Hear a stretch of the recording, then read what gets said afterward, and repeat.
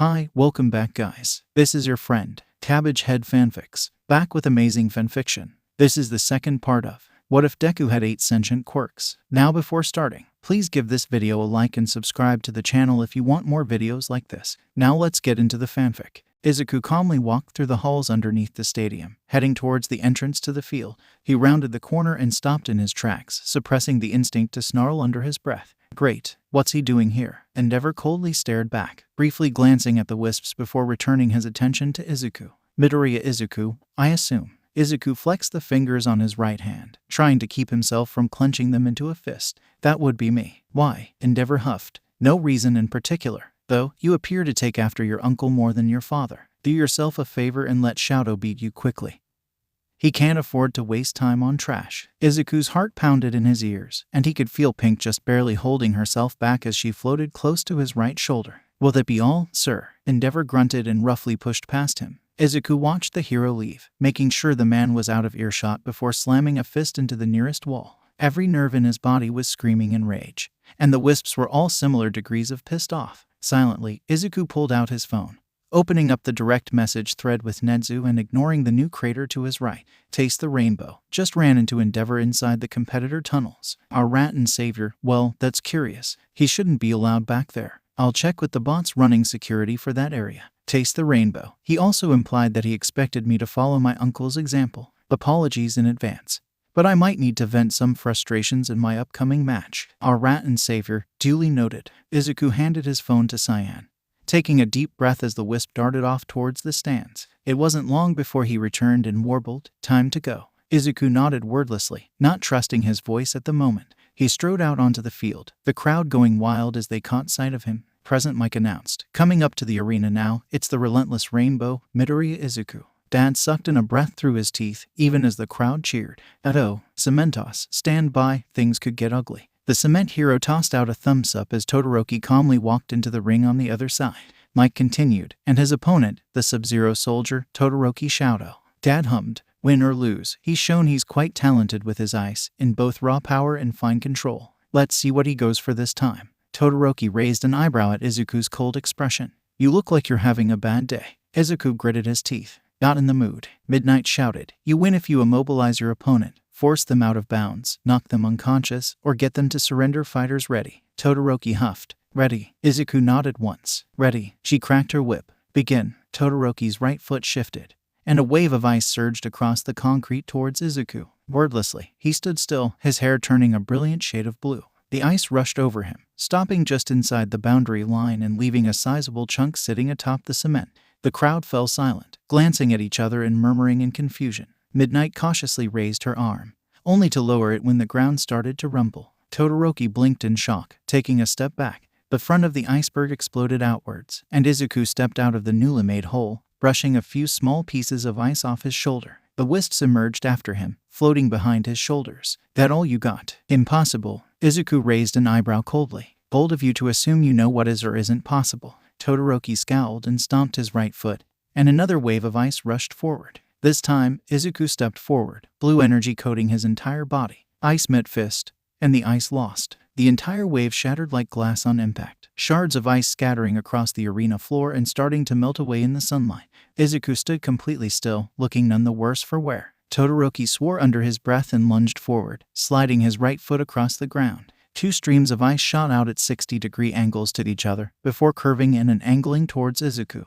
Unfazed, he slammed his right fist into one, shattering it, before breaking the other with a blade kick from his left foot. As the shards of ice around him slowly melted in the heat of the day, Izuku kept his left foot up, bent tightly at the knee as he glared at Todoroki. Todoroki huffed. Mock me, will you? Izuku silently walked forward, still covered in a blue aura. Todoroki grunted and launched himself forward, swinging his right fist down. Izuku calmly stepped back, barely even reacting as ice shot up from the concrete at the point of impact. Got you. More ice formed, spreading across the ground and creeping up Izuku's leg. He simply raised an eyebrow. Are you sure? His right hand suddenly shot out, grabbing Todoroki's shirt collar and dragging him in close. Todoroki thrust his right hand at Izuku's face, frost already building up on its surface, but Izuku merely batted it away before slamming his left fist into Todoroki's stomach. The other boy was sent sliding back along the concrete, stopping a few feet away from the edge of the ring.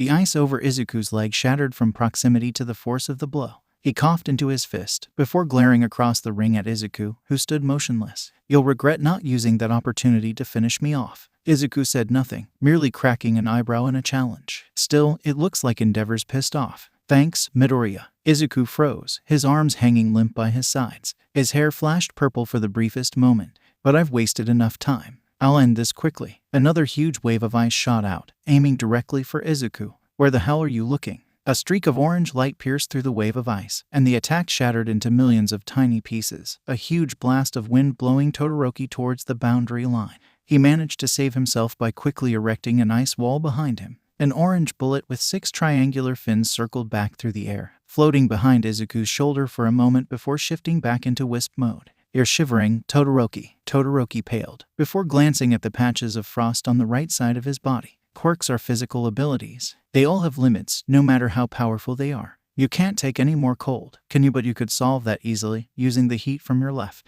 Izuku clenched his right fist, a ghostly purple claw forming over it for a second before fading. "We're all out here giving this our best effort, going plus ultra to prove that we belong on this stage, and you're only willing to use half of your full power. Do you realize how insulting that is to the rest of us?" Todoroki scowled. "The hell are you going on about? Did my old man put you up to this?" Izuku chuckled darkly. "That head no. He actually told me to let you beat me quickly, since you don't have time to waste on trash." Todoroki huffed. "Even still, you're starting to piss me off." He charged forward, noticeably slower than the start of the match. Izuku let him come, ing back his right fist. As soon as Todoroki was in range with his right foot off the ground, Izuku struck, batting aside his opponent's right arm using his left hand and slamming his right fist into Todoroki's chest. The other boy was sent flying back, forced to catch himself inside the ring with another wall of ice. Izuku scowled. "You think you're pissed off? You're not the one who was called a villain in the making all but directly." Todoroki paused. "What?" Izuku took a step forward, his knuckles popping as his fingers curled into claws.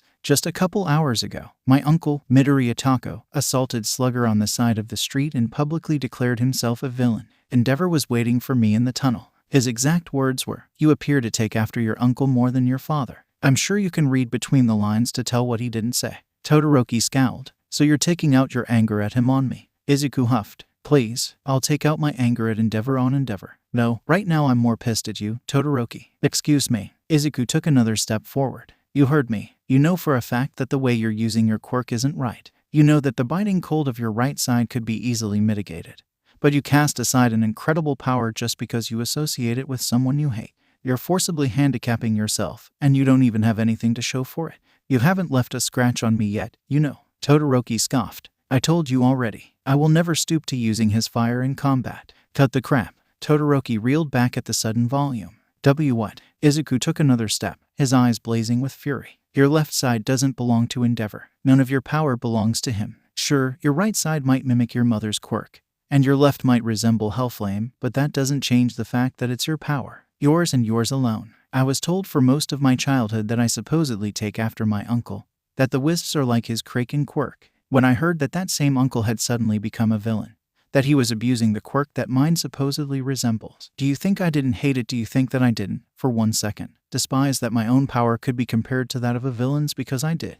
Then why? Because it's mine, it's my quirk. Not Taco's, not Dad's, not anyone else's but mine, even if I pretended to fully understand where you're coming from. That's how the world is. A person's quirk is theirs alone. Theirs to use as they so decide. Where you come from doesn't change who you are. Todoroki, nobody can tell you what to do with your quirk except you." Todoroki's eyes widened, and the air shifted. Steam rose from the scar on his face, before the left side of his body erupted into a brilliant inferno. Despite himself, Izuku couldn't help but grin, especially upon seeing the matching expression on his opponent's face. Endeavor roared something from the stands, but both of them ignored him. "Nice to finally meet you, Showdown." Showdown chuckled. "I have to say, Midoriya, this wasn't your best idea. Now I don't have any reason to hold back." Izuku grinned wider. "Bold of you to assume you'll win, but you're welcome to try." Showdown laughed wildly, crouching low. Ice burst from the ground around his right foot, and the blaze on his left shoulder ramped up in intensity. "Don't blame me for whatever happens next." Cyan crossed his tentacles. "You sure you know what you're doing?" Izuku rolled his eyes. "Trust me on this one." White sighed, laying a tentacle against his forehead. "For the record, if this blows up in our faces, I reserve the right to say I told you so the entire time we're in the hospital." Pink snorted. "Oh, ye of little faith." Yellow giggled. "Ooh, is it time to try that out?" Red shrugged. As good a time as any, I suppose. Green sighed. Ideally, this would have been during a sparring session with Katsuki or a similarly controlled environment. But I guess we lost the right to that when the USJ happened. Roll with the punches, I suppose. Izuku grinned and focused his attention on Showdown, who drew back his right arm. If this works, this is gonna be awesome. Showdown swept his arm forward, a massive wave of ice following the motion. Izuku laughed wildly and charged forward, leaving small craters where his feet hit the concrete. Just before the attack hit, there was a flash of yellow light. The ice washed forward, but the audience could see that there was something holding strong underneath. There was a loud crash, and Izuku burst out of the top of the ice wave, his brilliant blue hair tinged with yellow highlights. Yellow cones of energy covered his blue-coated arms, and he laughed wildly. I had no clue if that was gonna work, but hot damn. Showdown flexed the fingers on his left hand. Poor choice of words. He brought up his palm, pointing it at Izuku. There was a brilliant flash of light, and a torrent of flame shot forward. In contrast to the shocked gasps of the audience, Izuku merely laughed louder and charged forward into the attack. Several colored flashes surrounded his body, before the fire blocked him from view. Within the tidal wave of heat, Izuku couldn't help but be amazed. The fact that he can even do this at all is incredible. His grin turned manic. Unfortunately for him, I don't plan on losing. The discovery that he could combine wisps had opened a new world of possibilities for him. He'd explore the different combinations later, but for now, he'd managed to cobble together a decently functional heat barrier by merging blue and green. The fire poured over him, hot but not burning. The force of it pushed against him, but he stood his ground. Let's end this. Izuku shifted his stance so that he was letting the flames wash over him, rather than shove against him. With the kinetic energy acting on him lessened, he was able to hold his ground long enough to switch out blue for yellow. Oddly enough, it seemed that the combination of yellow and green slotted into place more smoothly than that of blue and green, almost like the merge was more natural. He dug his hands into the concrete under his feet, the ice having long since melted away. Yellow energy swirled around his body, as green energy gathered under his feet. The audience saw Izuku erupt from the wave of fire, surrounded by a yellow cone and backed by a circle of green. He shot skyward, circling back before shooting through the air at a downward angle, heading straight for Showdown. The other teen, apparently caught up in the moment, was frozen as Izuku wrapped the crook of his elbow around his opponent's neck. The jet of fire suddenly turned skyward as Showdown was yanked off his feet, his back crashing against the concrete floor of the arena. The breath was driven from his lungs in an explosive woof, and the flames petered out. A cloud settled over the ring, and the audience muttered in excited confusion, wondering what was going on. Slowly but surely, the ambient breeze cleared away the smoke. Showdown was flat on his back, staring wide-eyed at the sky. Izuku was on one knee, panting heavily with his hair a bright yellow. Only one was still inside the ring. Todoroki. Showdown is out of bounds. Our first finalist is Midoriya Izuku. The crowd went absolutely wild as Izuku grinned, slowly getting to his feet and walking over to where Showdown was still lying down, staring at his left hand incredulously. How does it feel to be the proud single father of a bouncing baby Quirk? Showdown was silent for a few seconds, before a soft grin entered his expression. It feels pretty nice, actually. Izuku grinned and stuck out his right hand. Think you might want to take a stab at making friends, Showdown? Showdown chuckled and accepted the hand up. I think that'd be nice. Izuku. Katsuki walked onto the field, eyes locked on the arena ahead of him. The crowd was already cheering, and Mike shouted, entering the ring now, it's 1AS Mistress of Physics, Uraraka Ochako. Uncle Hisashi added, so far, she's shown an incredible aptitude for brawling that I don't think anyone expected, even her. Let's see if untrained talent and raw instinct can keep her going. Katsuki huffed as he calmly walked up the stairs, the cheers from the crowd growing louder. Mike continued, and her opponent, 1AS Master Blaster, Bakugo Katsuki. Uncle Hisashi snorted. Careful there, Mike. I mean, unless you want a cease and desist letter from one Sensoji Deki. He hummed, although, now that I think about it, those two are really similar. Katsuki cracked his knuckles with a grin. You'd better not wimp out on me. Roundface, you still owe me for ruining the battle trial. Roundface grinned back. I don't plan to go down easy, Blasty. Midnight shouted. You win if you immobilize your opponent, force them out of bounds, knock them unconscious, or get them to surrender. Fighters ready. Katsuki called. Ready. Roundface nodded.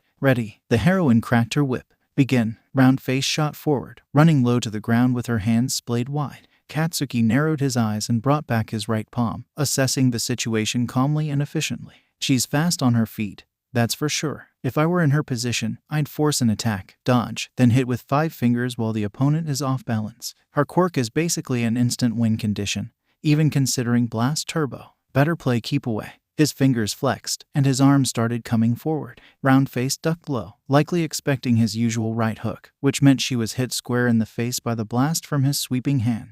The force of the explosion sent her sliding backwards, and Katsuki winced. Damn it, I was expecting her to dodge to the side or back, not down. Put a little too much juice into that one. Don't want to hurt her too badly. To his surprise, however, Round-Face was basically unmarred when the smoke cleared. She wiped at the corner of her mouth, determination etched into every line of her face. Something wrong, firecracker. A grin stretched over Katsuki's face. Not at all. In fact, this just got a whole lot better. Round-Face darted in again, and Katsuki answered with a blast from his left hand, this time in a wide swing that caught her as she tried to sidestep. Once again, she was sent sliding back, another cloud of smoke blocking his view. He caught a glimpse of her uniform, and he lunged forward, slamming his palm into the fabric and shoving down, only to pause in shock when the smoke cleared to reveal an empty jacket pinned to the concrete. Shit. She took off her jacket and floated it through the smoke as a decoy. Present Mike said much the same thing, even as Katsuki registered Round-Face running out of the smoke cloud to the side, placing herself behind him before charging back in. Got you now. Katsuki gritted his teeth and flung his right palm backwards, another blast kicking up small chunks of debris and sending her flying again. A few people in the crowd started muttering, but he tuned them out, focusing entirely on his opponent. Trickier than I expected. Not bad. She charged in again, and he frowned, sweeping low and directing another blast towards her stomach. The hell's she doing? She's usually got a better head on her shoulders, especially when it comes to strategizing. But this is just a drawn-out suicide play. Another blast, another cloud of smoke, another lunge, another blast, another charge from a different angle. Rinse and repeat, each exchange thickening the dust hanging over the arena. Katsuki narrowed his eyes, certain that there was something he was missing. But what the hell is it? The smoke shifted, and he laid another blast into her face, sending her sliding backwards. Someone in the stands shouted, "Come on, stop toying with the poor girl and send her out of bounds already." Another charge, another blast, more smoke. A different voice shouted, "You're just bullying her at this point." Another lunge, another counter, more smoke. Boos continued to emanate from the crowd, particularly from the section of the stands for off-duty pros. Katsuki snarled under his breath, "I'd like to see you take this kind of punishment and keep on trucking, you goddamn assholes." The speakers screeched, and Uncle Hisashi boomed, "Enough. If you seriously think he's toying with her, then pack up your costumes, hand in your licenses, and go home." Bakugo acknowledges Uraraka's strength for getting this far, and he's treating this match as seriously as he can. And for the record, you can't actually think this is a one-sided beatdown. I can excuse Bakugo not noticing, since his vision is obscured, but you heroes absolutely should have seen it by now. Round-Face stepped out of the smoke, breathing heavily, but still wearing a determined expression. "Thanks, Bakugo." Katsuki paused. "Foring what, Round-Face?" She held her hands in front of her body, the fingers splayed. "For not letting your guard down." A bit of the smoke cleared, and Katsuki suddenly noticed several fuzzy shadows on the cratered concrete. His gaze snapped up, and he paled at the sight of dozens, maybe even hundreds of cement chunks floating above the stadium. She purposefully stayed low to the ground, getting me to aim at the floor so there'd be loads of debris, plus dust and smoke to hide the shadows. Her fingertips came together. Release. She played me. The field of debris started falling back down, gravity taking hold and turning it into a miniature meteor shower. She played me like a goddamn fiddle. She ran forward, her eyes locked on Katsuki. "Hell yeah." A massive grin stretched across his face. "Not bad, Uraraka. Not bad at all." The name drop made her falter for a brief second, but she still kept going, right arm reaching forward. "I'm gonna win this." Katsuki's grin widened, and a couple sparks popped in his right palm. "You're right. You are gonna win." He raised his left arm, the palm facing skywards. His right hand wrapped around his left wrist. He spread his feet apart, his legs bending slightly at the knee. He could feel the sweat pouring from his glands and building up in his palm.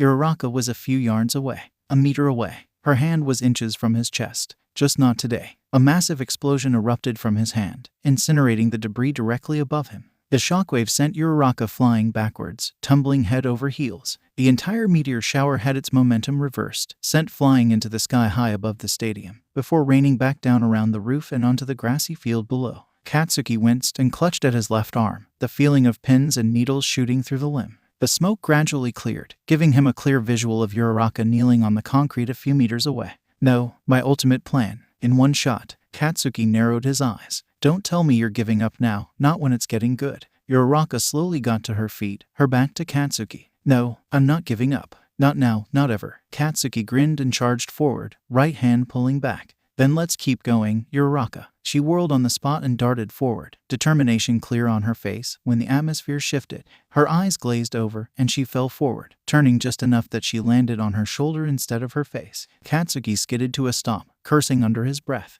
Damn, she's out of steam. Uraraka weakly raised her head, mustering just enough energy to glare in Katsuki's direction. I'm not done. Her eyes rolled back in her head, and she dropped. Midnight rushed forward to kneel by the girl's side, before sighing and standing upright. Uraraka Achako is unconscious. Our second finalist is Bakugo Katsuki. The crowd went absolutely nuts, but Katsuki ignored them, focusing entirely on Uraraka's unconscious form. A pair of medic bots emerged from the wall by the tunnel, expertly rolling up to the arena and loading the student onto the stretcher, before hauling her towards the infirmary. Katsuki watched them until they rolled out of sight, before breaking his stance and calmly walking forward, stooping low to snag Uraraka's singed jacket from the arena floor. He started heading towards the area underneath the stands, only to pause in front of Midnight. Glancing sidelong at the heroine, he muttered, "Delay the final match as long as you have to. She needs to be able to watch it in person. It's the least she deserves." Hey, has anyone heard from Ingenium recently? Chapter text. Achako's eyes shot open, and she bolted upright. I'm not done. There came a sigh, followed by a hard cane forcing her back down. You are absolutely done, dearie. You've been done for a while now. Her senses caught up to her instincts, and she realized she was lying in a hospital bed, but the muted cheering from overhead meant that she was still inside the stadium. Achako stared down at her lap for a couple seconds, before looking over at Recovery Girl. Did I miss the final match? The elderly heroine huffed and flipped through her clipboard. Hardly. That foolish boy demanded that it be postponed for as long as it took for you to wake up. He seemed convinced that you, and I quote, deserve to watch it in person. Achako blinked. Really? Recovery Girl sighed, shaking her head. Didn't understand teenagers when I was one of them. Still don't understand them now. In any case, you seem alert enough to watch, but don't use your quirk for the next couple of days, and stick to a brat diet during that time. You don't want to risk upsetting your stomach and bringing on a whole slew of other problems. Achako nodded numbly, slowly removing the blanket and swinging her legs off the side of the bed. Her gaze landed on the bedside table, and she paused when she saw her charred uniform jacket laying there. Wait, was Bakugo here? The nurse huffed. Yep, insisted on being around when you woke up so he could hand over your jacket in person, at least until I beat him off. If I didn't know any better, I'd say he has a thing for you. Achako took the singed material in hand, the muted scent of smoke reaching her nostrils. Something fell out of it, which she plucked off the ground to find it was a note card. It read, a reminder, a memento, and an IU. You know what I mean? Yeah, I think I do. Shoudo glanced up as Uraraka suddenly rounded the corner, the girl taking a step back as several cries of shock rose up. Yaorazu shot up from her seat to grab the shorter girl by the arm, gently guiding Uraraka to a seat and helping her sit down. Uraraka-san, are you feeling all right? Hagakure interjected. That was insane. Out there you actually had Bakugo on the ropes. Jiru hummed. I wouldn't say that, but you definitely lasted longer than most of us do against him in combat exercises. And there, he's holding back even more. Ashido beamed. You go, girl, I wasn't expecting you to be that good at fighting, but hot damn is it cool. Uraraka blinked. Thanks, I guess. She glanced down at the collection of workstations sitting around the ring. What's going on? Shoudo hummed. According to Present Mike, they're taking a break until both finalists are fully recovered and ready to go, so that both can give their best in the last match, but I doubt that's the full reason. In the meantime, they're holding an impromptu side event for the support students to give them extra marketing opportunities. Just Present Mike, what about Izuku's dad? Jiru chuckled and pointed down at the ring, where a head of bushy black hair was moving between the stations, occasionally stopping to offer suggestions or give warnings. He said something about putting in a little overtime. Uraraka nodded and sat back in her seat, fingering her charred jacket. Yaorazu leaned over, a concerned expression on her face. Should I make a new one for you? Shoudo huffed. Call me crazy, but I don't think she wants to get rid of that one anytime soon. Yaorazu opened her mouth to retort, but was cut off when Uraraka nodded silently. Uraraka-san, are you sure? I can't imagine why you'd want to keep a reminder of your failure. Shoudo raised an eyebrow. Are you sure she failed? Yaorazu blinked. I don't think I understand. Shoudo grunted as Uraraka stared at him with wide eyes. Sure, she lost according to the rules, but she got something out of that match that's much more valuable than moving on in the tournament. Uraraka nodded numbly. That's exactly it. How'd you know? Shoudo chuckled and held up his left hand, allowing a tongue of fire to dance across his palm. Let's just say I'm familiar with the sentiment. Tensei stared up at the looming form of the hero killer. Stain, I'd say it's a pleasure to meet you, but we both know I'd be lying. Stain huffed, pulling out a cloth to wipe Tensei's from his knife. Ingenium, You have been on my list of targets for quite some time. It is fortuitous that we would meet before I fulfill my quota for Hasu. Under his helmet, Tensei cracked an eyebrow. Targets, that means this isn't mindless slaughter. He has criteria. Out loud, he asked, I'm one of your targets. Sounds intriguing. What put me there, if I might ask? Stain grunted. The same crimes as many other frauds. Selling your image for profit. Chasing after media attention. Pretending to work for the good of the public when all you care about is lining your own pockets. Tensei scowled under his helmet. Hey, in case you haven't noticed, pal, life isn't exactly free of charge, not for me, nor for any of my sidekicks. And for the record, every last yen from my merch lines goes straight to local homeless shelters and charities for minority groups. My own salary doesn't take from that. If you don't believe me, the IDA 10 agency routinely publishes our budget allocations on our website. You can see exactly how and where we spend the money we raise. Stain cracked an eyebrow. Is that so? The serial killer reached into a side pocket and pulled out a mobile phone, tapping away at the screen for a bit. After a few tense seconds, Stain let out an intrigued hum before pocketing the phone and laying a hand on the hilt of his katana. Well, consider me surprised. Your records give truth to your words. But how would you excuse your choice of patrol route? Tensei blinked. Come again, Stain huffed, pulling the katana a few inches out of its sheath. Do not play dumb, hero. 2 weeks ago, you shifted your operations closer to Musutafu, a district already rife with frauds and charlatans. What purpose could that possibly serve? Tensei bristled, well, as much as he could while paralyzed. Hey, my kid brother had gotten attacked by villains on a school field trip. I was just briefly moving closer to make sure he was just a touch safer, at least until I could be certain it wouldn't happen again anytime soon. The plan was to shift back to my usual patrol route once the sports festival was over. He paused. I wonder what event they're at right now. Stain cracked an eyebrow. You haven't been watching it. Tensei scoffed. While I'm patrolling, of course not. I can't afford to divide my attention on the job. Riddle me this. How am I supposed to stop a crime in progress if I don't notice it? Stain hummed in approval, fully sheathing his katana and crouching down to look Tensei in the eyes. Fascinating. Perhaps you are a true hero after all. Ingenium. Not like those fakes. Tensei couldn't help but ask, to you, what makes someone a fake or true hero, just out of curiosity? Stain huffed. A true hero seeks neither fame nor fortune. They give their entire being towards the protection of the innocent, and discard personal gain in favor of altruistic efforts. Thus far, the only true hero I have witnessed is All Might himself, but perhaps you may join him. Tensei cracked an eyebrow underneath his helmet. He briefly considered bringing up Shouda's entire career, but decided against it. His whole tech is staying secret, so his quirk comes as a surprise. Telling Stain about him would be counterintuitive. Stain calmly drew his katana, studying the serrated edge carefully. Still, I do have an image to maintain. A hero escaping me unharmed would not instill fear in those fakes that I still plan to hunt. And I cannot be brought in. Not yet. There is still work that needs to be done. He glanced down at Tensei and nodded once, pointing the tip at the hero's feet. I will cut through your Achilles tendons. It will be painful, but you will not die before emergency services reach you. Tensei sighed. Well, I guess it can't be avoided. I came into this alleyway expecting to get injured at least a little bit, anyway. No smart hero ever thinks they'll fight a serial killer without taking a couple hits. Stain smirked. Wisely said. Perhaps you might impart your wisdom to the next generation, so that they do not become fakes like the rest. Then the blade slashed through the backs of his ankles, and Tensei only knew pain. Mike shouted, Ladies and gentlemen, it's the moment you've all been waiting for today. The two finest combatants of our first-year classes will go head-to-head, and only one can be crowned champion. Dad added, It's been an incredible tournament so far, and every single participant thus far has shown off their unique talents. You'd be a fool to not keep an eye on any of these rising stars. Mike continued, Let's not waste any more time. Thanks to the efforts of our marvelous support department,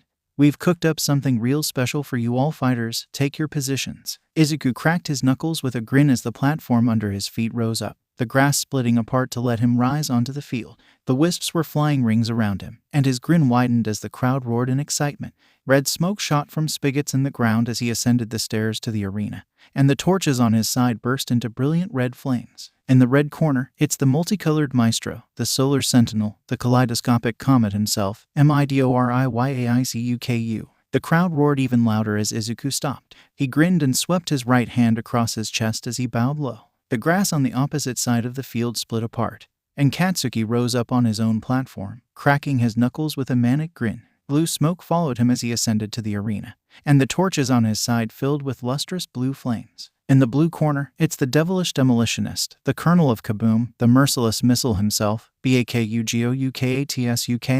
The crowd roared again as Katsuki stopped. The blonde smirked, holding his palms out to the side and letting off a quick barrage of sparks, ending in a large twin explosion that stretched above the ring. Rolling his eyes, Izuku walked forward, his right hand coming back. Katsuki did the same, the two approaching each other in the center of the arena. As soon as they were within distance, they both swung, catching each other on the forearm and grasping firmly. Izuku cracked an eyebrow with a grin. Not too late to back out, you know. Otherwise, I might do something I'll regret, Pomeranian. Katsuki let out a bark of laughter. I could say the same to you, Glowsquid. They released each other and backed up to their respective sides, bowing deeply before settling into combative stances. Midnight nodded and spun her wrist, making her whip twirl. You both know the rules, so let's not waste any more time. Midoriya Izuku, are you ready? Izuku nodded once. Ready. The wisps all voiced their assent. Bakugo Katsuki, are you ready? Katsuki smirked evilly, his fingers flexing. Ready. Her arm came up. Let the sports festival finale. Crack. Begin. A shockwave rocked the arena as both fighters shot forward. Izuku at the point of a white bullet of energy while Katsuki blasted off the ground, smoke and flame pouring from his hands.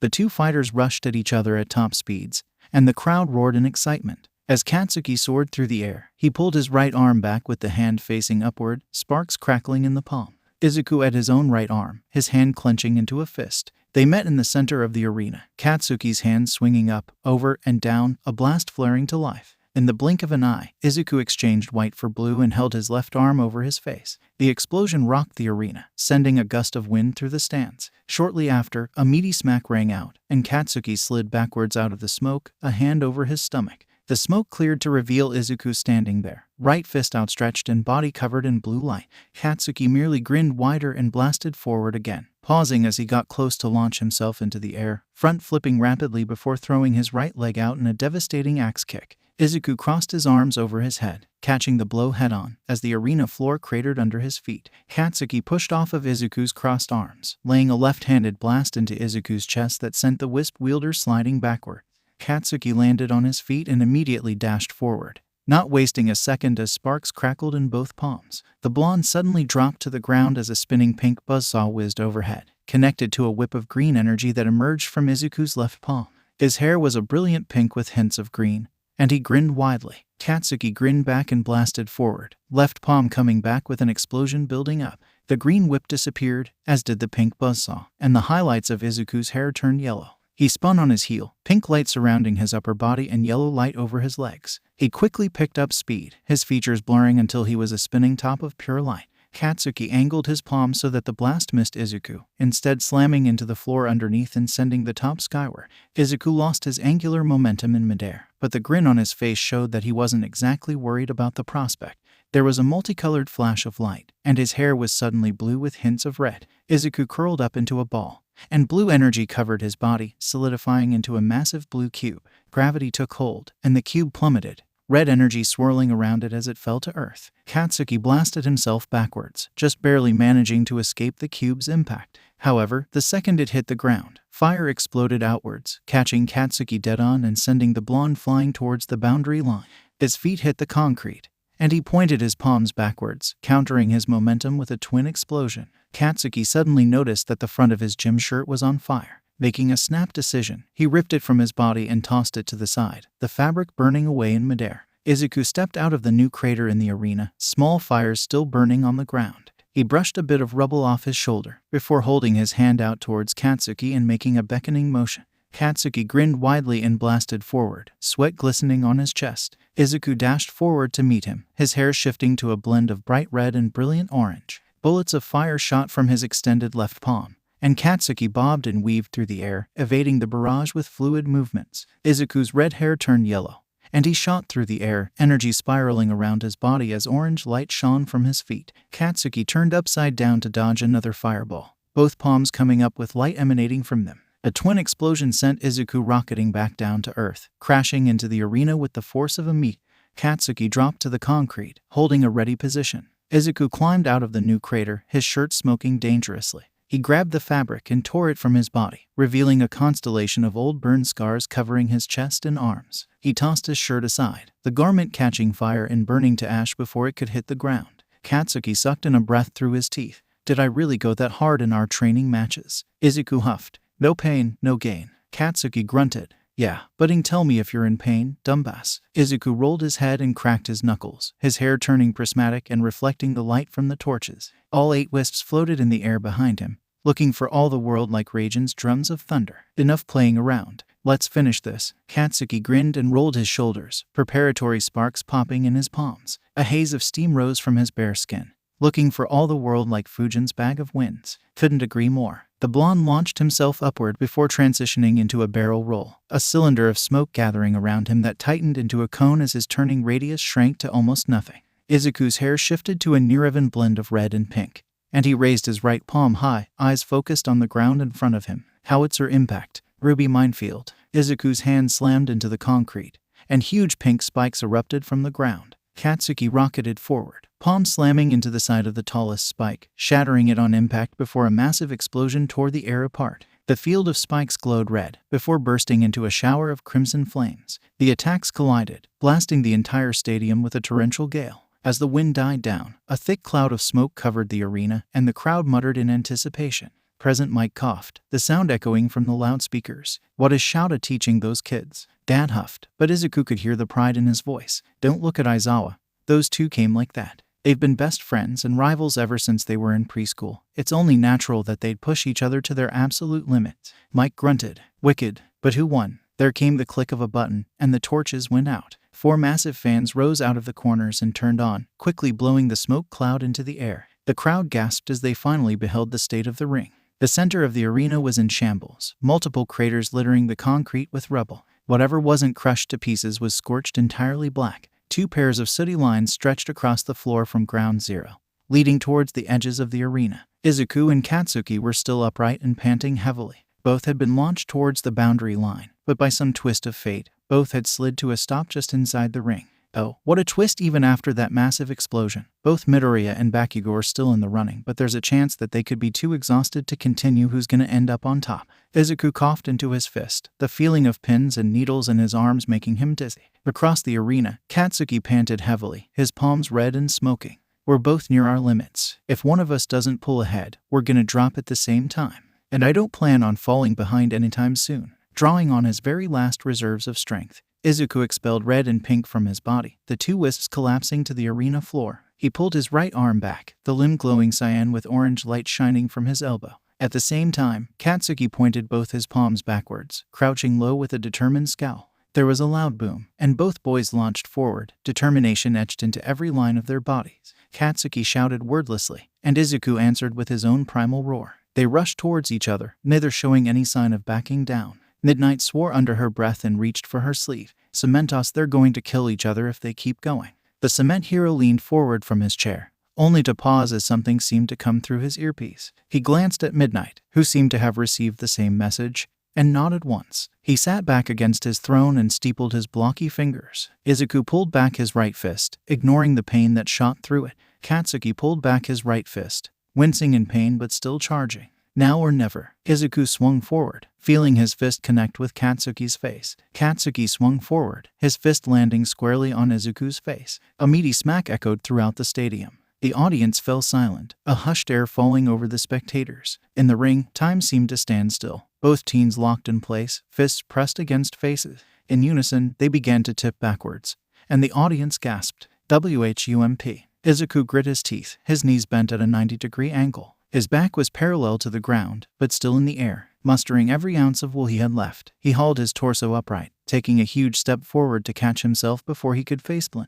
Katsuki, in contrast, was flat against the ground, arms splayed out with a red mark on his face, his chest heaving. Midnight cracked her whip, jumping into the arena to stand between the 2 fighters. That's enough. Bakugo. Katsuki is unable to continue. The winner is Midoriya Izuku.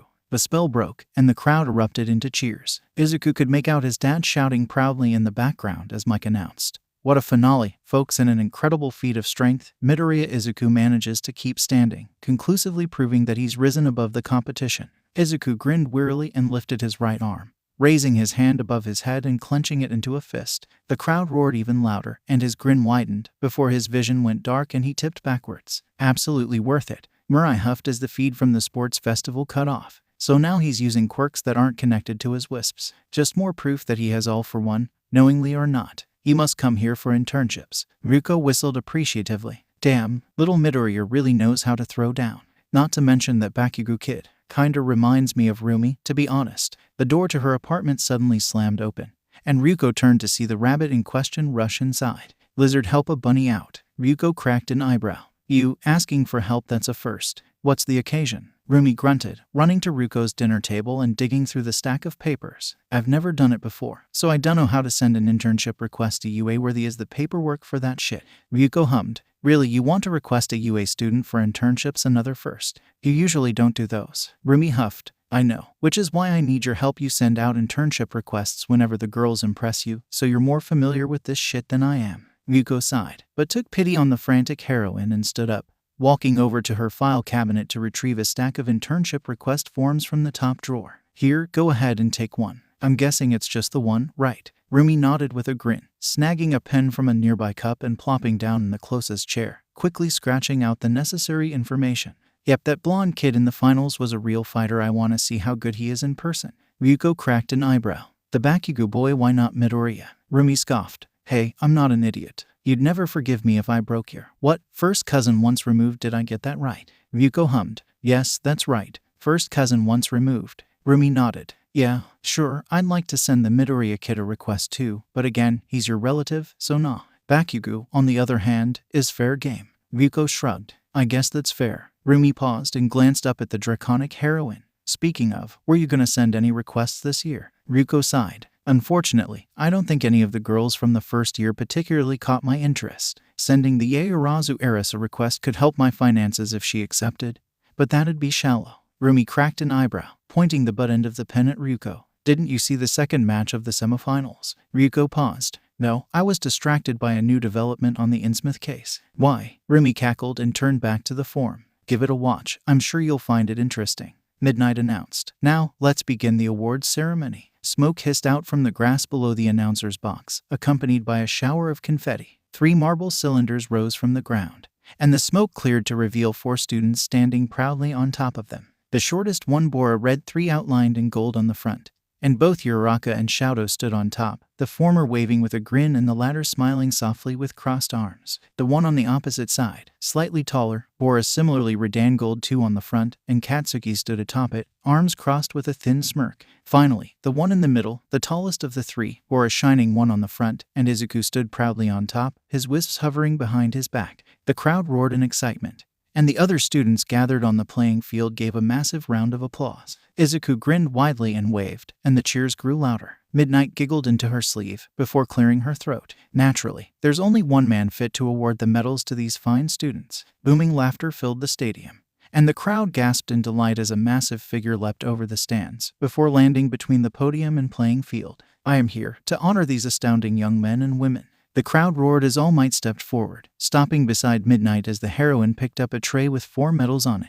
At the same time, stairs rose from the ground that led up to the 3 pillars. All Might grabbed a pair of bronze medals from the tray, before stepping up to tower over Uraraka and Showdown. He paused for a brief second, likely debating something in his head, before turning to Showdown with a wide grin. Young Todoroki, as your teacher, I'm quite proud that you managed to unleash a new side of yourself. And as the #1 hero, I believe you're well on your way to matching, or even surpassing your father. Showdown bowed his head as All Might draped the medal around his neck, before lifting his gaze to look the hero in the eye. If it's all the same to you, I'd rather not think about my father for the moment. He's a tough standard to live up to. All Might chuckled. Quite so. I've never met a man more dedicated to heroism. He turned to Uraraka, who was vibrating intensely with the same enthusiasm she'd had upon seeing 13. Young Uraraka, against all odds, you've proven yourself a mighty warrior, more than strong enough to contend with the greatest of your peers. I have no doubt that you'll grow into a fine hero, one that will inspire many young women in the years to come.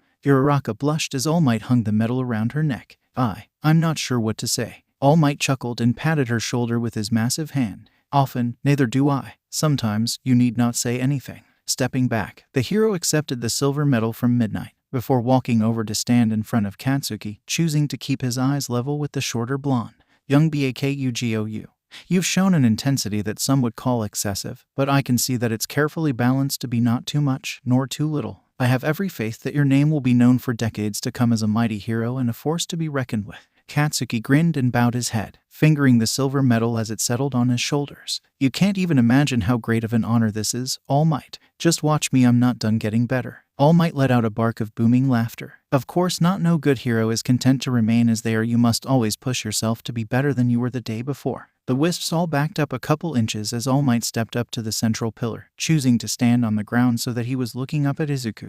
Young You've consistently impressed with your astounding battle prowess, your incredible mental acuity, and your unmatched capacity for compassion. I can't think of a better man to lead this generation into the future. Izuku grinned, even as tears filled his eyes. Every meteor shower has to start somewhere, All Might. It's a tough role to fill, but I promise that I'll give it my best shot. I'll be the gleaming comet that signals the dawn of a new era of heroes, even greater than those that came before. All Might grinned and draped the medal around Izuku's neck, then clapped a hand on his shoulder, and I eagerly look forward to seeing it come to fruition. The hero stepped back into the side, gesturing widely and proudly as the cameras started flashing. Ladies and gentlemen of Japan, I give you the champions of USFIRSTYEARS. The crowd roared and cheered, and none were louder than Aunt Mitsuki screeching her head off with delight in the civilian stands. All Might chuckled and boomed. Now, please join me in ending off this magnificent event on 3, 1, 2. Midnight jabbed an elbow into the hero's side and whispered something in his ear,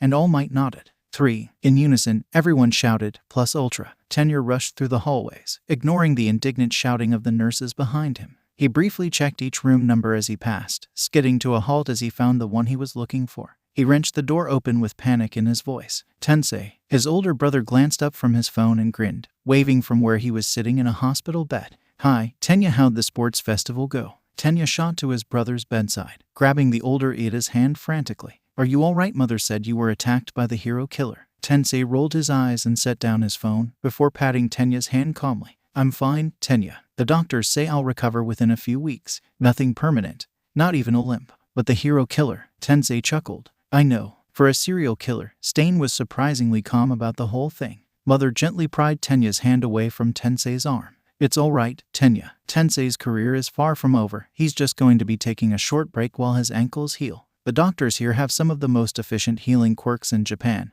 He's going to be fine. Tenya stepped back, closing his eyes and taking a deep breath. Air hissed from his nose, the tension bleeding from his body. My apologies, Mother. I was simply worried when I heard. Mother smiled and patted Tenya's hand gently. Of course you were, dear. She turned back to Tensei with a scowl. As for you, young man, you are adding a comms system to your helmet as soon as possible. Do you understand me? Tensei sighed. Loud and clear, Mom. The next day, Izuku poked his head into the workshop, noticing Dad toiling away at a nearby workstation as Hatsune did the same one desk over. As he watched, Dad suddenly grabbed a fire extinguisher from the floor and aimed it at Hatsune's desk, letting loose just as her work caught fire. Seconds later, Hatsune returned the favor by flicking a piece of scrap metal into Dad's open mouth, who started chewing it like a stick of gum. Izuku chuckled to himself before letting out a piercing whistle. Immediately, Dad turned on his heel and pushed his goggles up onto his forehead, grinning widely. Hey, champ, whatcha need? Izuku grinned back. I got permission from Nedzu to borrow Gym Delta for experimenting with wisp combos. Wanna supervise? Dad's eyes lit up, and he pulled a notebook and pen seemingly out of nowhere. Say less. Hatsune rolled her eyes and tossed a fire blanket over Dad's desk. I'll never understand why you prefer quirks to babies, Frecklison, but far be it from me to stop you.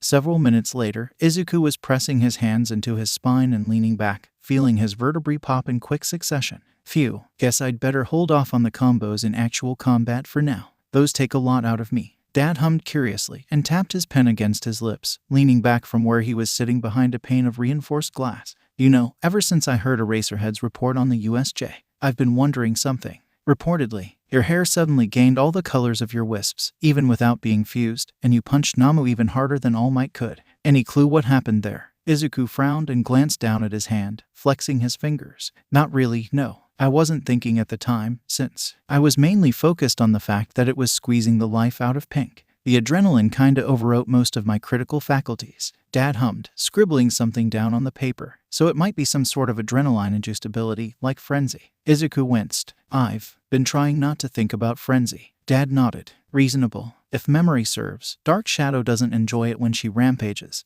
so it stands to reason you wouldn't either. Izuku blinked. Dark Shadow rampages. Dad hummed. Oh, yes. Not often, but if the area gets pitch dark, or if her emotions reach a fever pitch, she goes berserk. According to Takoyami, since he remembers what happens while she doesn't, Dark Shadow's rage form is actually eerily similar to frenzy. Odd coincidence, don't you think? Izuku shrugged. Maybe. One of the doors to Gym Delta opened, and Hatsune poked her head in. Hey, Freckleson, can I get you back in the workshop real quick? I think I might have figured something out. But Power Loader says I'm not allowed to work on it unless you're present. Dad shot to his feet with a grin, snapping his notebook shut and sticking it in a back pocket. Be right there, what are you thinking? As he walked over, Hatsune swung the door open wider and leaned against the inside of the frame. Well, the primary component is the ability to change shape on the fly, but we haven't figured out how to make something that complex. However, I figured if we... Izuku lost track of what she was saying as the door swung shut, cutting off their conversation. He continued working out the tension in his joints, groaning softly. Wonder how Ada's doing. He pulled out his phone, walking over to the closest wall as he opened Discord. #General, taste the rainbow. Anybody heard from it Sonic recently? I haven't seen him since I left him in the infirmary after our match. Spin to win. Haven't you been checking the news? Ingenium had a run-in with the hero killer just before the final match of the tournament. Izuku winced. Yikes, Ada can't be doing well. Our rat and savior. While it has not been made public yet, Ingenium is doing quite well at the moment. He will not be going on patrol for the next few weeks while his Achilles tendons heal, but he will be otherwise fine. As for young Tenya, I believe he went to visit his brother in the hospital as soon as he heard the news. Okay, a little better, but still not great. Taste the rainbow. Duly noted. Keep calm and kick ass. Think Sonic is gonna be okay. I mean, sure, Ingenium's gonna recover, but that's still his only brother. Got my eye on you. He'd better be. It's illogical to let emotions get in the way of academic or heroic performance. Put your hands up. Logic, schmogic. Tenya's a kid. Show, he's allowed to be a little emotional. Diggy diggy hole. At Taste the Rainbow, please come down to the support labs as soon as you can. For the sake of my liver, you need to get your dad and Hatsune to slow down. Let it grow. What are they up to now? Diggy diggy hole. They've been collaborating on a side project for most of today, and they just hit a breakthrough. From what I could gather, this stuff is going to revolutionize support gear, but it could also annihilate the workshop if something goes wrong. Unfortunately, both of them are in full progress mode, so I need to Taste the Rainbow to snap them out of it, or at least get them to make it more stable before doing anything with it. Interesting. Taste the Rainbow. At Diggy Diggy Hole, on my way now. Shoudo slid the front door shut behind him, grateful that Endeavor was busy at the agency today. Fayumi quickly walked up to him with her usual half-baked smile. Oh, Shoudo, welcome home. Shoudo kicked his shoes off and stepped up to the polished wooden flooring. Hi, you, said you were going to the hospital, right? The one, where Mom is. Shoudo nodded. That's right. Did you see her? Another nod. I did. Well, how did it go? Shoudo paused, glancing down at his left hand. Mother smiled softly, staring down at her lap and refusing to meet Shoudo's gaze. I'm not sure why you thought you had to come to me with this, Shoudo. It's hardly up to me to tell you what to do with your quirk. Shoudo hung his head. One of my classmates said something very similar when we fought during the sports festival tournament.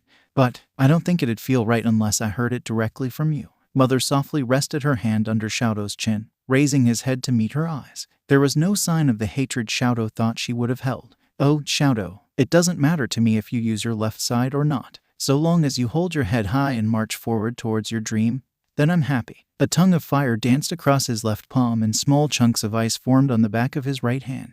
I think it went pretty well. 2 days later, Izuku-sensei walked into the classroom right as the bell rang for 7th period, nodding to Recovery Girl as she left before walking up to the podium.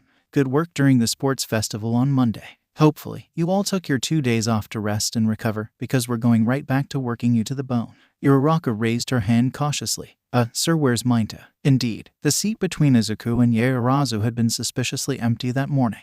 Izuku-sensei huffed. During the cavalry battle, the camera drones recorded Minta making a particularly lewd comment. Because of that, in addition to having received multiple warnings about similar behavior, Minta has been removed from the hero course. Several cheers rose up, especially from the girls, and Cyan snorted haughtily. Had got what was coming to him. Izuku-sensei cleared his throat, and the cheers died down. In addition, due to an impressive showing during the sports festival, Minta's seat is being filled immediately. The door slid open, and Shinsu stepped inside with a grin on his face. So much for that declaration of war, huh? Katsuki snorted, and Izuku-sensei chuckled. This is Shinsu Hitoshi, formerly from 1 degree Celsius. He only failed the practical exam for the hero course by a few points, so don't think he's fragile in any sense. Treat him with the same respect as each other, or you're expelled. Izuku grinned and patted the desk behind him. As Shinsu took his seat, Izuku-sensei grunted. Right. Now, when classes resumed after the USJ attack, I told you all that the sports festival is a chance for pro heroes to take an interest in you and your abilities. Ordinarily, offers aren't sent out until second or third year, after you've proven that you'll be an immediate asset. To receive an offer in your first year means that they're interested in what you'll become. Those offers can be rescinded if they lose the interest before graduation, so be careful. Hagakure hummed. So we have to prove ourselves once we get picked? Huh. Izuku-sensei nodded. Precisely. Now, as for the exact numbers. He picked up a remote and pressed a button, the blackboard filling with a short list of names and numbers. Class of offers. Midoriya Izuku 5072.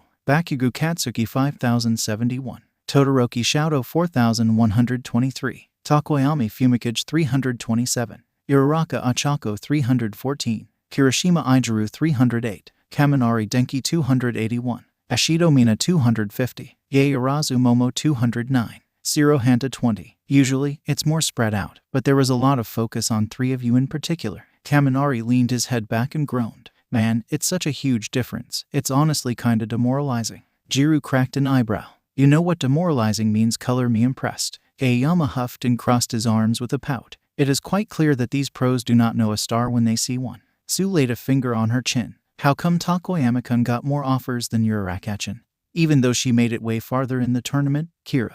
Izuku-sensei huffed. Inherentism in the industry. Protests rose up, and he sighed. I never said I agreed with it. I'm just saying that that's the reason for it. Sadu chuckled. I do think it's kinda funny that Midoriya and Bakugo got almost the exact same number of offers. Shaoji huffed. It makes sense. The finale just barely avoided being a stalemate due to Midoriya's marginally higher stamina. If he had been just a little more tired, it's entirely possible Bakugo could have tied with him or even claimed victory. Katsuki grunted. Story of my life. Always been neck and neck with the nerd and everything. Not that I'm complaining. Gives me a reason to improve. Shoudo huffed. If it weren't for my father, I bet my numbers would be a lot lower. Izuku scoffed. I doubt that. Don't sell yourself short. Izuku-sensei cleared his throat. And all conversation ceased. Right. In any case, regardless of if you received offers or not, all of you will be participating in the Hero Agency internships next week. A buzz ran through the classroom, and Izuku hummed to himself. Never heard of those before. What are they? At the USJ, you all saw real villains in the flesh, far sooner than you should have, and a couple of you even engaged in real combat with them. Even still, interning at a professional hero agency is a necessary experience and a core component of your education at UA. In short, it'll let you see pro heroes at work out in the field, where you're right there with them on patrol. But in order to participate, you'll need code names. The door burst open, and several gasps rose up as Midnight strutted over to the podium. Izuku-sensei huffed. I'm no good with names, so Midnight will be taking over for class today. He immediately walked to a corner of the room and crawled into his sleeping bag, paying her coworker no mind. Midnight stepped behind the podium and clapped her hands together. Write a codename is a vital piece of your career as a pro hero more often than not. Your codename is the identity people will tend to associate with you, far more than your civilian name. Naturally, the codenames you choose today are temporary, but you'd best be careful when choosing, because when a name gets recognized by society, it tends to become official. That goes double for those of you who placed highly in the festival. Izuku hummed under his breath. Well, this got interesting. Midnight reached under the podium and pulled out a stack of whiteboards, along with a bundle of markers. Class rep, vice rep, hand these out. Izuku clapped once, and White emerged from the wisp carrier leaning against the desk, letting out his equivalent of a piercing whistle. The others burst from the device in quick succession, and White started barking orders. Orange, green, blue, and cyan each took 5 whiteboards, while white, red, pink, and yellow each grabbed 5 markers. They split into pairs, flying down the rows and distributing materials. In no time at all, every student had a whiteboard and marker laying on their desk. Midnight and Ida blinked, the latter frozen in the middle of standing up from his seat. The former glanced between Izuku's smug grin and the wisps, before snorting. I guess that works. The wisps flew back into the carrier, Izuku giving Pink a loafiv as she passed by his hand. Totally worth the hours of drilling. Midnight cleared her throat as Ida sat back down. Well, in any case, let's begin. Go ahead, get writing. That jolted the class into motion, and the room was quickly filled with squeaking. Keep in mind, your codename is supposed to reflect who you are as a hero, your goals, your motivations, who you want to be. There's a saying, names and natures do often agree. Try to keep that in mind while you're brainstorming. Izuku hummed, tapping the marker against his lips. A name that reflects who I am, and who I want to be. What would that look like? A few minutes later, the squeaking of markers had all but vanished, and Izuku-sensei was fast asleep against the wall. Midnight raised a hand to her chin and hummed, then nodded. Right. Seems most of you have something written down. So let's start presenting. We'll go down the roster in order of seat number. Hiroshima and Kaminari went pale, but Aoyama was undaunted, striding confidently to the podium. Behold, a name as glorious as my sparkle. He flipped his board up to hold it high over his head. I could not stop twinkling. Several members of the class cringed, and even Izuku-sensei shot upright with a look of disgust on his face. Midnight was nodding contemplatively, only to pause when she glanced at the class and took in their reactions. White chose that moment to appear behind Izuku's shoulder and pantomime retching, and that seemed to clinch her decision. Sorry, Aoyama, but that's a little too wordy. Katsuki huffed. Don't sugarcoat it. That's a goddamn sentence, not a name. Aoyama pouted. But I cannot fit my magnificent splendor within only 2 words. What am I to do? Katsuki grumbled under his breath. Maybe eat something humble pie, glitter face. Kaminari cautiously raised a hand. What do you think of radiance? Aoyama beamed. An excellent start, monsieur, but it can go further. He scribbled on his board for a bit, then turned it back around. The sparkling hero, gleaming radiance. Midnight shrugged. Reasonable. The class sighed with relief as the blonde strode back to his desk with renewed vigor. Ashido skipped up to the podium with a grin on her face. Alien Queen. Midnight winced. The monster with acidic. Not sure I'd recommend that direction for you. Ashido pouted. Come on, it's the best I could think of. That wasn't something ridiculously kiddie like Pinky. Yaoyorozu hummed. Could I make a suggestion? Ashido locked eyes with the other girl. I'm all ears. Well, many citrus fruits have high concentrations of citric acid, and if memory serves, there exists a Japanese cultivar called Shonen Gold with a similar color to your horns. It was developed in Kanagawa, which isn't exactly Chiba, but it's still rather close, isn't it? Ashido beamed. I can work with that. She grabbed her board and scribbled on it for a bit, before turning it back around. The acidic heroine, Shonen Rose. Midnight squealed. Oh, that's perfect for you. Sue calmly walked up to the podium. I've had this in mind since I was a kid, Kiro. The rainy season heroine, Froppy. Midnight squealed again. Oh, that's just adorable. I love it. The class voiced their collective approval, and Sue nodded. Thanks, Kiro. Ada strode to the front with a stoic expression. I shall be the gearshift hero, facultatum. Midnight hummed with a grin. Taking after your brother, I see. Hiroshima tilted his head in confusion. I don't get it. What's facultatum got to do with ingenium? I thought he was gonna go for something with engine in it, like his brother did.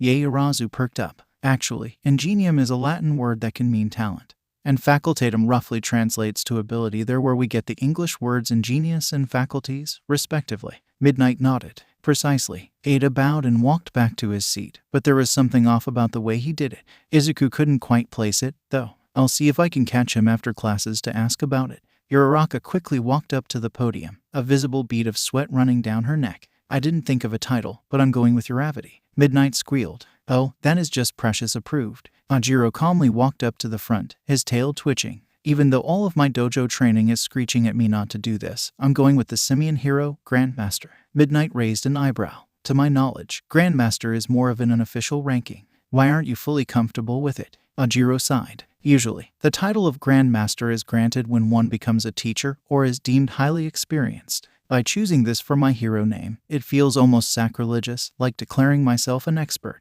Midnight hummed. I see. That's a tough choice to make. Still, while some might say that it's arrogant to declare yourself skilled, I would say that it's a way of declaring that you're confident in your abilities. The choice is entirely yours, but I think it's excellent. Ajiro bowed slightly. Then this is my chosen name. Midnight smiled. Good. Kaminari strode to the front with a grin, eagerly flipping his board around. The stun gun hero, charge a bolt. Midnight chuckled. A little on the nose, but fitting. Approved. Hiroshima quickly walked to the front and slammed his board against the podium with a sharp-toothed grin. The sturdy hero, Red Riot. Midnight raised an eyebrow. Is that an homage to Crimson Riot? She smirked. I'll allow it. But just know that bearing a name with a reputation means a lot more pressure on you. Hiroshima laughed. I'm ready for it. Katsuki coughed. One slight objection. The class fell silent as the blonde stood up and walked over to the podium, grabbing Hirošima's board and scribbling something on it. There, Midnight peered at the board. The indestructible hero, Red Riot. She beamed. Very nice. Hiroshima blinked. Bro, I'm nowhere near indestructible. Katsuki cracked an eyebrow, before turning to the rest of the class. Show of hands. Who thinks that the guy who tanked a freight train head-on deserves to be called indestructible? Every hand shot up,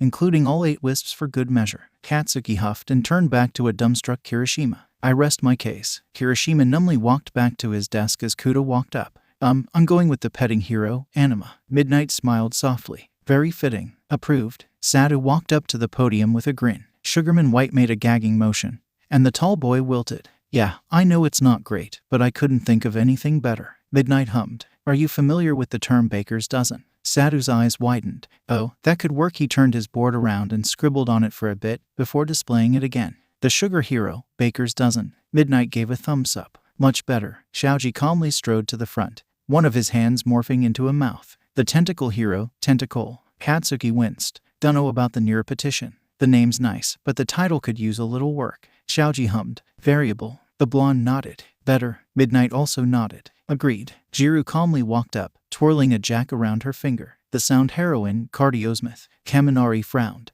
Wouldn't that name be better for someone with a healing quirk, like Recovery Girl? Izuku-sensei sat upright. Aerosmith was a pre-quirk rock band. Jiru nodded. See, he gets it. The teacher huffed. Not my taste, but Mike blabs enough about that stuff that I just picked up tons of trivia bits. He leaned back against the wall, going right back to snoring away. Midnight chuckled. Approved. Zero displayed his board with a grin. The taping hero, cellophane. Yaoyorozu hummed. Like the tape. Yep. Midnight giggled. Well, it fits, so who am I to say no? Zero pumped his fist triumphantly as he returned to his seat. Takoyami walked up, shooting a glance at Izuku before unveiling his board. The jet black hero, Tsukayomi. Midnight shivered. Spooky but also fitting. Approved. Shouto calmly walked up to the podium before revealing an empty board. I'm sorry, I couldn't think of anything. Midnight smiled and patted his shoulder. That's all right. You can keep thinking while the others present. Shouto nodded and walked back to his seat as Hagakure skipped up. The stealth heroine, Invisible Girl. Midnight hummed. It's decent, but are you sure you want to be called girl for your entire career? Hagakure's shoulders slumped. Aw, I didn't think of that. Uraraka raised a hand. What about Ghost? Hagakure straightened. Ew, that's good. The stealth heroine, Ghost, I like that. Midnight nodded. Seconded. As Katsuki started walking up to the podium, Izuku glanced down at his still empty board in trepidation. There was a tap on his shoulder, and he turned to see Shinsu looking at him. The insomniac muttered something in his ear, and Izuku's eyes widened. He muttered back, and Shinsu nodded. The two of them turned back to their boards, scribbling for a few seconds, finishing up just as Katsuki announced. The detonator hero, Megadon. Midnight nodded. Very nice. Izuku stood up from his desk, exchanging nods with Katsuki as they passed. He calmly walked up to the podium, desperately hoping that his face wasn't betraying the anxiety he felt underneath. He flipped his board around, searching the faces of the class for any kind of feedback in their expressions. The comet hero, Aurora. He was expecting derisive laughter and snide comments. Reality was a little different. Midnight hummed appreciatively. Interesting. Certainly a fitting name, considering you're always shooting off like a rainbow meteor. Kaminari tilted his head. Isn't Aurora one of those old Disney princesses? Though not that that's a bad thing by any means, just... Izuku grunted. Actually, in ancient Roman mythology, the goddess of the dawn was called Aurora. It's where we get Aurora Borealis and Aurora Australis, the northern and southern lights. Yaoyorozu nodded in agreement, and Kaminari grinned. Oh, then that's way cooler. Izuku breathed a sigh of relief and nodded to Midnight, before heading back to his desk. At the same time, Shinsu stood up and started heading towards the front. As the two boys passed, Izuku nodded his thanks, and Shinsu muttered a quiet no problem. As Izuku took his seat, Shinsu stepped behind the podium and scanned the class before turning his board around.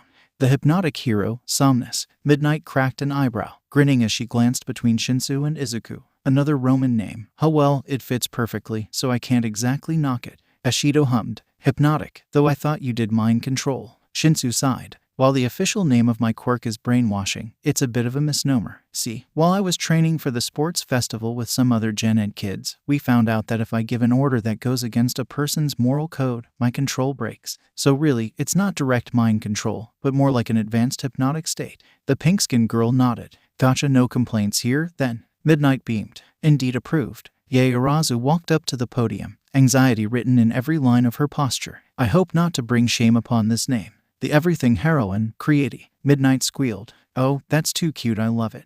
Izuku shot a glance at Shouto, who was still staring down at his board with a vacant expression. Gathering his courage, he whispered something to White, who flew over and warbled something to Dark Shadow, who whispered something to Shouto. His expression cleared, and he nodded his thanks to Izuku, before scribbling something on his board and getting up from his seat. Midnight raised an eyebrow. Something came to mind. Shouto hummed as he walked up to the podium. Something like that. He shot Izuku a glance, who responded with an encouraging nod. Squaring his shoulders, Shouto turned his board around to face the class. I will be the binary hero, Frostfire. I will be the binary hero, Frostfire. Midnight hummed. An interesting choice, to be sure, but an excellent one regardless. Approved. Izuku-sensei sat upright.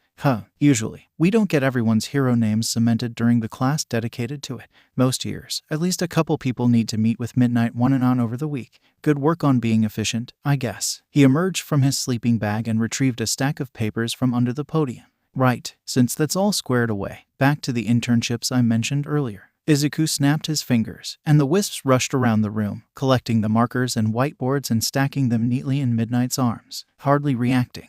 Izuku-sensei continued, as I said earlier, you'll all be participating in this experience, regardless of if you received offers from the sports festival or not. Those of you with offers will be given itemized lists to peruse on your own time to choose from. Those of you without will choose from a list of 40 agencies spread throughout the country that are partnered with UA. Keep in mind that nearly every agency has its own location and specialty, so attempt to go with one that suits your personality and abilities best. He held up a stack of papers, which was quickly taken by the wisps and distributed to their recipients in short order. Your choices are due by the end of classes on Friday. If you can't catch me during homeroom or hero informatics, just stop by the administration office. For those of you who haven't read the map included in the syllabus, that's on the northern skybridge overlooking the main gate. Make your choices efficiently and rationally. He grabbed his sleeping bag from the floor and headed for the open door where Midnight was standing. That's all for today. Dismissed. The door slid shut behind him, and Zero groaned loudly as he leaned back, head in hands. Come on, we only get 2 days to decide how are we supposed to choose when we're on a time crunch. Jiru scoffed. Easy for you to say. You've only got 20 offers to sort through. Imagine what it's gonna be like for the ones with a lot more. Izuku hummed, scrolling through the tablet he'd received in lieu of a physical packet of papers. Poor Quirk synergy. More focused on media attention than hero work. Terrible attitudes. Ooh, Hawks, that could be fun. Dark Shadow laid her head on Izuku's desk. Any idea who you're going with, yet? Izuku idly scratched her feathers with his free hand. Dunno, got a few big-name offers, but a lot of them feel more like attention grabs than actual interest in potential, you know. Dark Shadow hummed. Yeah, by the way, Fumi got an offer from Hawks, of all people. Izuku cracked an eyebrow. Really well, good for him. But I dunno if that'd be his best shot, honestly. Hawks is all about solo work, and I doubt he'd bother to slow down for an intern. Takoyami hummed, and Izuku glanced up to see that the bird-headed boy was standing by his desk. A fair point. What would you recommend, Midoriya? White snatched Takoyami's packet and rifled through it, pausing about halfway through to scan a name before grunting in satisfaction. This one, definitely this one. Takoyami looked down at the offered name and did his best impression of cracking an eyebrow. Fourth kind, are you sure? White nodded. MMHMM. The thing is, you two are a little lacking when it comes to hand-to-hand. Sure, Dark Shadow's powerful enough to get away with it for now, but that won't last forever. You need to have actual technique on your side if you want to be effective. Fourth kind might be a bit of an oddball, but he's highly skilled in unarmed combat, and he could be useful for learning how to deal with public disapproval of mutations. Dark Shadow hummed. Not to mention, we could totally go four-armed if we tweaked that bottle air thing we did during the tourney. Takoyami blinked. You're correct, we could. Now I want to try that this weekend, just to see if it's possible. Pink snorted. Get somebody to record that. Then send it to me. I want to see your faces when you do that for the first time. Izuku glanced up and noticed Ada heading for the door. See you tomorrow, Toko. I gotta check something real quick. Before the other boy could respond, Izuku was out of his seat and towards the exit in an instant. He sped through the halls, dodging other students and catching up to Ada as the vice representative reached the outside lockers. Oi, Ada, wait up. The other boy jumped, before stiffly turning to face Izuku. Midoriya-kun, my apologies. I was lost in thought. Izuku grinned. No sweat. It's just, you looked a little stiffer than usual during class earlier. Something on your mind? Ida paused, staring down at his locker. He was silent for a few seconds. Midoriya, may I ask you something? Go ahead. Why do you want to be a hero? Izuku paused. You know, I'm not certain. I've always wanted to be a hero, but I've never stopped to question why. What brought this up? For me, the primary reason was so that I could be just like my brother. To me, he was always a paragon of justice, an ideal to strive for. Like how All Might is to most people, I suppose. So for me to learn that my lifelong idol was badly injured in the field, and that the man responsible is still walking around freely. Izuku winced. Yikes. He paused. You know, I want to say that I get it, but I can't in good faith lie like that. I don't think I'll ever understand exactly what it is you're going through right now. I've never really had someone I personally knew and idolized at the same time, except maybe Katsuki, and that's not really applicable here. Ada nodded and stared down at his hands, and Izuku noticed they were trembling. I'm furious, Midoriya. All my life, I've known Tensei to be so dedicated to his career, so determined to protect. His arrest record was nearly spotless, never letting a single villain go free for good. His hands clenched into fists, and now Stain has chosen to spit on that hard work. Izuku laid a hand on Ida's shoulder, forcing the taller boy to meet his worried eyes. Hey, it's gonna be alright. Ida sighed heavily, his shoulders slumping. Logically, I know that. Tensei is in perfect health, aside from his healing tendons, and he will be right back to work in only a couple of weeks. But my heart is still raging that Ingenium, my personal hero, was so badly wounded. Izuku tightened his grip on Ida's shoulder. Look, whatever you do with that feeling, promise me you won't try anything stupid. Ida chuckled and gently brushed Izuku's hand off. Of course, Izuku hummed as he scrolled through his tablet of offers, his feet kicked up on a cushion laying on the coffee table. Too attention-focused, exclusively patrols low-crime neighborhoods, too many strength-based quirks to be a valuable experience, terrible stance on mutations and villainous quirks. Yeesh, Mom peeked over his shoulder with a concerned hum, having trouble deciding where to go. Izuku leaned against the back of the couch and sighed wearily. Yeah, most of these feel like grabs for attention.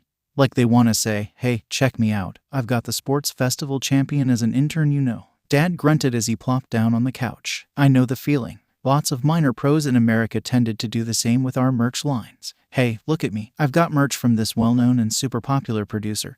That totally means I'm a good hero, Black. Mom hummed. By the way, Hasashi, have you done any analysis work for the UA agency yet? Dad shrugged. Hey, nothing major so far. I think they're trying to ease me into working with heroes first. The only thing I've really done is some basic analysis of Present Mike and Midnight, even though I could probably talk about their quirks in my sleep.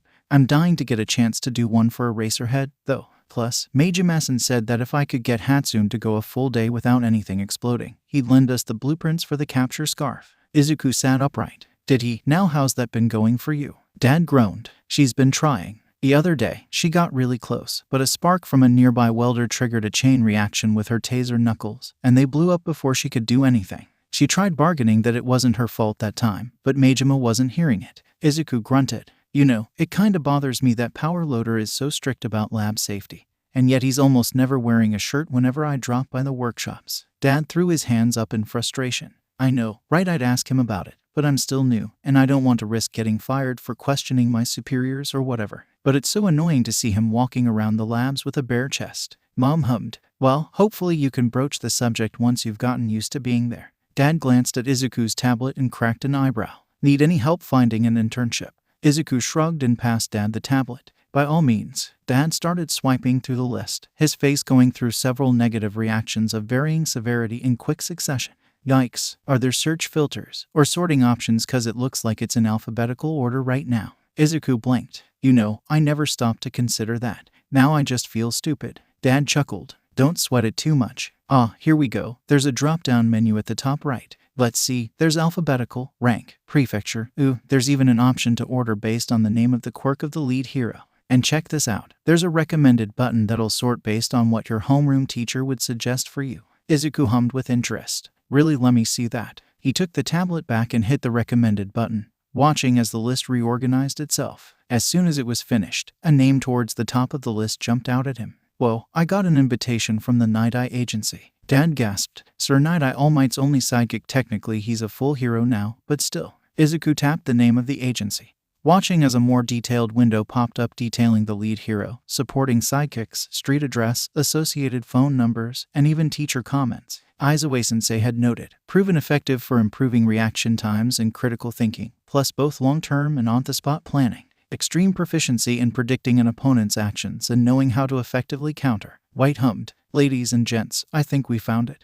Pink nodded in agreement. Reaction time is definitely a must-have, considering how fast we can get, and predicting the enemy's movements is definitely a plus. Yellow giggled. And he's All Might's former sidekick, so it would be super cool to learn from him. Izuku hummed. The Nighteye agency looks like a good choice. Mom frowned. I don't know, sweetie. His agency is a little too close to Hasu for my liking. And you know what's been happening there recently. Izuku paused. True, but still, the skills I could learn at his agency are crucial for how I usually fight, so I want to learn them as soon as I can. If that means being in the same prefecture as Stain for a week, so be it. Mom hummed. I guess, but I'm still going to worry. Dad snorted. You were in for that the second he decided to go the hero route. Get used to it, and co. Mom huffed. Are you saying you don't worry? Dad snorted again. Oh, trust me, I'm going to be scared out of my mind every time I hear about Izuku's exploits on the news. Izuku rolled his eyes. Glad that you have so much faith in me. Achako hummed as she dug through her list of offers. Nope, Nuva, hell nah, no. She groaned as she leaned back in her chair, staring up at the ceiling. Ugh, why'd they all gotta be useless for me? Dad poked his head into her room, having trouble choosing where to go for internships. Achako sighed. Yeah. Dad walked in, humming as he crouched down next to her desk. Well, there can't be that many rescue-based agencies, can there? Achako winced and rubbed at her neck. Well, I was actually hoping to go for someone more combat-focused. Dad blinked. Seriously, but you've been so hyper-focused on rescue since forever, why the change? Achako blushed. Well, after the sports festival tournament, I realized that I want to be able to fight, too. Honestly, it started at the USJ, when 13 got her suit ripped open. I didn't want that sort of thing to happen to me. And then I fought Bakugo in the sports festival, and I realized that I wouldn't be comfortable just sitting back and accepting that he's a better fighter. I want to be better, so I can beat him next time. Dad beamed and clapped her on the shoulder. That's my girl, never settle for who you are now. Always strive to improve. Achako sighed. Yeah, but now I'm having trouble finding a good agency for internships. Sure, a lot of heroes fight a lot, but Midoriya-kun showed me that most of them don't really know how to actually fight. They just rely on their quirks to do the work for them. And after my quirk wasn't enough against Bakugo, I'm not gonna make that mistake. Dad grunted. Makes sense. Where are you at right now? Achako leaned forward, shuffling the papers. It's in alphabetical order. I was just finishing up the PS. Dad paused. It's in order of English letters. Achako shrugged. No clue why. Not questioning UA is usually the right call, in my experience. She started scanning the list again, only to pause when Dad tapped her shoulder. What's up? Dad pointed at a name further down the list, at the end of the RS. Pumpkin, I think you should go with her. Achako followed his finger, and her eyes nearly shot out of her skull. No way she sent me an invitation. Katsuki hummed as he scrolled through his tablet of offers. Weak as shit, terrible with loud noises, uptight as, awful with fire or heat-based quirks. The hag poked her head in with a chuckle. What's the matter? Having shitloads of offers not as fun as you thought? Katsuki groaned, kicking his feet up onto his desk. Stuff it. I could go with any one of these losers, but I'm trying to make sure they won't waste my time parading me around like a show dog. The snorted. To be fair, you'd make a damn cute show dog, like one of those fluffy little Pomeranians. Katsuki swiveled his head to glare at her. Oi, the nerds claimed that get your own breed. The hag rolled her eyes, walking in and closing the door behind her. Sure, head. By the way, your dad wanted me to let you know that dinner tonight is gonna be that Indian curry dish we had a while back that you like, chicken vindaloo, I think. Katsuki grunted and turned back to his tablet. Sweet. Let me guess, I earned that shit for placing second in the festival. The hag smirked. You bet your ass you did. Katsuki grinned. Yeah. He noticed the filter button at the top right and hummed, opening the menu and resorting by rank. An offer from Best Jeanist appeared near the top, but Katsuki quickly discarded that idea. Way too uptight, and he's all about precision. Not my style. A little further down the list came another surprise. Seriously, I got one from Gang Orca. How the hell did that happen? The hag grunted, apparently still hanging out in his room. Beats the out of me. Maybe he saw your ugly face and liked it for some godforsaken reason. Katsuki scoffed, but kept the big guy's offer in the back of his head. He'd be a good fit, since he overpowers most of his opponents. Suddenly, a name caught his eye, and he shot upright. Holy shit. 18 Maruko. 4 days later, Izuku-sensei grunted as he scanned the class, standing together inside Musutafu train station. You all have your costume cases, right? Remember, you aren't allowed to wear them in public unless you're on patrol with the lead hero at your agency. Don't lose them. You won't be able to get them repaired until internship week is over. Ashido snapped to attention with a salute. Sir, yes, sir. The man rolled his eyes. Make sure you behave yourselves. Remember, you're not just heroes in training, you're representatives of UA. So don't get in trouble, understood? The class chorused, yes, sir. Good. Dismissed. Surprisingly enough, Izuku and Ida ended up on the same train, heading towards the Greater Tokyo station. Ida stared out the window at the scenery whizzing by. I must admit, it always fascinates me that quirks still have yet to catch up to technology in some areas. Cyan, who was sitting on the back of Izuku's chair, turned his head and crossed his tentacles with a huff. That's what you think. I could easily outpace this train. Izuku ignored the wisp, as usual. Out of curiosity, where are you headed, Ida? I will be interning under the normal hero manual. Izuku blinked. Okay, he's a good hero, so not the worst choice, but I didn't think his style really meshed with yours. Ida huffed coldly. I am certain that I will have an invaluable experience at his agency. Yuho. Izuku wanted to be direct, but something told him that Ida likely wouldn't appreciate it. Well, I hope you behave yourself. Remember, staying still in the area, so going off alone would be a death sentence. Edo locked eyes with Izuku, who prayed that his eyes managed to convey the message he was hoping to send. Edo seemed to find something calming there, because he sighed deeply and relaxed against the cushioned seat. I understand, Midoriya-kun. Rest assured, I will not try anything as foolish as hunting down the hero killer on my own. Izuku gave Ida a sharp look. Promise. Ida raised his right hand solemnly. On my word as the youngest of the Ida family, I swear I will not face the hero killer by myself. Izuku nodded crisply. I'll hold you to that. Mirio hummed excitedly as he paced back and forth in the lobby of the Nighteye agency. Sentipter glanced up from his seat behind the reception desk and cracked an eyebrow. You're not usually this antsy. Something bugging you. Mirio laughed, before going right back to pacing with a grin on his face. Sir told me that we're getting a kid from UA for internships this week. Sir never takes on interns. I'm just excited. Sentipter chuckled warmly, going back to the paperwork on his desk. Well, don't use the same route too often. You'll carve a trench in the carpet. And Sir wouldn't like that very much. He'd have to fill out all the paperwork to change your name to Tagata Mariana. Mirio laughed again, but took a seat in one of the nearby couches regardless. It didn't take long for his leg to start bouncing.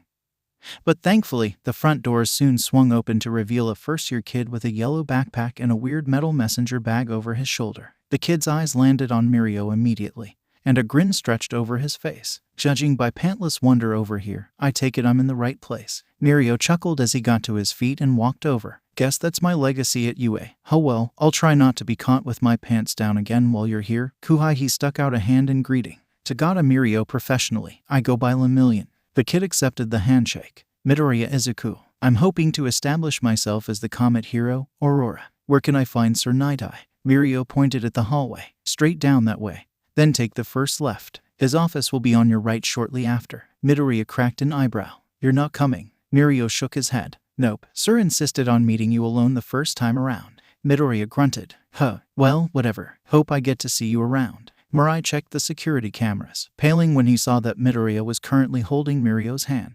No, Mirio, that's how he steals quirks. Mirio let go of the younger boy's hand and headed towards the gym, humming as he absent-mindedly stuck his hands through his pockets. Not in through. Mirai let out a sigh of relief. Good. He still has permeation. His eyes narrowed as he tracked Midoriya walking towards his office. Still, that doesn't clear you of suspicion. You aren't leaving until I find out exactly what you are. Izuku stopped outside Night-Eye's office, taking a moment to compose himself before knocking once. A curt voice called out, "Enter." Izuku swung the door open, jaw-dropping at the amount of All Might merch filling just about every square inch of the walls and ceiling. Posters, photos, shelves of figurines, even a huge cutout in the corner. Damn, you'd think the guy who worked with him would be less of a fanboy.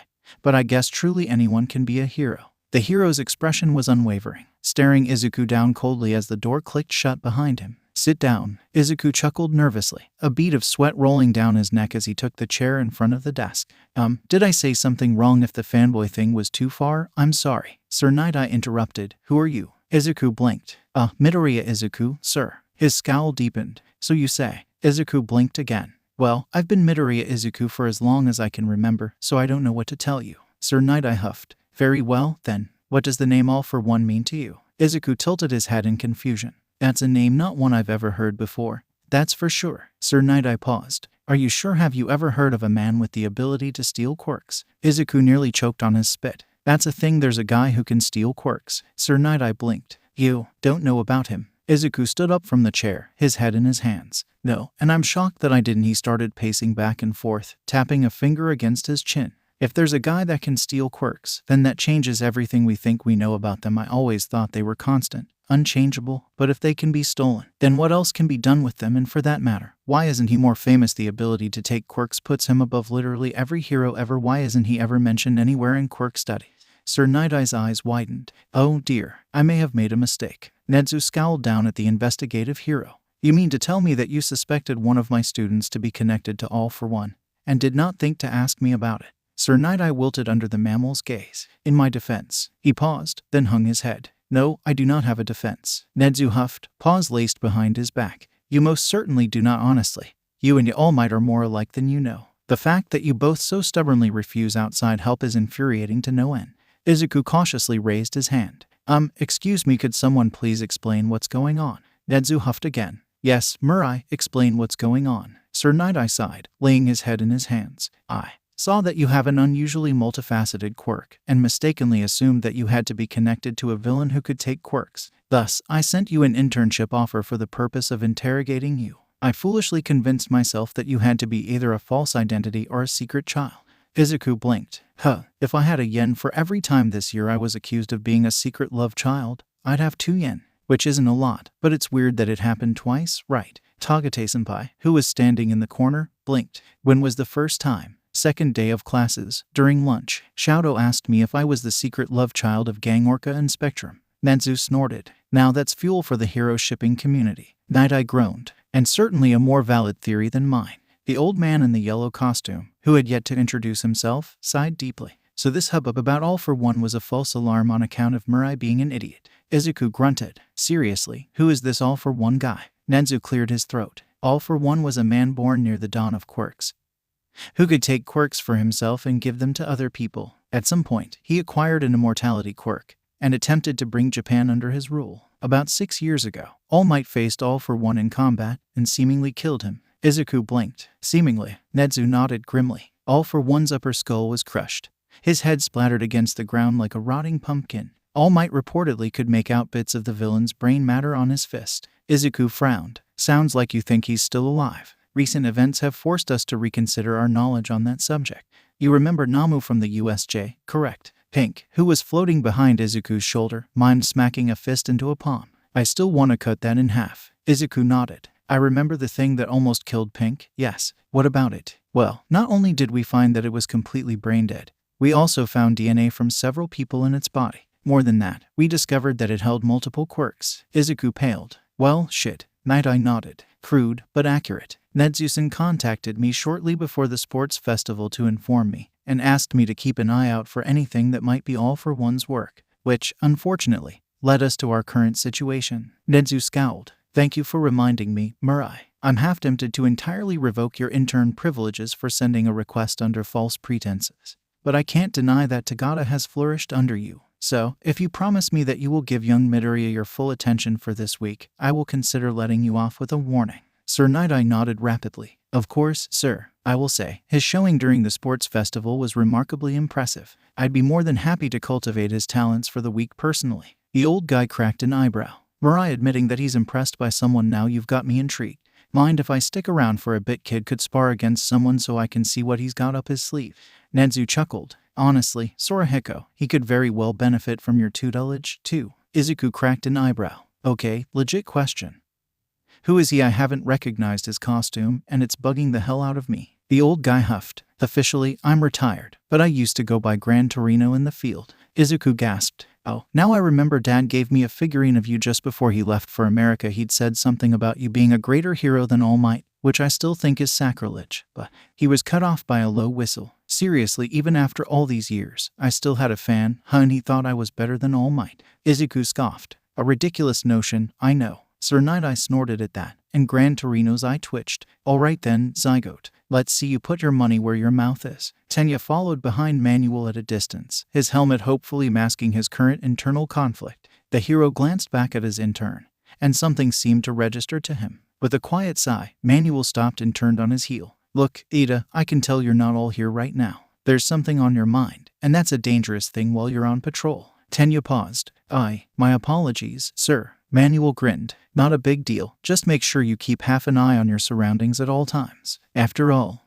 you can't stop crimes if you don't notice them happening, Tenya finished. One of my brother's favorite sayings. Manuel chuckled. And a very true one, at that. Still, I can tell you're thinking about something big. Want to get it off your chest. Tenya hummed. Not in public, I think. If necessary, I will try to put it out of my mind until we are finished with patrol. Manuel briefly scanned the area, then grunted. Nah, I think this area is covered enough that we can stop early. Tenya followed Manuel's gaze and spotted Endeavor walking along the sidewalk on the other side of the street, Todoroki-kun following shortly behind. I think you are correct, sir. Manuel pulled his helmet off with a sigh, sweat dripping from his face. That's always pleasant, especially after being on the same block as Endeavor. The guy has a habit of cranking up the ambient temperature wherever he goes. Tenya pulled off his own helmet, humming in agreement. Indeed, sir. Manuel set his helmet down on his desk, before pulling out his office chair and sitting down with one leg crossed over the other. So, wanna tell me what was on your mind out there? Tenya paused, staring down at his helmet. When he'd submitted the design to UAS costume designers, he'd given specific instructions and detailed diagrams to ensure it would look almost exactly like Tensei. I wanted my costume to be like Tensei's because I wanted to be like Tensei, to follow in his footsteps. And yet, I came very close to committing a grave mistake while wearing his likeness. Stealing his resolve, Tenya looked up to meet Manuel's eyes. Sir, I feel I must be frank with you. When I accepted your request for internships, it was solely because of where your agency was located. Manuel winced. Yeah, I had a suspicion that you came here because of Stain. I was sure you had offers from much better agencies than mine. Tenya sighed. You were correct at the time, at least. However, on the train ride here, I had a brief talk with a classmate of mine, one whose opinion I regard highly. I believe he recognized my intentions, but he did not broach the subject outright. Instead, he made me promise that I would not face the hero killer on my own. Manuel cracked an eyebrow. Is that so? Tenya nodded and glanced down at his helmet. However, I have no intention of letting Stain continue to roam unchecked. If I happen to encounter him during this week, I refuse to leave him unattended to. He locked eyes with Manuel again. But I will be sure to alert the heroes to his location before I potentially engage. Manuel sighed and ran a hand through his hair. Good grief, kid. As your supervisor, I'm tempted to ban you from all patrols for the rest of the week, just so you don't have the chance to run into Stain.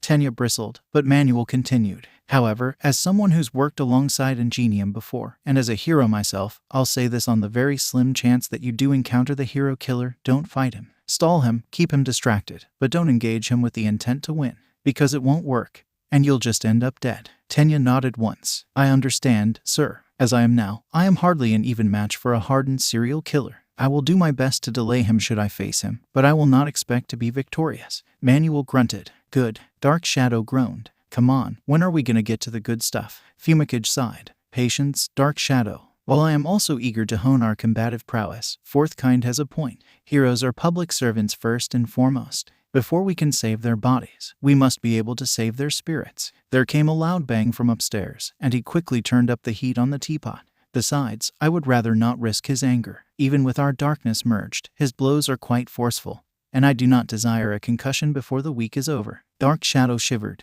Totally fair. Ochako grunted painfully as she hit the mat again. Her mentor's voice rang out, enough. Her opponent released her and stood back as Ochako carefully turned over so she was sitting on the mat and supporting herself with one hand.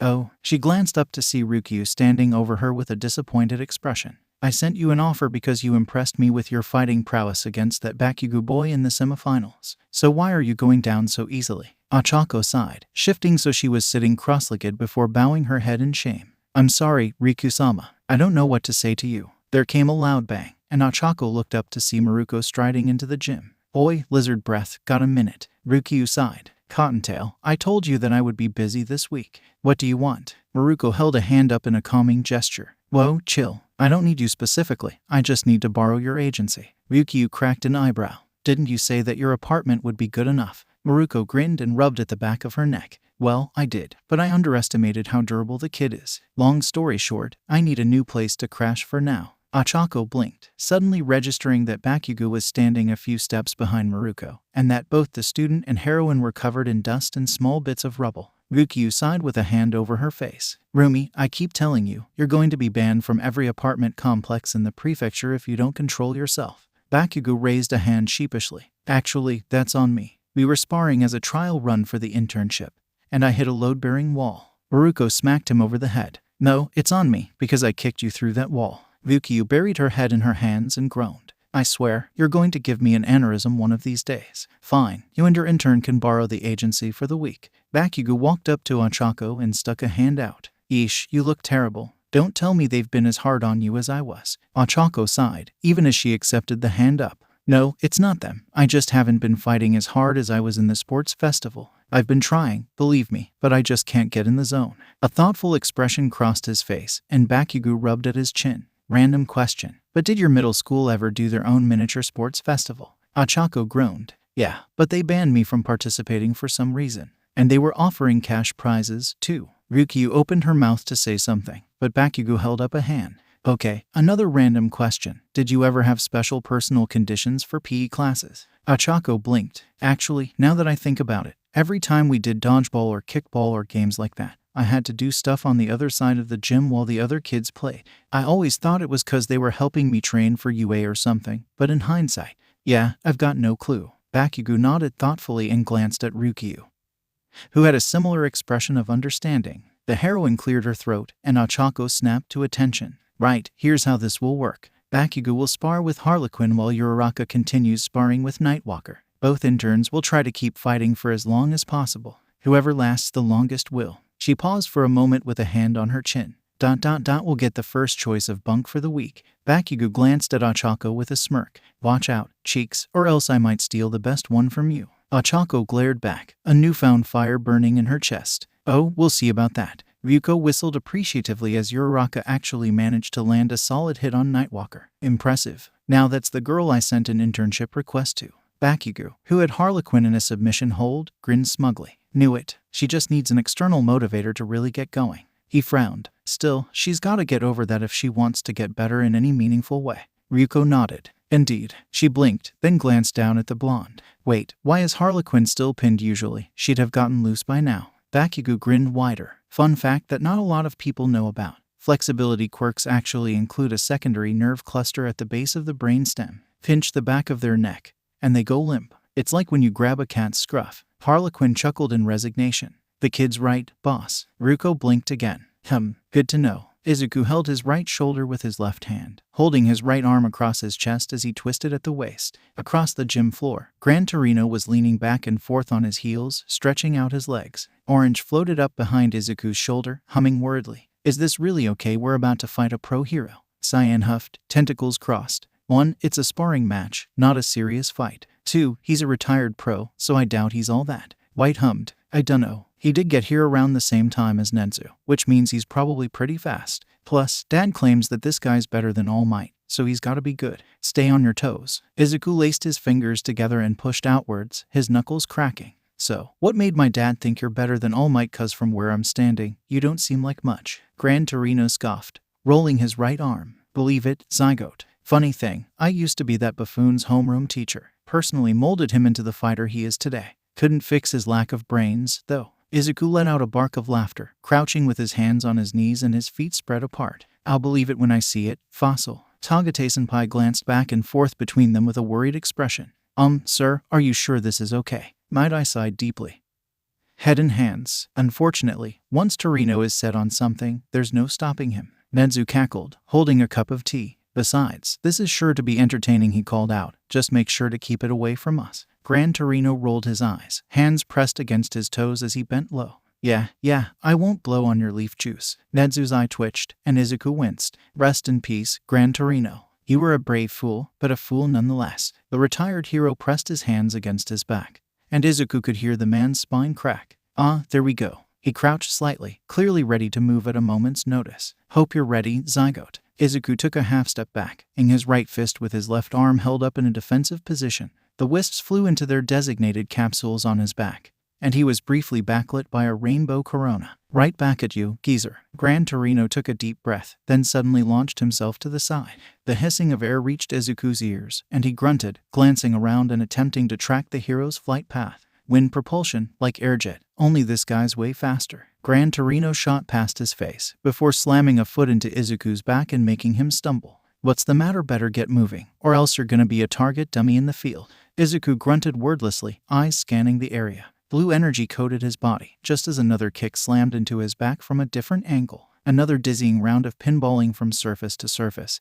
Then another slam to his back. It seems random, but there's a pattern. Just gotta. Up, left, front, down, right, back, up, kick, back, left, right, down, front, up, down, left, back, kick, up, front, left, right, back, up, down, front, right. Now, as Gran Torino shot past his face, Izuku's hair turned red, and he spun on his right heel, left foot coming up and around as the old hero bounced off the back wall and right towards him. The geezer released a puff of air from his feet, halting his momentum and causing the stomp to slam into the floor. Suddenly, fire exploded from the point of impact, and Gran Torino let out a grunt as he jumped back. Izuku suddenly shot through the flames, hair a brilliant white as he lashed out with a right hook. Gran Torino bounced off the wall and ducked underneath, sliding between Izuku's legs. Refusing to let up, he switched to orange and pressed his feet to the wall before launching off. He quickly caught up to the old hero, thrusting down with his left hand open in an attempt to pin his opponent to the floor. Gran Torino launched himself upwards, landing a quick left jab to Izuku's face as he passed.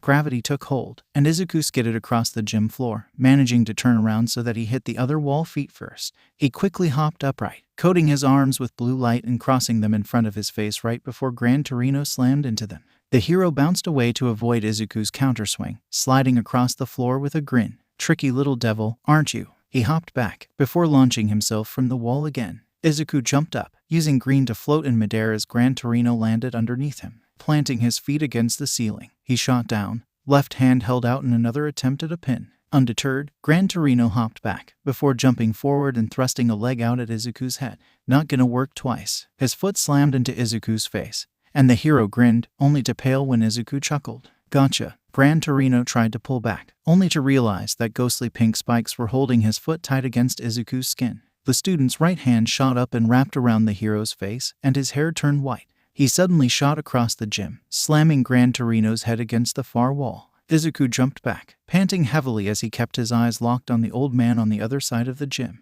Gran Torino slowly got to his feet, then grabbed his head with both hands and twisted quickly, eliciting a sharp crack from his neck. "Not bad, not bad. That actually caught me off guard for a second there." A grin stretched across Izuku's face. "Had enough, or are you thirsty for more?" The old hero grinned back. He disappeared, and Izuku's head was suddenly pressed against the floor. A stomp to his chest drove the air from his lungs, and he settled on his back, limp. "Keep the change, a filthy animal," Nedzu called. "I think that's quite enough." Gran Torino let go of Izuku's face and hopped down to the floor, quickly walking over to his discarded cane.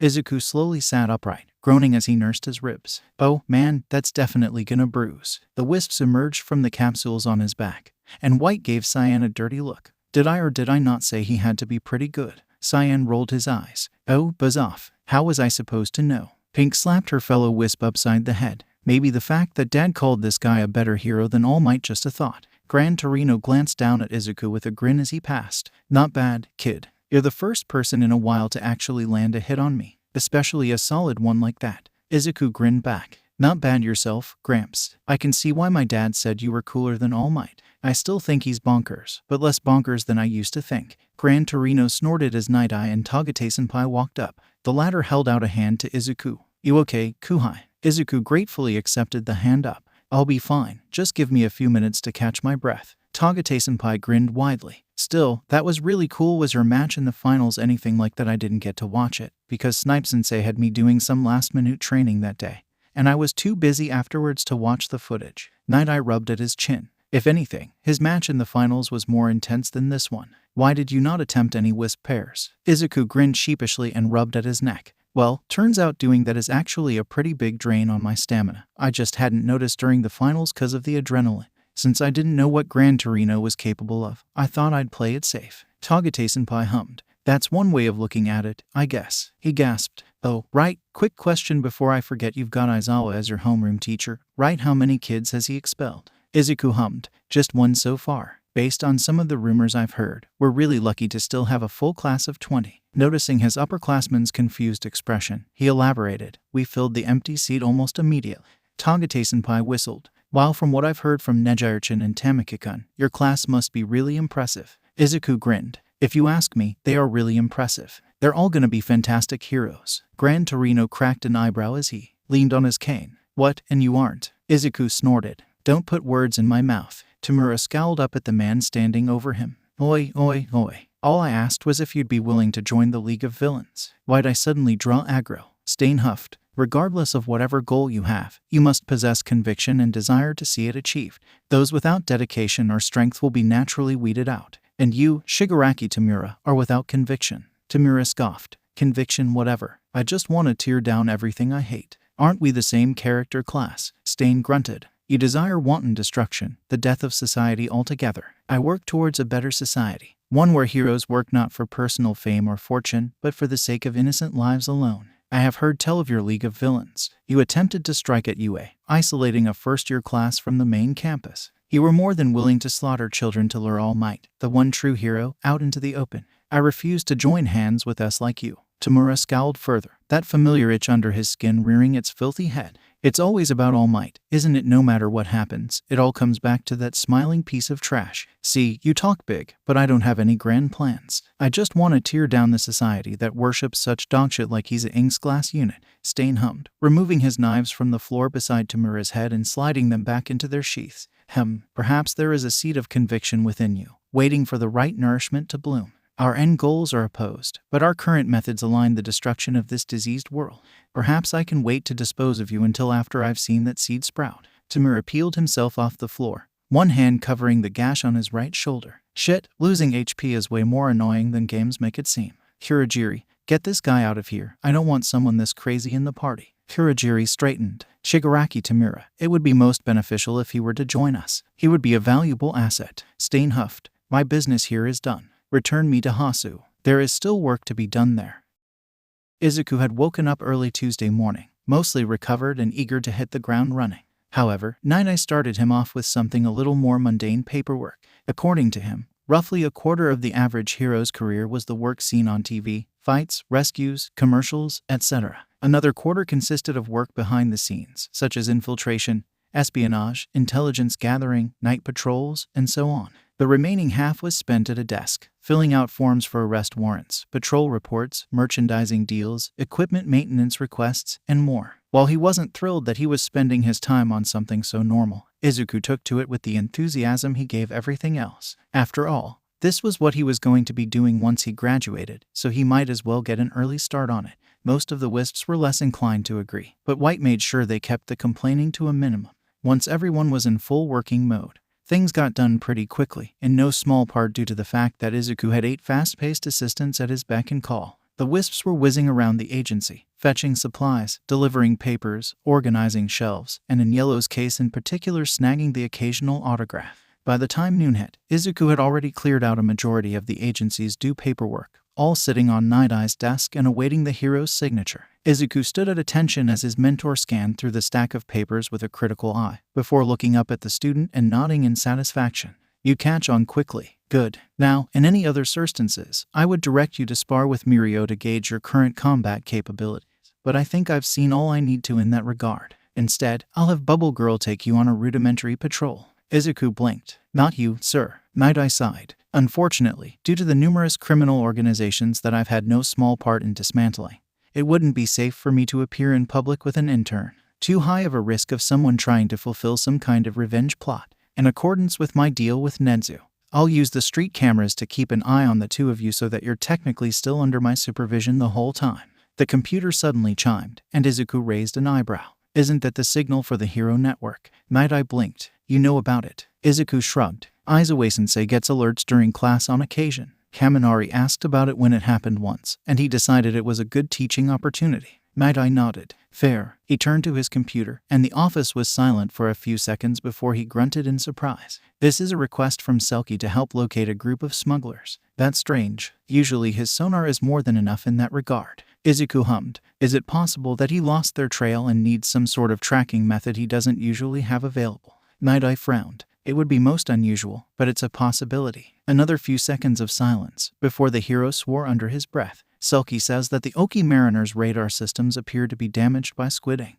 But not only do squids generally avoid motorized ships, they often don't produce ink in high enough concentrations for that to happen. He glanced up from his screen, pausing when he noticed Izuku's scowl. Is something wrong, Midoriya? Yeah, I'm getting really tired of my uncle. Several hours later, Tsuyu peered across the water, her amphibian biology letting her see through the darkness more easily than the other sailors on board. Still nothing, Kiro. Sirius hummed, cupping a hand around one ear. She suddenly straightened, peering at a large rock jutting out of the ocean. There I hear a motor idling over that way. Tsuyu followed the sidekick's finger and nodded, making out the prow of a boat. I see it, Kiro. Looks like there's a small cove or something. Mick grunted. That's Double Rock. It's a pair of outcroppings with a narrow gap between them, just wide enough for a small boat to fit through. Looks like the stowaways made use of that to hide. Sirius ordered. Cut the engine and go around the back with any luck. They won't notice us coming. Nick obliged, bringing the Oki Mariner up against the rock and out of sight from the cruiser. Tsuyu leapt up and clung to the side, before crawling around towards a small, flat shelf. Sirius and Mick joined her, and the former knelt at the edge to peer at the boat.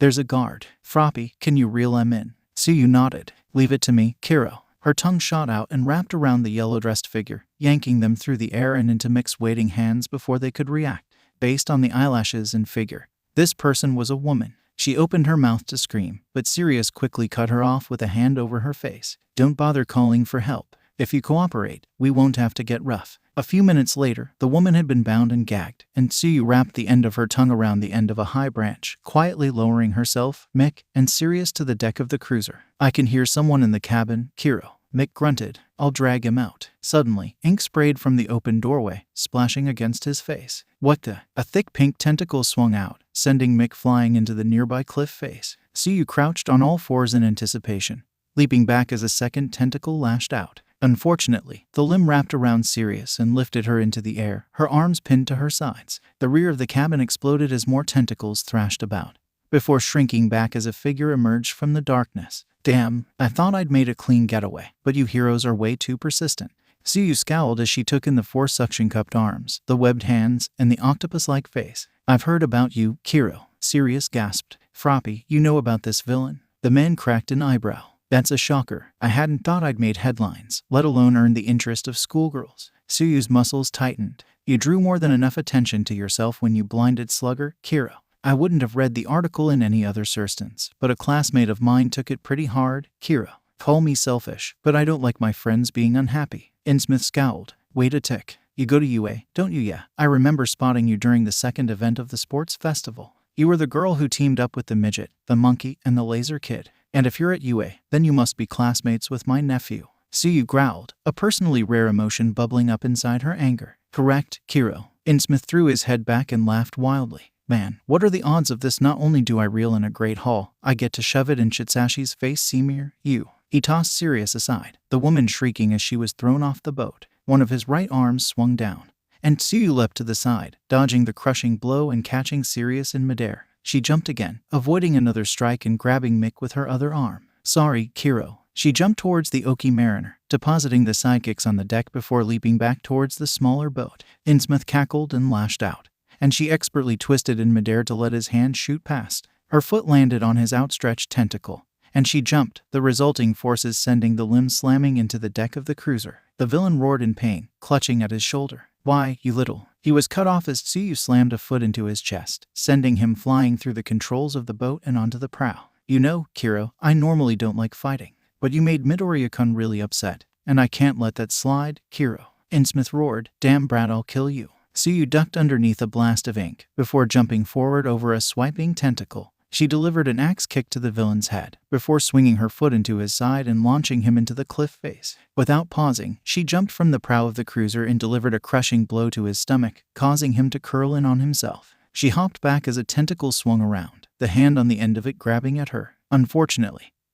her choice of hairstyle proved disastrous, as Innsmouth snagged the end of her ponytail and smashed her into the cliff face, knocking the wind from her lungs. Through the daze of pain, she saw that the villain was straddling her with his right arms, pressing her into the rock. You know, brat, you really pissed me off. If you hadn't brought up that little shit Izuku, I would have offered you a deal. But since you pissed me off, you'll have to die. Suddenly, two objects launched out of the water below, slamming into Innsmouth and driving him up the cliff. As the smoke cleared, two figures wearing mostly identical outfits fell back down. Boss, Innsmouth scowled as he clung to the rock. My crew. The villains splashed into the ocean, and a third figure launched out, the water washing away to reveal Selkie. Sorry for the delay. Froppy, I'll take it from here. Innsmouth cursed and spewed ink, but Tsuyu jumped up, blocking Selkie's face with her body and ignoring how the liquid hissed against her costume. The villain paled, having already launched himself from the cliff in an attempt to strike while the hero would have been blinded. Selkie expertly lifted himself onto Innsmouth's back and kicked off towards the cliff, sending the villain crashing down onto the cruiser. Innsmouth spun as he landed, launching all of his hands forward in a flurry of blows. Selkie slid down the rock,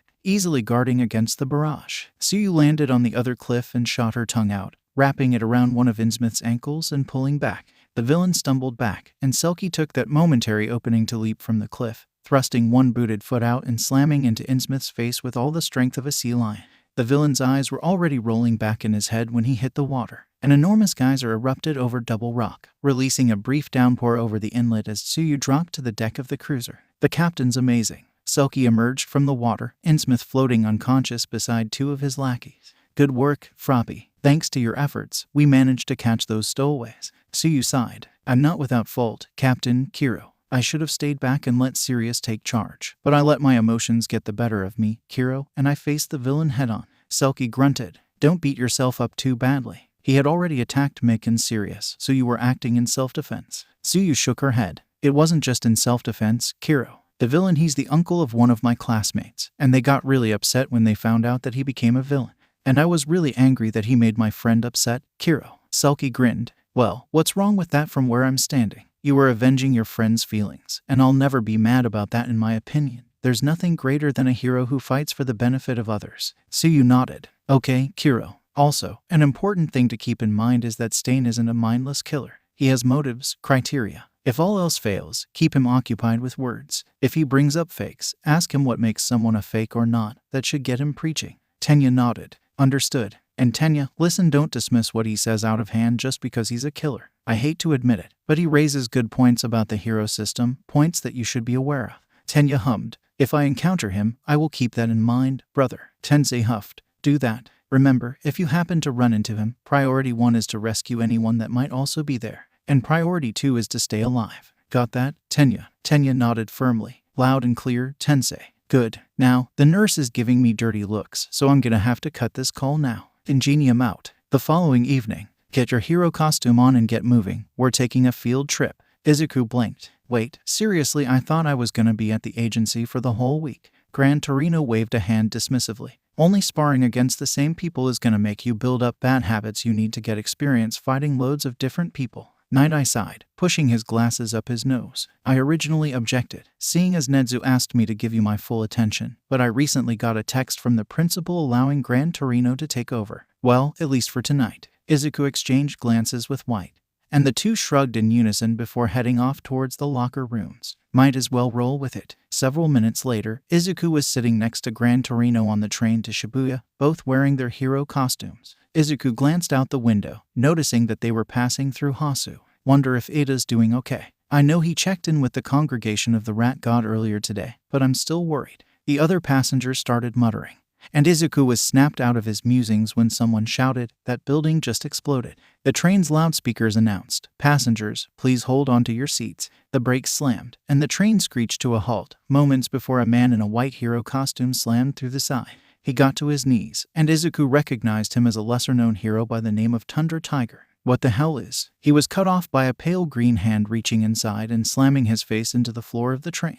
Another hand grabbed the metal and pulled back, revealing 4 dead eyes embedded in the sides of an exposed brain. Izuku swore under his breath, flashing back to the security briefing he'd attended the day before, where the police had given an update on the Hulk from the USJ. Namu, everybody get clear. Gran Torino launched himself off the ground, bouncing off the wall of the train before kicking the beast in the face. It released its grip on Tundra Tiger's head, and the elderly hero jumped to the other wall before tackling the monster out of the train. Izuku ran over to the hole, sucking in a breath as he noticed that a large part of Hasu was on fire. Shit, not good. He called on Cyan and streaked through the air after Gran Torino, quickly catching up and rematerializing to see the older hero slam the Namu into the side of a building. The monster burst through the concrete on the other side, causing the nearby civilians to shriek and start running. Izuku shot in, slamming his fist into the beast's chest and sending it flying back into the building. This guy isn't nearly as tough as the one from the USJ. Gran Torino shot out from the building and barked. What the hell are you doing, Zygote? You should have stayed on the train. Izuku retorted, well, excuse me for thinking I was needed here. The Namu roared as it burst from the rubble, and Gran Torino kicked it in the face, bouncing back as Izuku delivered an axe kick to its head, slamming it against the sidewalk. Izuku stepped back and turned to the nearby civilians, trusting Gran Torino to handle the monster. Everyone get away from here, you're not safe. A nearby woman gasped, "You're a Midoriya, Izuku." Izuku barked, Yeah, I won the sports festival. Now get the heck out of here. An autograph won't do you any good if this thing gets you. That seemed to get through, and the civilians started running away from the Namu. Izuku turned on his heel to rejoin the fight, only to jump back as red-hot flames washed over the beast. I was looking for the hero killer, but this guy happened to get in my way. Izuku grit his teeth and clamped a hand over his clenched fist. Endeavor, a pleasure to see you here, sir. The flame hero glared at Izuku, Showdown sighing in resignation from where he stood behind his father. You, boy, do not mistake your victory for superiority. Showdown will defeat you next time. Izuku rolled his eyes. Agree to disagree, but we've got bigger fish to fry right now. He turned to Gran Torino and snapped to attention. Sir, permission to assist with fire control and civilian evacuation. Gran Torino barked. Granted, and if you happen to run into a villain on your way there, you've got my permission to fight. Izuku nodded. Understood, sir. Endeavor huffed. Showdown, go with him. You also have my permission to use your quirk to fight. Try not to disgrace me. Showdown nodded. Of course. Izuku took off down the street, surrounded by a white bullet of energy. Showdown wasn't far behind, sliding along a wave of ice. So, endeavor. Showdown huffed. I'm already decently skilled with my ice, but I'm still a novice with my fire. He may be unpleasant, but he's highly efficient at training fire quirks. Izuku shrugged. Fair. His phone chimed, and he pulled it out, swearing under his breath. Damn it, Ida, I told you not to chase down the hero killer by yourself. Top priority. Sonic Stain at 4210 Ekusen. Sen Prosa SAP. Tenya scowled as he locked eyes with the man who had so badly injured his brother. Stain, the hero killer. The villain huffed, letting his serrated katana hang low. A child wearing a hero costume, a student on internships. Leave. Children are not the target of my purge. Tenya held his phone behind his back, quickly typing in a message and sending it to the representative Discord server. I am afraid I cannot do that. You see, you hurt someone very important to me, and I do not believe I can let that stand. He shot forward, ducking underneath the killer's swipe and grabbing Native by the armpits, skidding across the ground. Moreover, I cannot stand by when a person's life is at risk. Stain raised an eyebrow, casually sheathing his katana. Is that so you searched for me to satisfy your thirst for revenge? Yet you ran in to save him first. You are indeed a puzzle, boy. Tenya chuckled nervously. My brother would disagree with you. According to him, I am as straightforward as a drag racer. Stain hummed. So, I hurt someone important to you. Did I? Who is it that you hope to avenge? Native shouted. Kid, run, get out of here. My life isn't worth risking your own. Tenya huffed, ignoring the hero in his arms. To be fair, he did not ask me to avenge his loss, but the blot on his record stood out to me like a sore thumb. After all, everyone knows that Ingenium chases down evil without pause and without failure. Stain's eyes narrowed. Ah, I see the resemblance now. You are Ingenium's younger brother, are you not? Tenya chuckled. Indeed I am. But tonight, I act not as the younger brother of Ingenium. Tonight, I am the Gearshift hero facultatum, and hopefully, tonight I will assist in your downfall. Stain cracked an eyebrow. Assist? You do not presume you will take me down yourself? Tenya grinned underneath his helmet. In any other situation, I most likely would make the attempt. However, I promised a friend of mine that I would not face the hero killer by myself. There came the sound of skidding feet against asphalt, and Stain swiveled to stare at the two figures standing at the mouth of the alleyway. One of them, their hair a brilliant white, stepped forward with a scowl. You absolute idiot. You promised you wouldn't do this. Tenya chuckled. To be fair, I only promised that I would not face the hero killer by myself. I never said anything about not tracking him down.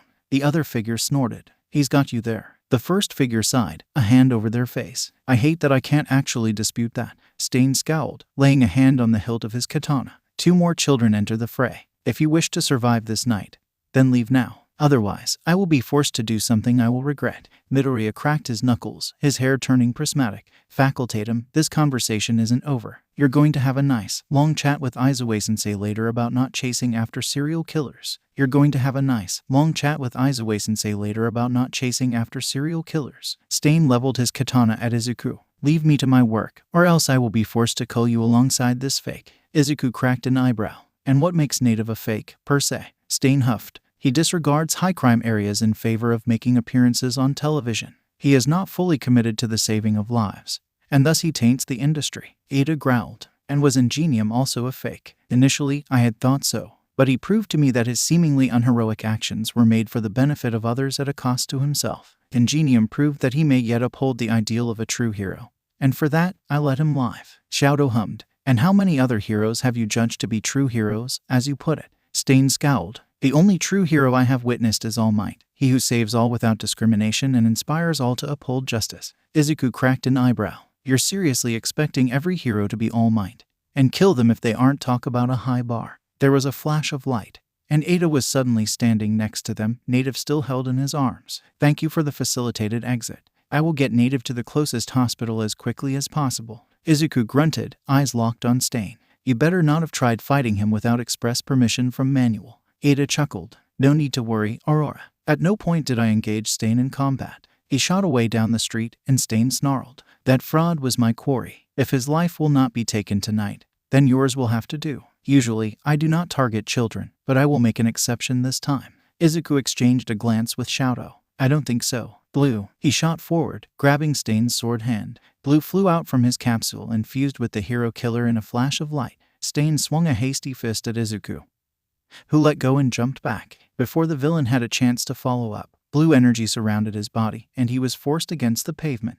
What is this? Izuku huffed. Like I'd bother explaining it to you. Just know that you're not getting up anytime soon. Stain scowled, and there was another blue flash of light. Acting on instinct, Izuku leapt back, a spike of ice shooting up from the ground to block the katana swinging at his neck. You will die slowly and painfully for that, boy. Izuku swore under his breath as Blue flew back into his designated capsule. So you guys can be forcefully ejected if the host has enough willpower to resist. Noted. Stain took a step back, eyes swapping between Izuku and Showdown. 2 against 1. Hardly preferable conditions. Izuku glanced back at Showdown. Frostfire, permission to crank up the thermostat. Showdown nodded once. Ready and aiming, Aurora. Stain shot forward again, this time throwing a couple of knives at Showdown before aiming his katana at Izuku. Another spike of ice shot up to block the projectiles, and Stain altered his course, leaping atop the spike and swinging his blade downwards. However, he was intercepted by Izuku, right arm covered in blue energy and stopping the sword in its tracks. Stain was forced to disengage as a jet of flame erupted from Showdown's left palm, crisping the edges of his scarf as he leapt back to land on one of the dumpsters lining the alley. Blocking your view against a faster opponent is a foolish tactic, Showdown huffed. What's really foolish was thinking you'd walk free for very long when your targets are exclusively heroes. You drew the attention of some very powerful, very determined people. Even if we don't bring you down, you likely aren't walking out of tonight a free man. Stain scoffed. That is not for you to decide. My work will continue for as long as it is necessary. He lunged again, and Izuku jumped to meet him, swatting aside another knife and delivering an axe kick to the killer's blade, before twisting in midair and landing a left hook to the face while upside down. Stain slid across the ground, raising a hand to the bruise forming on his right cheek and wincing in pain.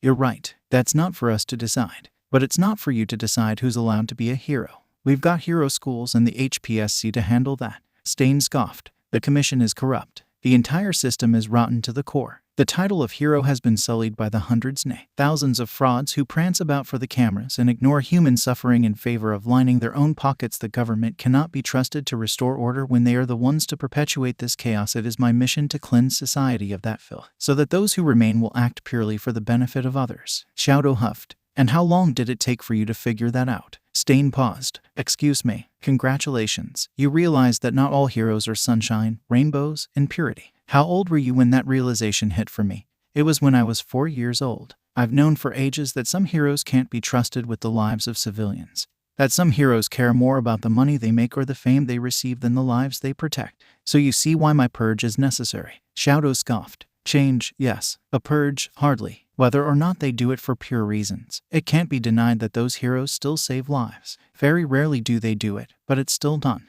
The system has problems, don't get me wrong, but slaughtering heroes by the dozen won't fix any of them. Stain scowled. You little, if anything, you're only making the problem worse. More than most, I'm able to hear the whispers amongst the hero community. Do you know what I've heard? Some of the more intelligent heroes are afraid of you, but a majority of unranked pros are actively looking for you. Not on account of you being an active threat, but because they want the fame and prestige that would come with taking down an infamous serial killer. Stain leveled his katana at Showdown. Naturally, that includes you, does it not? Showdown rolled his eyes. Please, if it were up to me, I'd have chosen somewhere as far from Hasu as I could. But no, my internship mentor decided that he needs to bring you down, hoping that your capture will finally put him above his unrequited rival. Izuku snorted. As if that would ever happen. Stain scowled. Enough. You kept me from my target, and the two of you will pay for that sin with your lives. A familiar voice shouted from above. I think the not, you trick-ass. A spotlight shone down on Stain from above, and the killer cursed under his breath, raising a hand over his squinting eyes. Several robots dropped down from above, surrounding Stain on all sides. They resembled three-way fusions of the villain bots from the entrance exam.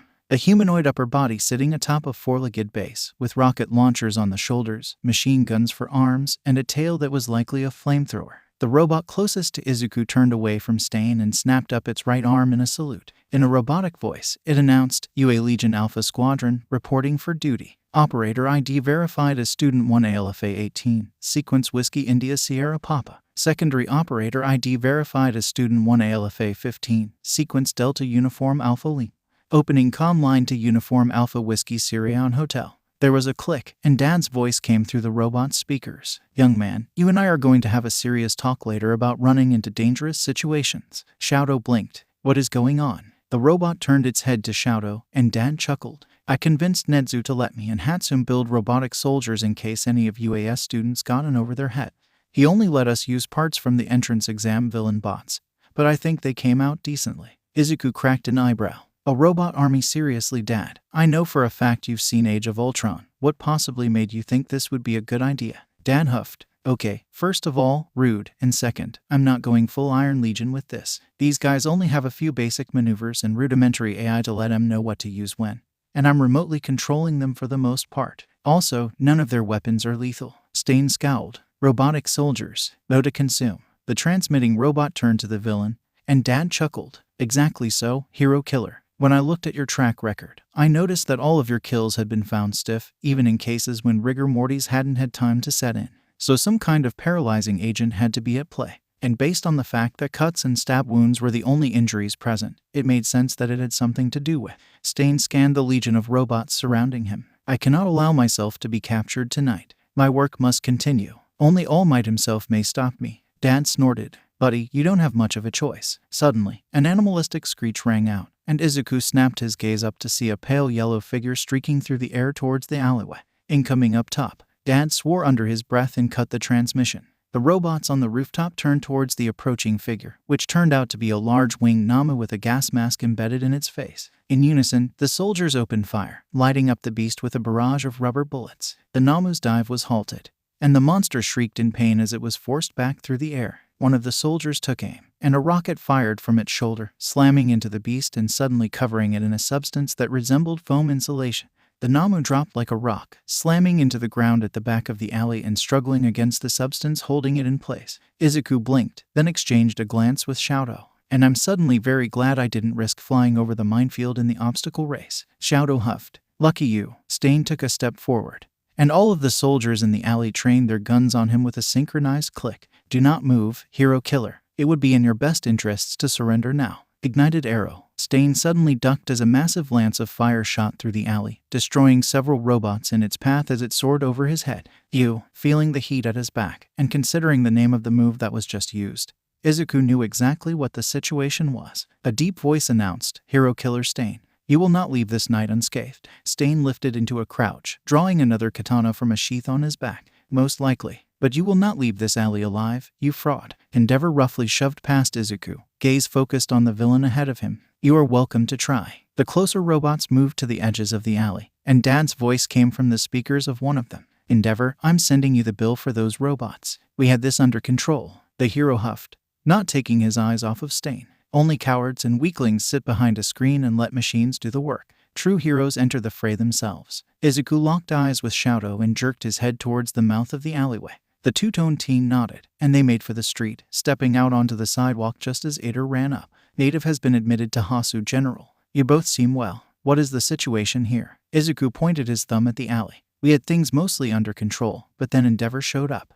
We're letting him try to handle it." 5 robotic soldiers marched out onto the street, and Ada blinked. "I don't think I remember those from the entrance exam." Izuku chuckled. "Nah, these are a passion project between my dad and Hatsum." The closest robot scanned Ada. Secondary operator ID verified as student 1A LFA4, sequence Foxtrot Alpha Sierra Tango. Ada blinked again. "I'm sorry." Izuku snorted. "They're using the NATO phonetic alphabet. I bet Dad assigned each member of 1A a command sequence that's a pun on our quirks. Mine is Whiskey India Sierra Papa, Aka Wisp. Showdown's is Delta Uniform Alpha Lima, Aka Dual." Ada groaned. "And naturally, mine is fast. No doubt Bakugo's is Bravo Oscar Mike Bravo." Showdown chuckled. "Most likely." There came the sound of roaring flames from the alleyway, and Ada glanced past Izuku. "Are you not worried about Endeavor? From what Tensei told me, Stain specializes in one-on-one confrontations." Izuku huffed. "Endeavor implied I was a villain in the making. He's earned no sympathy from me." "He did what now?" Izuku glanced over and paled as Gran Torino landed on the sidewalk.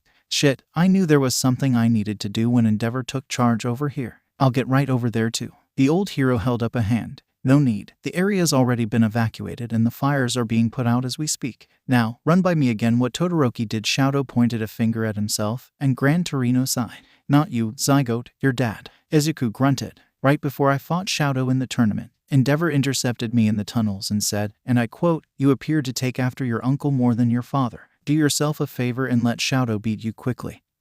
He can't afford to waste time on trash." You see why I'm not his biggest fan. The closest robot speakers crackled, and Dad growled. I'm half tempted to shoot him with a foam rocket right this second, but I'll settle for making Nenzu aware of this. No need. I texted him right before my match against Showdown. There was a pause. Fine. Another robot scanned Gran Torino and beeped. Operator ID verified as Hero Gran Torino, sequence Juliet Echo Tango. Gran Torino appraised the bot with a critical eye and cracked an eyebrow. UAS beefed up its tech since I was there last? Huh. Dad snorted. Indeed we have, sir. And I must say, it's an honor to speak with you, albeit indirectly. I've been a fan of yours for a long time. The old hero blinked, then glanced at Izuku. He grinned and stroked his beard. Ah, you're the heretic that my intern mentioned. Izuku huffed and crossed his arms, turning his nose up haughtily. I still stand by my assertion that All Might is the superior hero. Stain chuckled. Indeed. Everyone on the street froze, and Izuku slowly turned to see Stain walking out of the alleyway, dragging a paralyzed Endeavor by the boot. Well, shit. Stain glanced at Gran Torino, before settling his gaze on Izuku.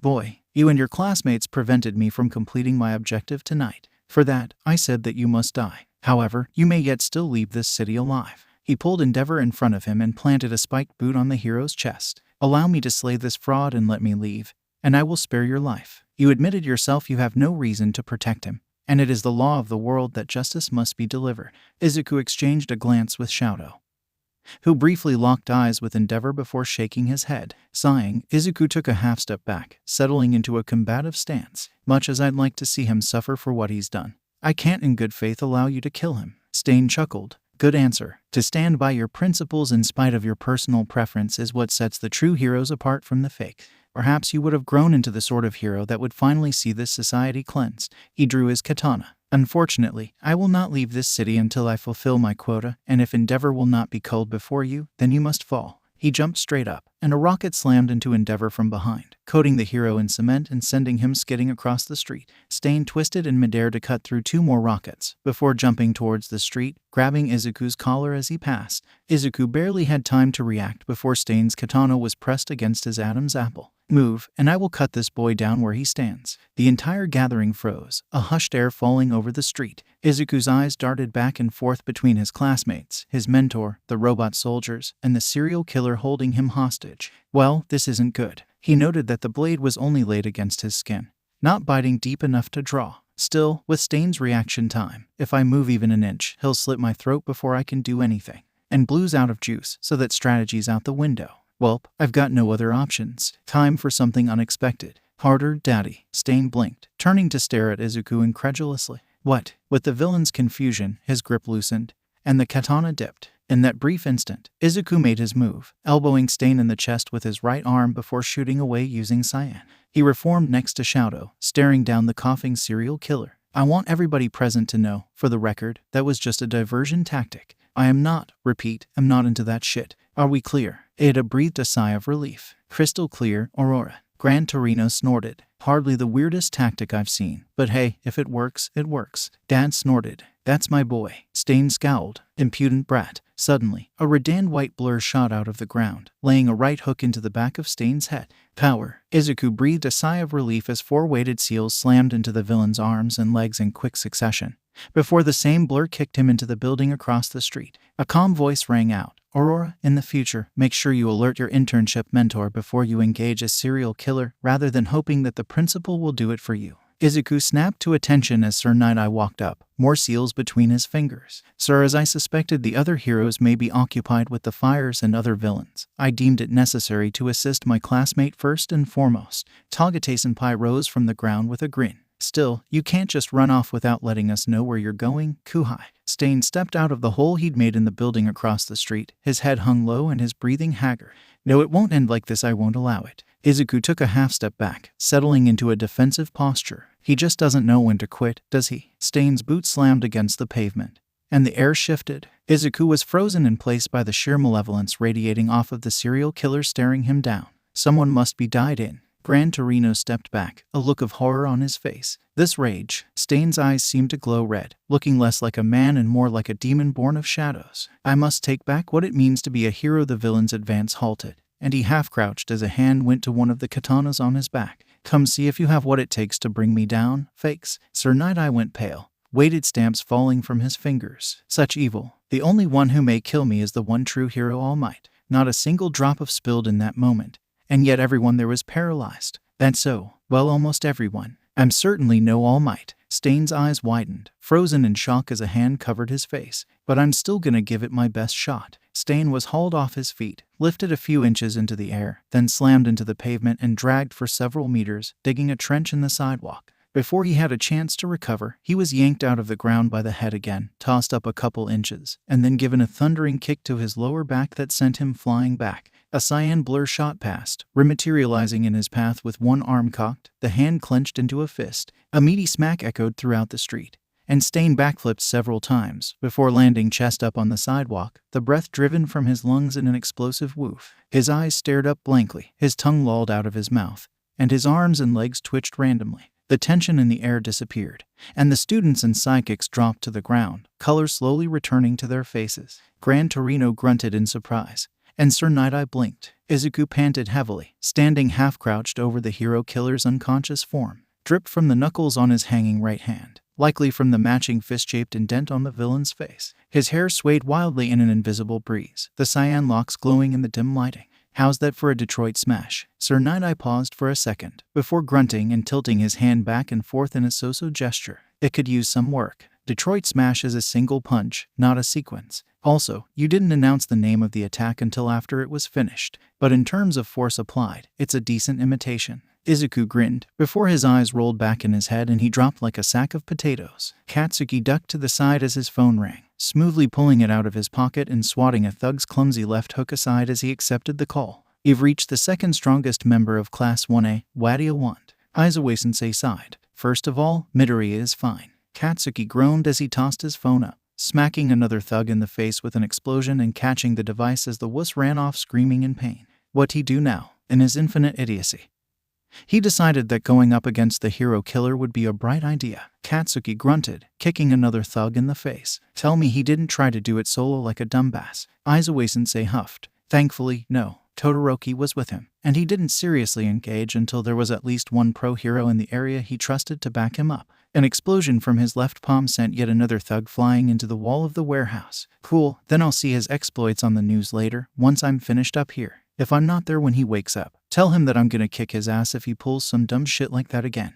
A pause. "What exactly are you doing right now?" Katsuki glanced up as a thug was sent flying through a window at the top of the warehouse, a closed one. He winced at the thump that echoed from outside, making sure the bunny doesn't kill this damn gang. Baruko shot back. "Oi, eyes on your own opponents. Blondie, I ain't got time to watch your back, so don't bother watching mine." Katsuki rolled his eyes, pirouetting to avoid a thug's swinging crowbar and kneeing her in the stomach before punching her lights out. "Text me later what hospital the nerd's at. I'll get there as soon as I can once this drug bust is over." He could feel Izuku-sensei pinching the bridge of his nose on the other end of the line. "Why am I not surprised she brought you along to a drug bust? Whatever, just get back to school in one piece." Katsuki rolled his eyes with a grin, kicking a charging thug in the face. "Okay, Dad, get off my back. You're expelled." As soon as Katsuki hung up, Maruko dropkicked the leader of the gang into one of the shipping containers scattered around the warehouse, and everyone froze at the resounding crash. After a few seconds, the dude groaned. "Did anyone get the ranking of that?" Maruko huffed. 18. "Thank you," one of the thugs cautiously asked. "You okay in there, boss?" "Ida." "Oh, okay, he's fine." When Izuku regained consciousness, the first thing that registered was the soreness in every muscle of his body. The second was that Izuku-sensei was standing over him, arms crossed with an unimpressed scowl and a cracked eyebrow. In my defense, Ida had come across Stain and sent out his location via the rep Discord. What was I supposed to do? Not go make sure he didn't get killed? A weary sigh to his right caught his attention, and Izuku twisted his head to see Katsuki pressing his fingers into his forehead. "I keep thinking you mind the idiot shaft dry, but then you strike a big all vein of dumbass. You didn't think to. I dunno, let the damn pros handle it. Come on, nerd, you should know better." Izuku coughed. "Again, in my defense, the other pros were occupied with the fires and the Namu, and I had backup in case things went south, unlike every other hero Stain killed." Katsuki cracked an eyebrow. "And," Izuku sighed, "and I panicked because last I'd checked, Ida was planning on hunting down the hero killer to avenge Ingenium or his previously spotless record, at least." Izuku-sensei was unfazed. "You're still not without fault. I know for a fact you've had other options outside of run after a serial killer like a suicidal idiot, Midori. Yahama expelled. The man huffed. As dangerous, harebrained, and stupid that move was, I can't deny that it worked. And you made sure you had permission to fight from your supervisor before you engaged, so you technically didn't break any laws. Therefore, as punishment, you will write a detailed list of several other choices you could have made in that situation, including whether or not they were viable options. I expect to see a minimum of 5 pages on my desk by the time homeroom begins on Monday. Understood. Izuku nodded firmly. Of course, sensei. Another grunt. Good. By the way, there was somebody who wanted to see you once you woke up. The door to Izuku's hospital room slid open, and a large man with a dog head walked in. Midoriya Izuku. I believed Tsurugami Kenji, chief of police, woof. I've heard from my officers that you were the student primarily responsible for finally bringing down the elusive hero killer, Stain. Izuku nodded slowly. I can't take full credit, but I won't deny that I was the one to land the final hit. Did I do something wrong, sir? The chief chuckled, a slight hint of a canine growl to his voice. If the circumstances were slightly different, you just might have been. When I first heard that students had faced Stain without any pro-heroes present to supervise them, I was annoyed. I had expected that I would need to remind you and young Todoroki that engaging in combat through the use of a quirk without proper authorization is illegal, woof. Izuku blinked. But then Gran Torino intercepted me to inform me of details that the officers hadn't been aware of when they made their report. The man's been a hero longer than I've been alive, and I know that when it comes to heroism, he's never more serious, woof. So to hear directly from him that you'd received permission to engage in combat before facing Stain, it was a load off my mind. Izuku hummed. I'm not sure I understand. Why is that a relief? The chief sighed. Because if you hadn't received permission, then this conversation would have been rough for both of us. But, with things as they are, I can fully and openly give you my sincerest thanks, young Midoriya. The man bowed. Because of your efforts, a highly dangerous serial killer has been taken off the streets. And for that, you have my deepest gratitude, woof. Izuku blinked. You're welcome. I guess this is kind of a lot for me to process. 1. I not only survived fighting a serial killer, but beat him, and 2. I've suddenly got the personal thanks of the chief of police. Katsuki rolled his eyes. Just don't let it go to your head, nerd. Izuku snorted. Oh, I'm fully aware that I got really lucky. If Stain had recovered even a second faster, he would have killed me on the spot. Trust me, I'm well aware I've still got room for improvement. Chief Tsurugami chuckled as he stood upright. An excellent mindset for a hero student to have, in my opinion. I've already talked to Gran Torino and Sir Nighteye to determine the official report to the public. It'll be mostly the truth, but we'll say that it happened across Stain while trying to rejoin Manuel, instead of admitting that the kid was deliberately chasing after a serial killer. I doubt Endeavor will be happy that he'll only be credited for wearing down Stain for you to finish off, though, so stay on your toes for a bit, woof. Izuku nodded. Of course, sir. The man walked over to the door of the room and slid it open, pausing as something crashed to the ground outside. He stood there for a bit, before chuckling and standing aside. Oh, don't let me stop you. Ada hurriedly walked inside, embarrassment written in every line of his face. Showdown followed shortly afterwards, his calm facade betrayed by the barest hint of a smile. The former cleared his throat and stood upright next to Izuku's bed. I must say, it is good to see you recovering well, Midoriya-kun. Izuku cracked an eyebrow with a smirk. Did you have your ear up to the door while the chief was in here? Ida huffed. I will neither confirm nor deny such a ridiculous notion. Izuku's expression was unchanged. White, note the time and date. Ada, Tenya has been caught eavesdropping. You naughty, naughty boy. White immediately whipped out a pencil and notepad and started scribbling away on it. Ada lunged for the wisp, who flew up out of reach with a giggle. This must not be noted for posterity. I will never hear the end of it if Tensei finds out. Showdown's facade broke, and he snorted loudly, pointing a thumb at the doorway. Little late for that. Ada froze, turning pale as he turned to see Ingenium standing in the doorway, arms crossed with a mischievous expression. Oh, Tenya. Ada whirled around and grabbed Izuku's hand with both of his own. Please, for the love of all that is holy, you must distract him. I refuse to be privy to any of his pranks. And he will surely include me in them if he remembers this. Izuku exchanged glances with the wisps, and Green's slow head shake made his decision for him. Izuku casually announced, Hey, did I ever mention why I was in Hasu to begin with? Ingenium tilted his head curiously. No, I don't think you did. Izuku hummed. Well, I was originally going to be doing some late-night patrolling in Shibuya with Gran Torino. Wonder why he hasn't checked up on me, to be honest. Ingenium froze. Gee, Gran Torino is H here. Izuku grinned, his suspicions confirmed. Oh yeah, I was expecting him to be one of the people in the room when I woke up.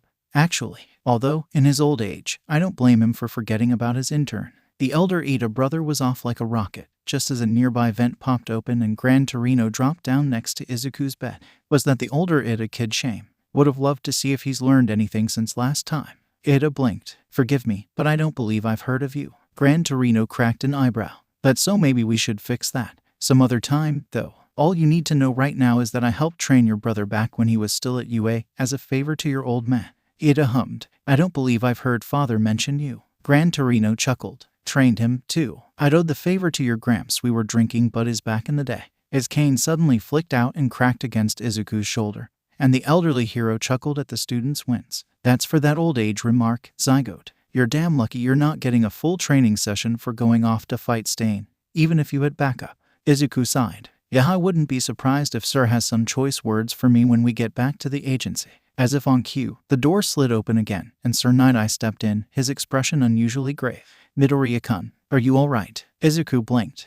Yeah, I feel fine. Last night was just quirk exhaustion coupled with an adrenaline crash. Muscles are still a bit sore, but I should be good to go by lunchtime. Did something come up? The investigative hero glanced around the room. I'd like to speak with just Midoriya-kun and Gran Torino, if possible. Katsuki cracked an eyebrow, but headed towards the door without protesting. If it's something dangerous to the nerd's health, let me know. Izuku-sensei huffed. If it's dangerous to his health, let me know. Nighteye chuckled. Not to worry, Eraserhead. I'll be certain to alert you if there's a threat to your students. The others cleared out, and Gran Torino turned to the younger hero with a raised eyebrow.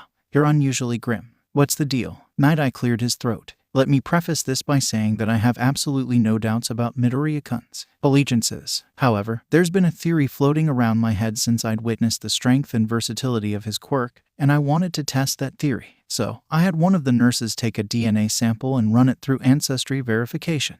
Izuku blinked. What'd they find? Many days later, the door to the classroom slid open, and 1A fell silent as Izuku-sensei walked in. All right, good work on your internships. Most of you kept your heads down and stayed out of trouble, and those of you that dealt with substantial issues kept your heads mostly clear and handled it quickly and efficiently. Good. Still, there were some improvements to be made on your performances, so we're going to keep working at it. He glanced at his desk, grunting in approval at the thick stack of papers already sitting on top. Right, I've got work to do. Class dismissed. He grabbed the stack and walked out the door. Immediately, the class sprang out of their seats and converged on Izuku's desk, the sudden shouting scaring Orange out of the wisp carrier and into the rafters. Ignoring the others, Izuku reached into the crowd and laid a hand on Tsuyu's shoulder, locking eyes with her before nodding once. Dad and I appreciate what you did. Tako's always been a bit of an irritable, and that's coming from me, who's only met the guy in person once. Tsuyu's eyes watered. You're welcome, Kiro. As she headed back to her desk, Kaminari leaned forward with an excited grin. Come on, man, you fought the hero killer. The police report was super vague, so spill the details. Izuku sighed. First of all, I was terrified out of my skull the entire time, despite what he said about us exchanging natives' lives. For hours, he was definitely holding back. He could have killed both of us at any time if he'd really tried. I only managed to take him down because I was unexpected and fast enough to knock him out before he had a chance to think. Kaminari pouted. Come on, dude, don't be so hard on yourself. Jiru smacked the blonde upside the head. Knock it off, idiot. Unless you want to sound like you're encouraging people to go fight serial killers. Kaminari paled. Message received. Shutting up. Kirishima huffed. Well, I still think it's manly that Midoribro stepped up and made sure Stain wouldn't kill anyone else. Izuku grunted. Wish I hadn't needed to. But sometimes you just gotta play the hand that life deals you. Come lunchtime, Izuku did his best to ignore the awestruck stares and hushed whispers that followed him through the cafeteria. Sitting down at his usual table, he was quickly joined by Katsuki, Takoyami, Uraraka, Ida, and Shoudo, with Hatsum showing up shortly after. A few minutes into eating, Uraraka set down her chopsticks and turned to Izuku with a cheeky grin on her face. So, Midoriya-kun, why didn't you tell me that Ryukyu was your dad's cousin? Izuku did a spit take, while Shoudo slammed his fist into the table and pointed with a wide smile. I knew it. Did I or did I not call it? Katsuki sighed and pinched the bridge of his nose. Because he didn't know, obviously. I was planning to let him know after proper build-up. But that, I guess. There came a sigh from behind him, and Izuku glanced up to see Dad standing over the table. Sorry it had to be so sudden, kiddo. I would have told you a lot sooner, but, well, she was always busy with hero work, and I was busy with merchandising work. It honestly just slipped my mind until now. Hatsum grunted. Hey, Ryukyu's cool, I guess, but she never uses any babies, so consider my interest shot. Her eyes suddenly lit up. Speaking of babies, Frecklison and I made a major breakthrough on that side project during internship week. Getting uninterrupted workshop time was great for baby making. Ida paused. Are you referring to the UA Legion? Uraraka blinked. The what now? Dad coughed. Robotic soldiers. Made him from parts of the entrance exam villain bots. But no, May's talking about a different side project. Which, may I remind you, we agreed to keep a lid on until final exams. Hatsune blinked. Oh, right, NDA practice, sorry, Captain Rainbow. But you're not getting anything out of me. Signed a contract and everything. I legally can't divulge the fruits of our research until after your practical exam. Izuku frowned. But aren't. Dad quickly shushed him and took him aside. Yes, I know contracts signed by minors aren't legally binding. But please, don't let her know that. It's the one thing keeping this a surprise from Higari. I don't want him to know what we're working on until I see his reaction to you using it during the practical exam. And to do that, I need to keep Hatsune quiet. Okay, Izuku nodded. Loud and clear, Dad. Hatsune tilted her head curiously. But aren't what? Izuku cleared his throat as he sat back down. But aren't we supposed to be familiar with our hero costumes during the practical? Wouldn't extra gear just throw us off and make us underperform? Hatsune waved a hand dismissively. Don't worry about it, Captain Rainbow. You're gonna be fine. Glancing around the room, she leaned in close and loudly whispered, besides, the contract didn't say nothing about Frecklison telling you about it off campus. Izuku grinned. Perfect. For foundational heroics, they found All Might standing just inside Ground Gamma, wearing a wide grin in his Golden Age costume. All right, listen up, Zygotes. Izuku blinked. Wait, is he trying to mimic Gran Torino's teaching style? He's falling stupendously short of the mark, if so. The purpose of internships was to let you focus on heroics and improve yourselves as such. Today's exercise will be a chance for you all to demonstrate what you learned over the past week. The objective is simple: a rescue race. Ida thrust a hand up. Sir, if this exercise is rescue-focused, would it not be wiser to use the USJ? For other rescue lessons, you would be correct, young Ada. However, the USJ is designed for, well, unforeseen events, such as natural disasters. This lesson is closer to what you'll be doing more often as Heroes. Ground Gamma, as you can see, is designed to resemble an industrial area in this exercise. You'll be racing to save a trapped civilian in this case. 4 groups of 5 will take turns racing. You'll start at the outskirts of the city, and when my distress signal goes off, get to me as fast as you can. Of course, heroes must keep collateral damage to a minimum. The groups have all been decided ahead of time. And here they are. He pulled out a holographic projector and turned it on, displaying a list of names. Group 1: Ajiro Mashiro, Siro Hanta, Toru Hagakure, Bakugo Katsuki, Shinsu Hitoshi. Group 2: Aoyama Yuga, Ida Tenya, Uraraka Achako, Kuji Kuda, Yaoyarazu Momo. Group 3: Asui Tsuyu, Kaminari Denki, Kirishima Ijiru, Jiru Kyouka, Takoyami Fumikage. Group 4: Ashido Mina, Sada Rikadu, Shaoji Mezu, Todoroki Shoudo, Midoriya Izuku. Group 1, starting points have been set up around the perimeter. Pick one and prepare to start. Everyone else, head to the viewing platform on your right. Camera drones will follow your classmates, so you'll be able to see the action from there. Katsuki ran through a few preliminary stretches, standing on top of a water tower. Ordinarily, he'd be popping off a few sparks to make sure there wasn't too much sweat build up, but his week spent training under Maruko had taught him a simple fact of hero work. Start. No such thing as overkill. Muttering a silent apology to earlobes and octopus, Katsuki rocketed up from his starting position, before unleashing a massive twin explosion that sent him flying over Ground Gamma. A quick tap to the fin behind his right ear engaged a holographic display over his right eye, placing a reticle in his vision that pointed towards All Might's signal. Gotta give Hatsune props, she really knows her shit when it comes to gear. The reticle suddenly moved down, and Katsuki angled his arms up and back as far as his shoulders would allow. Another explosion, and he dropped like a rock. The second his feet hit the ground, he bent his knees and rolled forward, dispersing the impact from the landing over several seconds. He jumped to his feet, skidding to a stop as All Might blinked in surprise. Detonator Hero Megaton, ready for action. What do you need? Achako stuck her right elbow inside her left, twisting as she pulled and feeling her joints pop. Normally, she'd have been sweating buckets, but her training under Ryukyu had left her with one very important lesson. Start. The best heroes don't take time to be nervous. She immediately slapped her hands against her upper legs and jumped, soaring through the air at high speeds. She'd angled herself in the direction she'd heard All Might shout from, and as she rose upwards, she could make out the hero's distinctive hairstyle on a distant water tower. Pressing her thumbs and pinkies together, she brought her quirk down to about half strength, letting gravity partially take hold and carry her in an extended arc over Ground Gamma. Seconds before she hit the ground, her boots automatically shot out a blast of air from her soles, slowing her descent enough that she didn't land with too much force. As she slid to a stop, she snapped to attention with a salute. Airborne Heroine Uravity, reporting for duty. Only a few seconds later, Ada clambered up onto the water tower, pausing when he saw Ochako before delivering his own salute. Gearshift Hero Facultatum at your service, how may I be of assistance? Fumikage placed a hand on his left shoulder, rolling the arm in its socket as he took in his immediate surrounding. Large pipes, both vertical and horizontal, combine with water towers and warehouses to form a veritable maze of metal. Unbidden, his beak twisted into his closest equivalent of a grin. We could not ask for a better stage. Start. Immediately, dark shadow appeared over his head and arms, strength surging through his limbs. He crouched low, before leaping upwards, aiming towards the closest horizontal pipe.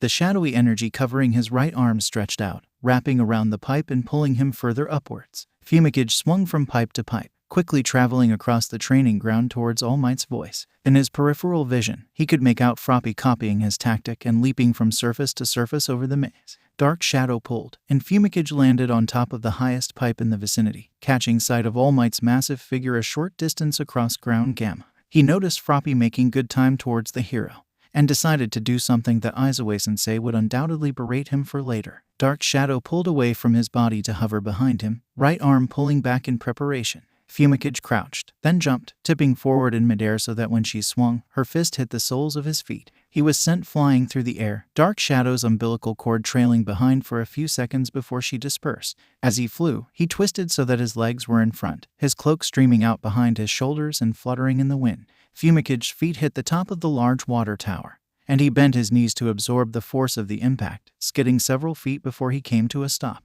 All Might's jaw dropped, and Fumikage forced down a grin as he stood tall. Jet Black Hero Tsukayomi, how may I assist you? Izuku laced his fingers together and stretched them out over his head, leaning to his right and feeling his joints pop in quick succession.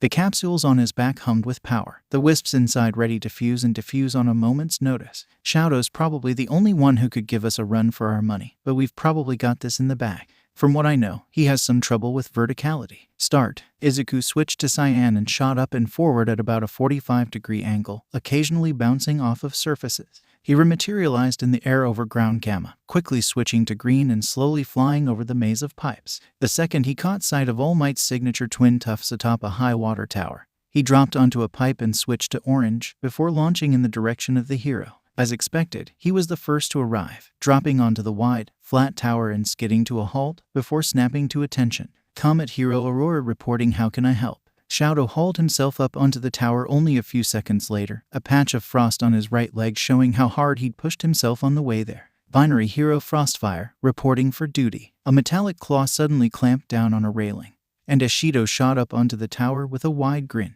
Acidic Heroine Shonen rose. Ready for action, she took in her classmates' shocked expressions and grinned, holding her arms out to display the grappling hook launchers on the undersides of her wrists. Aren't they cool? Gadget Girl added M to my costume right before internship started. Izuku grinned widely. Isn't she great? Ashido laughed. I know. A few seconds after the final group rejoined the class on the viewing platform, All Might landed close to the exit with a wide grin on his face. Well done, everyone, though not all of you could come in first for your groups. You've all made grand strides since the beginning of the school year. Keep it up, and I'm certain you'll perform admirably on your final exams. The weeks passed, and Class 1A settled into somewhat of a routine. Every day without a villain attack lowered their guard just a sliver more. Each week, they'd sit through academic classes, excitedly await All Might's next practical exercise, and train in their own ways on their own time. Much like the 2 weeks between the USJ and the sports festival, it was easy to get sucked into a comfortable cycle. For most, the League of Villains was barely even an afterthought. As far as they knew, Shigaraki hadn't made a move since the USJ. What reason did they have to worry about him? But the students who were involved in Hasu knew otherwise.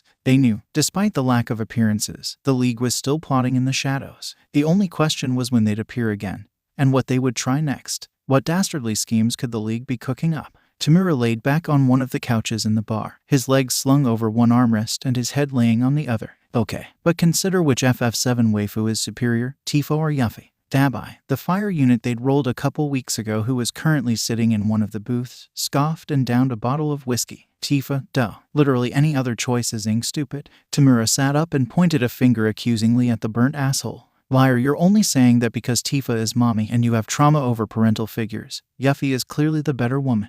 Dabai snorted, turning around to raise an eyebrow at Tamura. Oh, yeah, answer me this. Dusty, how are you supposed to enjoy a relationship with a woman if she can't kick ass? Yuffie's a damn coward and frail as shit. Tifa would lay her out in a heartbeat. Tamura shot to his feet, You take that back. Heathen Yuffie is a training ninja. Tifa couldn't land a single goddamn punch before getting cut in half. Spinner, the lizard guy who was a damn stain fanatic, cautiously raised a finger.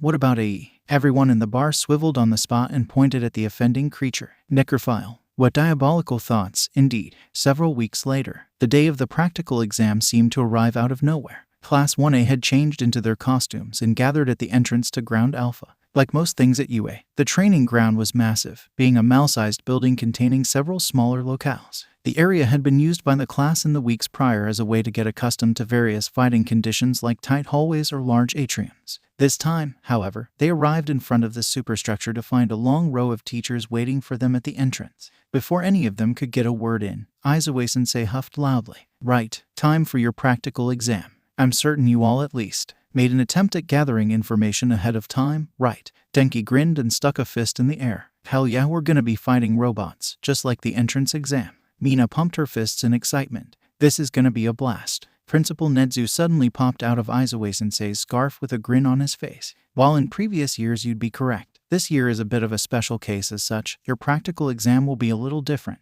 The drain from the two students' faces, and Momo nervously lifted a hand to her chest. Different. Nedzu casually dropped to the ground and strode forward, paws clasped behind his back. Going forward, we'd like to make extra certain your person-to-person combat skills are up to snuff, along with teaching that more closely resembles actual fighting. To that end, you'll be pairing up and facing off against your teachers. Several gasps rose up, and Present Mike chuckled. Not to worry, listeners, we won't be going all out, but you're still going up against people who are way better than you. Kaiuka tilted her head in exaggerated confusion. Better than us, I can't see it, though. Watch your mouth, girly, you hear. Izuku-sensei grunted. Pairs and opponents have been decided ahead of time. Rest assured, you'll have to truly go plus ultra if you want to attend the summer training camp.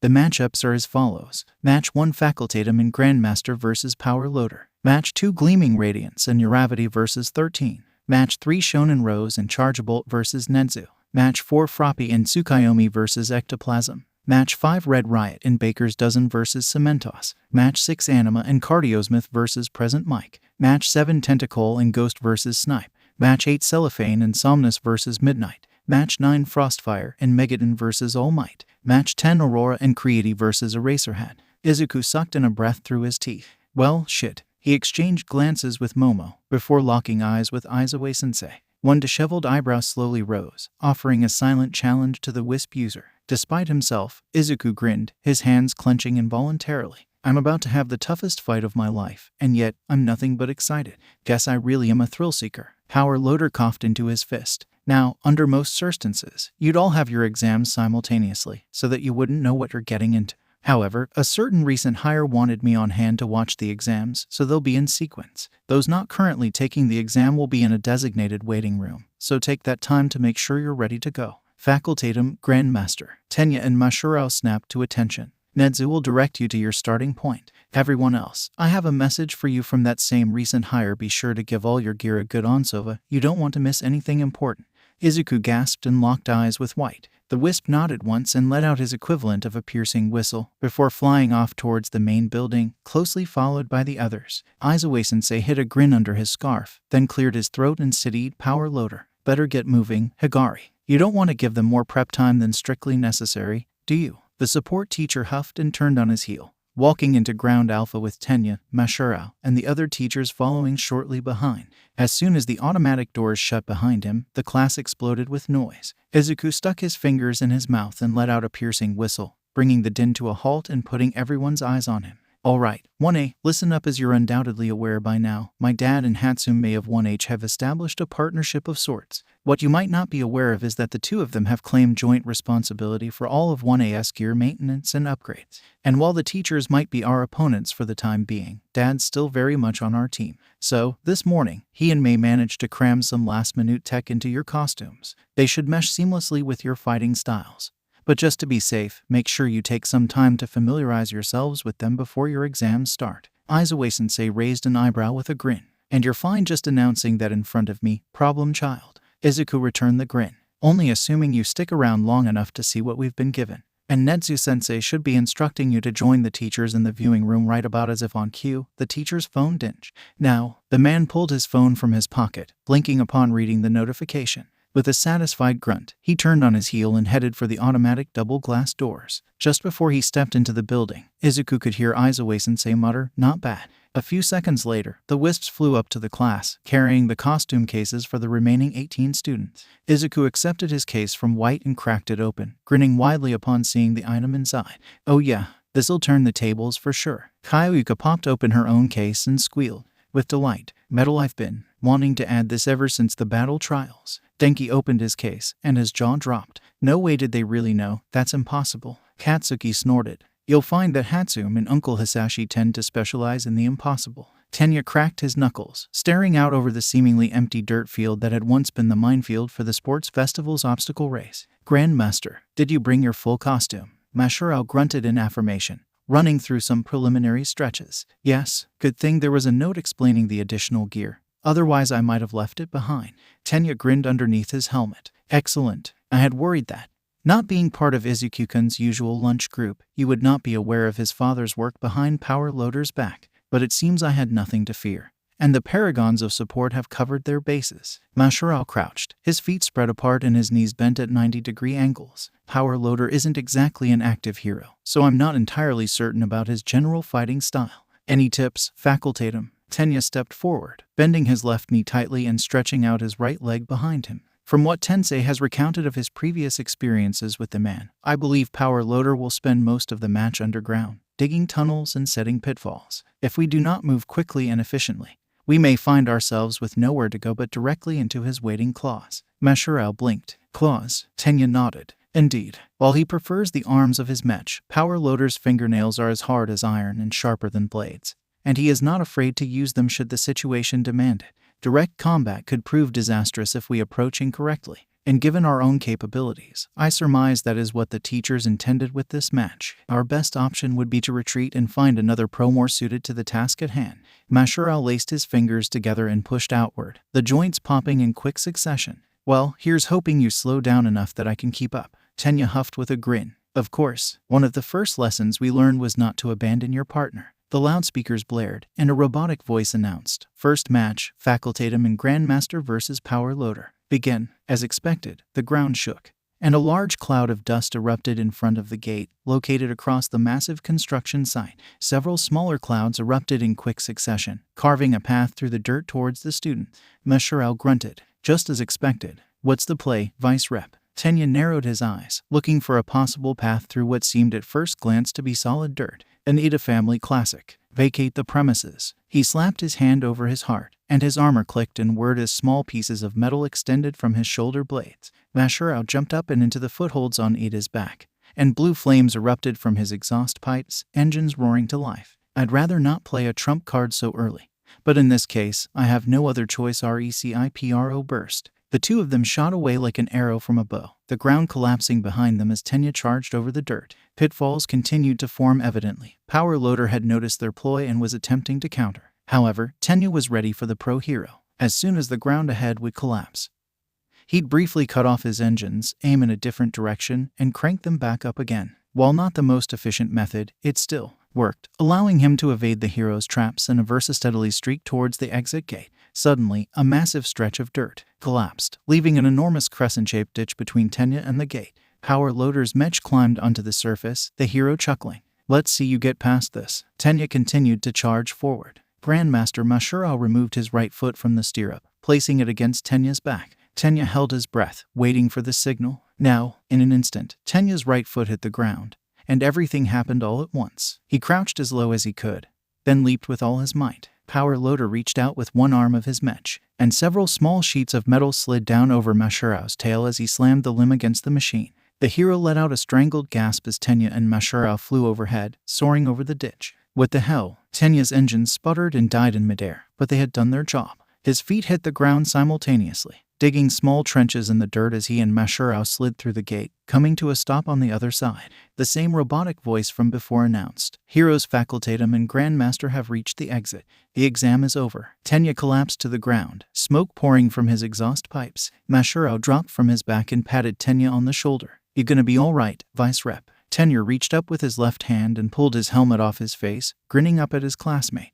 "I will be fine, Mashiro-kun. My engines will recover with time." Power Loader's mech stopped, just inside the gate, and the teacher let out a whistle as he unstrapped himself and walked up. Not bad at all. Although, I'm fairly certain that I hadn't noticed that tail armor or those stirrups the last time I checked your costumes. When did those get there? Tenya chuckled. When a certain recent hire saw that you had left the workshops this morning to prepare for exams. Ochako cracked her knuckles, staring across the plaza of the USJ at where 13 was standing at the base of the stairs. The place held some bad memories from the League's invasion, but she had more important things to worry about right now. Speaking of which, she shot a glance at her partner, who stood tall with an unconcerned expression on his face, gleaming radiance. He barely even glanced at her.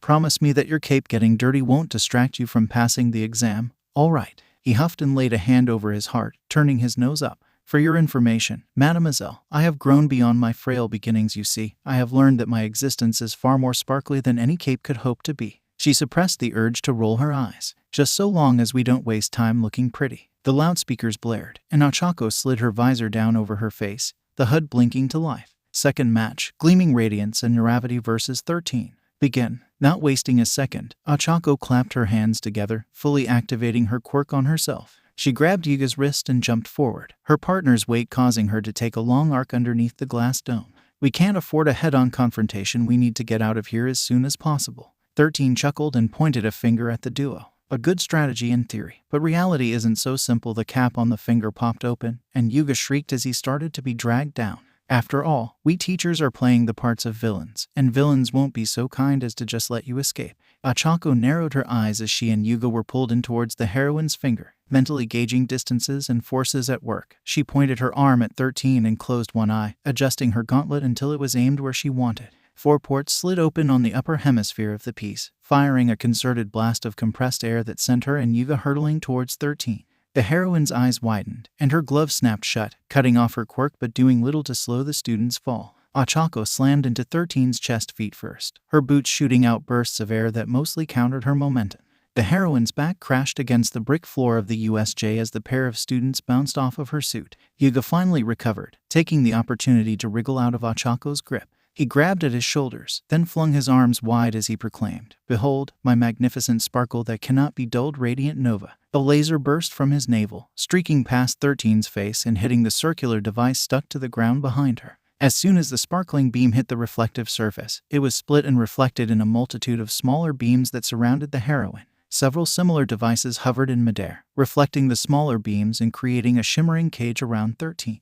Before the teacher had a chance to react, Ochako touched the ground and leapt forward, left hand grabbing the heroine's helmet right as the laser cage shut off. 13's back was forced against the bricks again, and Ochako's right hand whipped around and fastened the designated handcuffs around the heroine's wrist. The loudspeakers blared again, and the reflective discs all flew back into Yuga's shoulder pauldrons. Villain 13 has been handcuffed. The exam is over. Ochako let go of 13's wrists and stepped back, falling to her knees and letting out a sigh of relief. Geez, that was so stressful I had no clue if that would actually work. 13 sat upright with a chuckle. I must say, I'm surprised. I didn't know your gauntlets had been updated like that, or Yamakun's armor. Yuga beamed. But of course not, madam, for you see, these updates were kept a secret from the teachers by Midoriya-kun's father, so that we might have an ace up our sleeves for this exam. 13 whistled. Well, and he managed to keep Power Loader out of the loop. Hasashi heard an impressed whistle from behind him, and he turned in his seat to see Majima walking up to the wall of monitors. Not bad. I couldn't even see any hint of exhaust or flame keeping those mirrors airborne. How'd you pull that off, actually? Hasashi chuckled and turned back to the screens, scratching out a check mark next to Aoyama's and Uraraka's names on his clipboard. Remember her electromagnetic shoes that Hatsum advertised during the sports festival? We reused that same tech, but optimized and miniaturized it to fit inside those mirrors we stacked in Aoyama's shoulders. Uraraka's gauntlets were pretty fun, too. Not only can they fire off bursts of compressed air, they've got third-ender grappling hooks with cables made of carbon fiber. Majima grinned. Nifty. I'm guessing she didn't use those out of fear of them getting destroyed by black hole. Hasashi snorted. Hatsum has made it very clear that should anyone in 1A allow her babies to be killed, she will track them down and field test her patent-pending punishment rifle on them. Majima blinked. Punishment rifle, what's that? Hasashi shuddered. The recurring monster in every single one of my nightmares. That's what. Mina laced her fingers together and stretched her arms above her head, feeling her shoulder blades pull tight. Well, we're probably not gonna win, but we might as well give this our best shot. Denki grinned as he rolled his left arm in its socket, before slamming his fist into his palm. You said it. Besides, if the note in my case was any indication, we might have a better shot than I first thought. The loudspeakers blared, and Mina flexed her fingers, the grapples underneath her wrists unwinding a bit and dangling by her knees. Third match, Shonen Rose and Chargeable vs. Netsu. Begin. The two of them took off at a run, because if there was anything their teachers had drilled into them by that point, it was that speed was a hero's greatest weapon. The bolts on Denki's jacket glowed, fueled by an ambient current of electricity across his skin. So, what do you think the principal's gonna go for? Cause I don't really know much about him. Mina scanned the immediate area, noting in the back of her head a crashing sound that seemed to get louder with every second. Me neither. But from what little I've heard from Izu, the principal's not much of a head-on fighter, so if we can just stay away from him, we should have a decent shot at getting out of here alive. Suddenly, screws shot out from the pipes overhead, and Mina bit down a curse as their surroundings began to collapse. Denki apparently had no such reservations, swearing loudly and constantly as they attempted to get away from the metal landslide. Shit, what the hell is going on? Mina shrieked. Get a hold of yourself, it's obviously Netsu-sensei. Denki shot back. Well, excuse me for being terrified out of my skull when I'm about to be buried alive. Mind racing at a mile a minute, Mina considered her immediate options and settled for wrapping one cable around Denki's waist and using the other to pull herself towards a warehouse. Her feet hit the wall, and she clenched her fist, the mechanical winch in her gauntlet pulling the duo up onto the rooftop. As her other grapple retracted, Denki collapsed to his knees, panting heavily. Oh God, can we just take a moment? Mina stepped up to the edge of the roof and paled. No, the heck we can't, come on. We gotta move. Thankfully, Denki didn't argue, and the two of them jumped to the next roof over just as the first one collapsed in on itself. Denki shouted, "Got him, Net. Is he trying to kill us? How is he even doing this?" Chain reactions. Denki blinked, even as he casually jumped over a 5-foot gap between buildings. The heck does that mean? Mina pointed across ground gamma to where a bright yellow crane with a wrecking was nestled in the center of several wrecked structures. He hit something. That thing hits another thing. Rinse and repeat until it reaches us. So we gotta keep moving. Denki raised a hand to his chin and hopped across another gap. Wait, but how can he tell if something's going to wind up hitting us? Wouldn't everything just fall apart all willingly? How do you predict something like that? Mina gave her partner a deadpan stare. Be a damn super genius like the principal, obviously. What seems totally random to one person could be completely certain to someone else. Now come on, work that brain of yours. What's the plan? Denki snorted as he hit another rooftop. You're seriously asking the bottom-ranked academic in the class to make a plan? Mina rolled her eyes. Well, that's the whole reason why the two of us got put against the principal in the first place. We're the two lowest scorers in the class. The obvious point of this exam is for us to recognize our faults and work past them, so come on, plan. Denki glanced down as he launched off a fire escape, hand on his chin. All right, if he knows how one thing's gonna act when it's hit by another thing. Then what if we hit the thing first? Wouldn't that throw off his chain reaction? Mina shrugged. Better than nothing. She pointed at the crane, then moved her finger to a so far untouched building. I recognize that style of building from one of my conversations with Chaco. It's used to protect electrical generators from bad weather. Denki grinned. Well, give me a clear shot, then. Mina returned the grin and clapped her hands together. Her gauntlets beeped, and the cables from the grapples spiraled around her extended arms to form a long, thin barrel. Acid poured out from her fingers, and a thick glob shot out towards the wall, immediately burning a large hole through it. Denki skidded to a stop at the edge of a roof and held his hands out in front of him, electricity humming along his arms. Metal snaked out from underneath his jacket, forming into slabs of metal running along his sleeves. Mina snagged a loose nut from the rooftop and tossed it towards her partner, her hair standing on end. With a flash of light and a loud thum, the nut was sent flying through the hole in the wall, punching through one of the generators and causing a massive explosion. At the same time, one of the walls collapsed, and the blast sent the rubble flying away. A chunk of concrete slammed into the supports of the crane, and the wrecking bumped against a nearby building. Mina thrust her arm out, and her grapple wrapped around a pipe. She soared over ground gamma, taking a moment to wince at the devastation below before focusing her attention on the task ahead. As expected, the principal was sitting in the cockpit of the crane, sipping from a cup of tea. My, you two, well done indeed. I hadn't stopped to consider the possibility that Hisashikun and young Miss Hatsune would sneak some last-second upgrades into your costumes. Mina gave the principal a deadpan stare, even as she whipped out her handcuffs and clasped them over the mammal's wrists. Somehow, I don't believe that for a minute. Netsu-sensei rolled his eyes with a smirk. You've caught me. I did consider it, and in fact calculated it to be a near certainty, but chose not to inform Power Loader of the possibility. After all, it does my staff good to toss them a surprise every so often. keeps them on their toes. The loudspeakers announced, "Villain Nedzu has been handcuffed. The exam is over." Asashi glanced to his right and snorted as he saw Magiama's incredulous expression. Ibutha Winha, recovery girl, who sat to Asashi's left, chuckled and shook her head. "Congratulations, Higari. You've been outperformed by the youngins. About time, if you ask me." Majima blinked. She turned Kaminari into a railgun and basically handed Ashido an acid-shooting sniper rifle. "I'm both prouder than ever and terrified out of my skull at the same time." Asashi snorted again. "Just wait till you see what else we've cooked up for the kids." Fumikage rolled his left arm, glancing at the map of the multi-story building sitting on the wall at the starting point. "I would assume that our opponent's intention will be to wait by the exit and send his clones out to harry and delay us." Sue hummed, "And I bet that we'll only pass if we handcuff the original Kiro." Dark shadow manifested behind Takoyami, one hand on her chin and the other on her elbow. "Makes sense to me. How should we do this?" Fumikage glanced up at the bright ceiling lights. "I believe it would be prudent to use your abilities as little as possible, Dark Shadow. The name of this game is clearly Endurance, and while Izuku's familiars have seemingly boundless energy, the same cannot be said for you." Dark Shadow huffed and crossed her arms. "Says you." The loudspeakers blared, and Dark Shadow dissipated without further comment.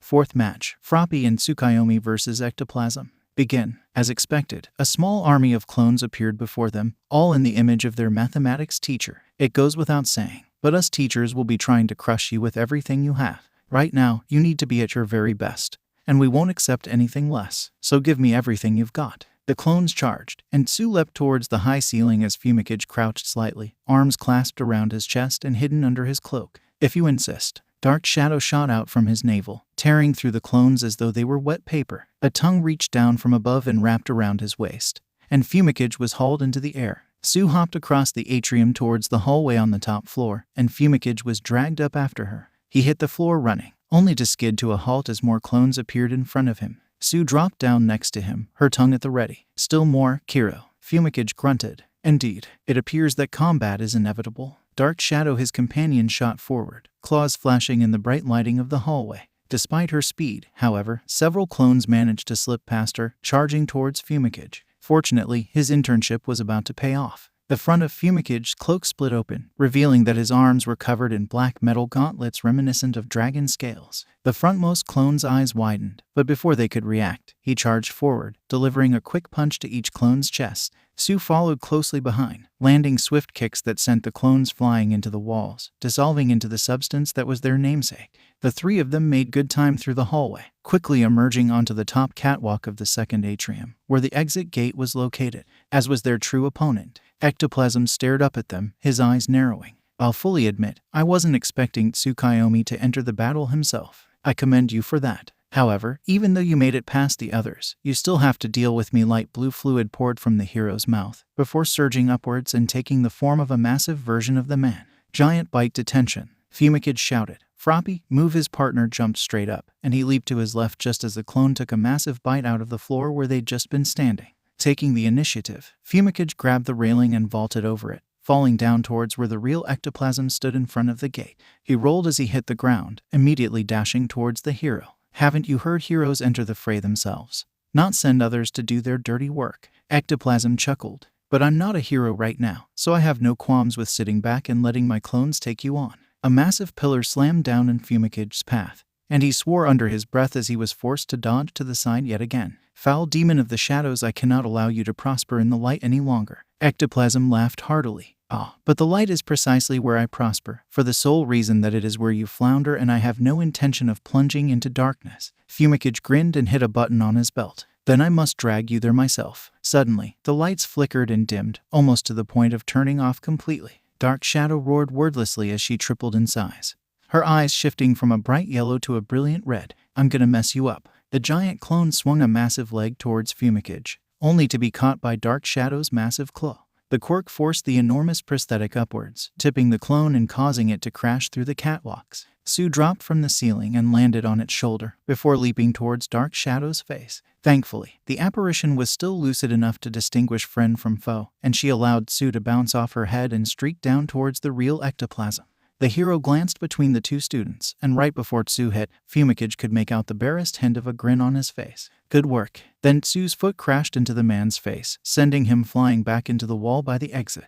The giant clone began to dissolve, implying that the original had been knocked unconscious. Fumikage pressed a button on his belt, and the lights returned to full strength, causing Dark Shadow to shrink back down to regular size. Fumikage locked eyes with his classmate, and they nodded in unison. Tsuyu hopped over to the unconscious hero and snapped her set of handcuffs around his legs. The loudspeakers announced, "Villain Ectoplasm has been handcuffed. The exam is over." Ectoplasm suddenly sat up, proving that he was, in fact, not as unconscious as they'd thought. "I'll fully admit, I didn't see that coming. Asashi's notes on Dark Shadow led me to believe that she only had 2 modes, not that she could go almost berserk. I also didn't expect those gauntlets, or what I'm guessing was an EMP that turned off the lights." Fumikage cleared his throat. "Actually, it's more than a simple EMP. The device is programmed to automatically hack into any lighting system and grant me full control over it.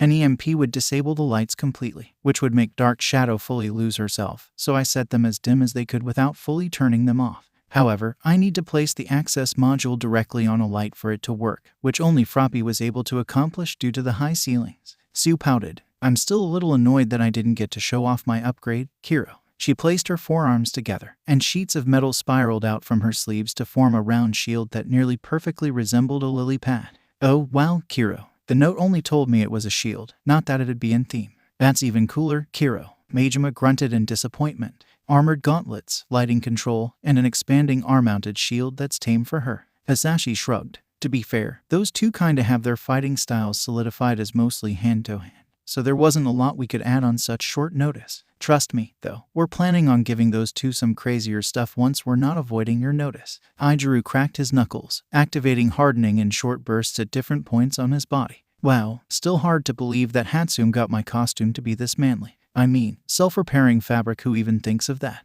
Rikibro gave him a deadpan stare. "Midnight, obviously. Her costume is made of a similar material, just easier to tear since, she kinda needs it to." Ijiru chuckled. "Okay, fair point. But still," Rikibro rolled his eyes and turned his attention to the streets ahead. "So, thanks to Izuku's dad, I think I've gotten a lot better at managing my quirk's downsides since the beginning of the semester, but we still should probably have a strategy beyond running in, guns blazing." Ijiru chuckled and pointed his thumbs at the gears on his shoulders. "Bet you meant that figuratively. But Hatsume's last-minute upgrade can make it literal." Rikibro blinked. "You've gotta be shitting me." Ijiru snorted. "Well, technically they're not actual guns, but they might as well be. I'm not nearly smart enough to get how they work, but all I know is that they're super manly." Rikibro grinned. "Excellent." He pointed a gloved thumb at his fancy new headpiece that looked like a chef's hat. "And I'm not gonna run low on supplies, thanks to my own upgrade. You ready for this?" Ijiru grinned widely and slammed his hardened fists together, producing a shower of sparks. "Hell yeah, bro, let's do this." The loudspeakers blared, and Ijiru crouched in anticipation.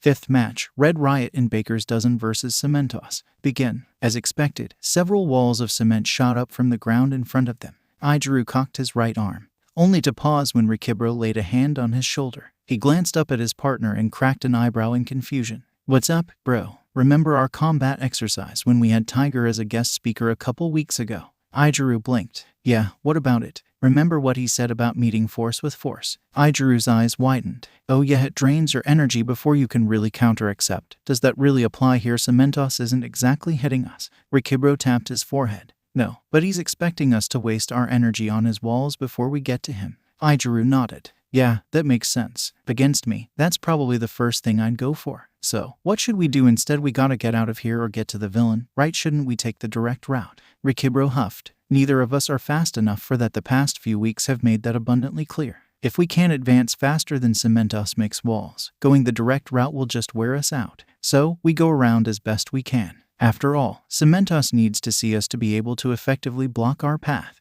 Only reason he set these up so far ahead was because he predicted the obvious strategy." Ijiru hummed and took a step back from the wall, resting a hand on his chin. True.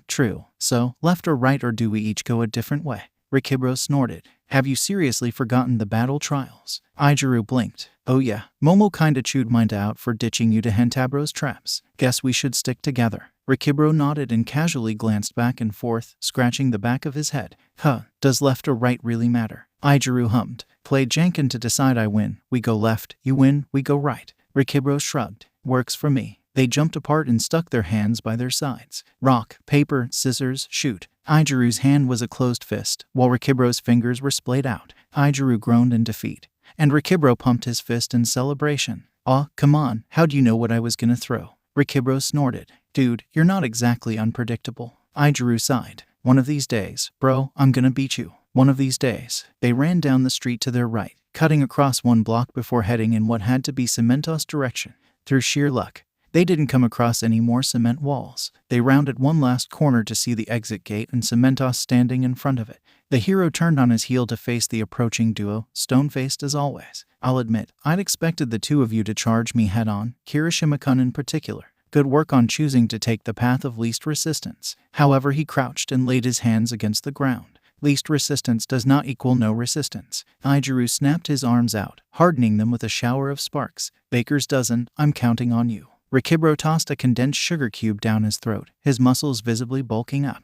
"You got it, Red Riot," as his classmate roared wordlessly and began reducing the walls of cement to smithereens. Ijiru crossed his arms in front of his face and shouted, "Riot Shield, ranged mode immediately." The gears disconnected from his shoulders and floated around to hover in front of him, fabric forming in the holes in the center. Ijiru drew back his right fist, and the gear from his right shoulder moved to where the punch would land in midair. "Gimme a clear shot, bro." Rikibro roared again, but Ijiru could hear the affirmation in his partner's voice. The massive dude punched through another wall, and Ijiru caught a glimpse of Cementos kneeling on the ground.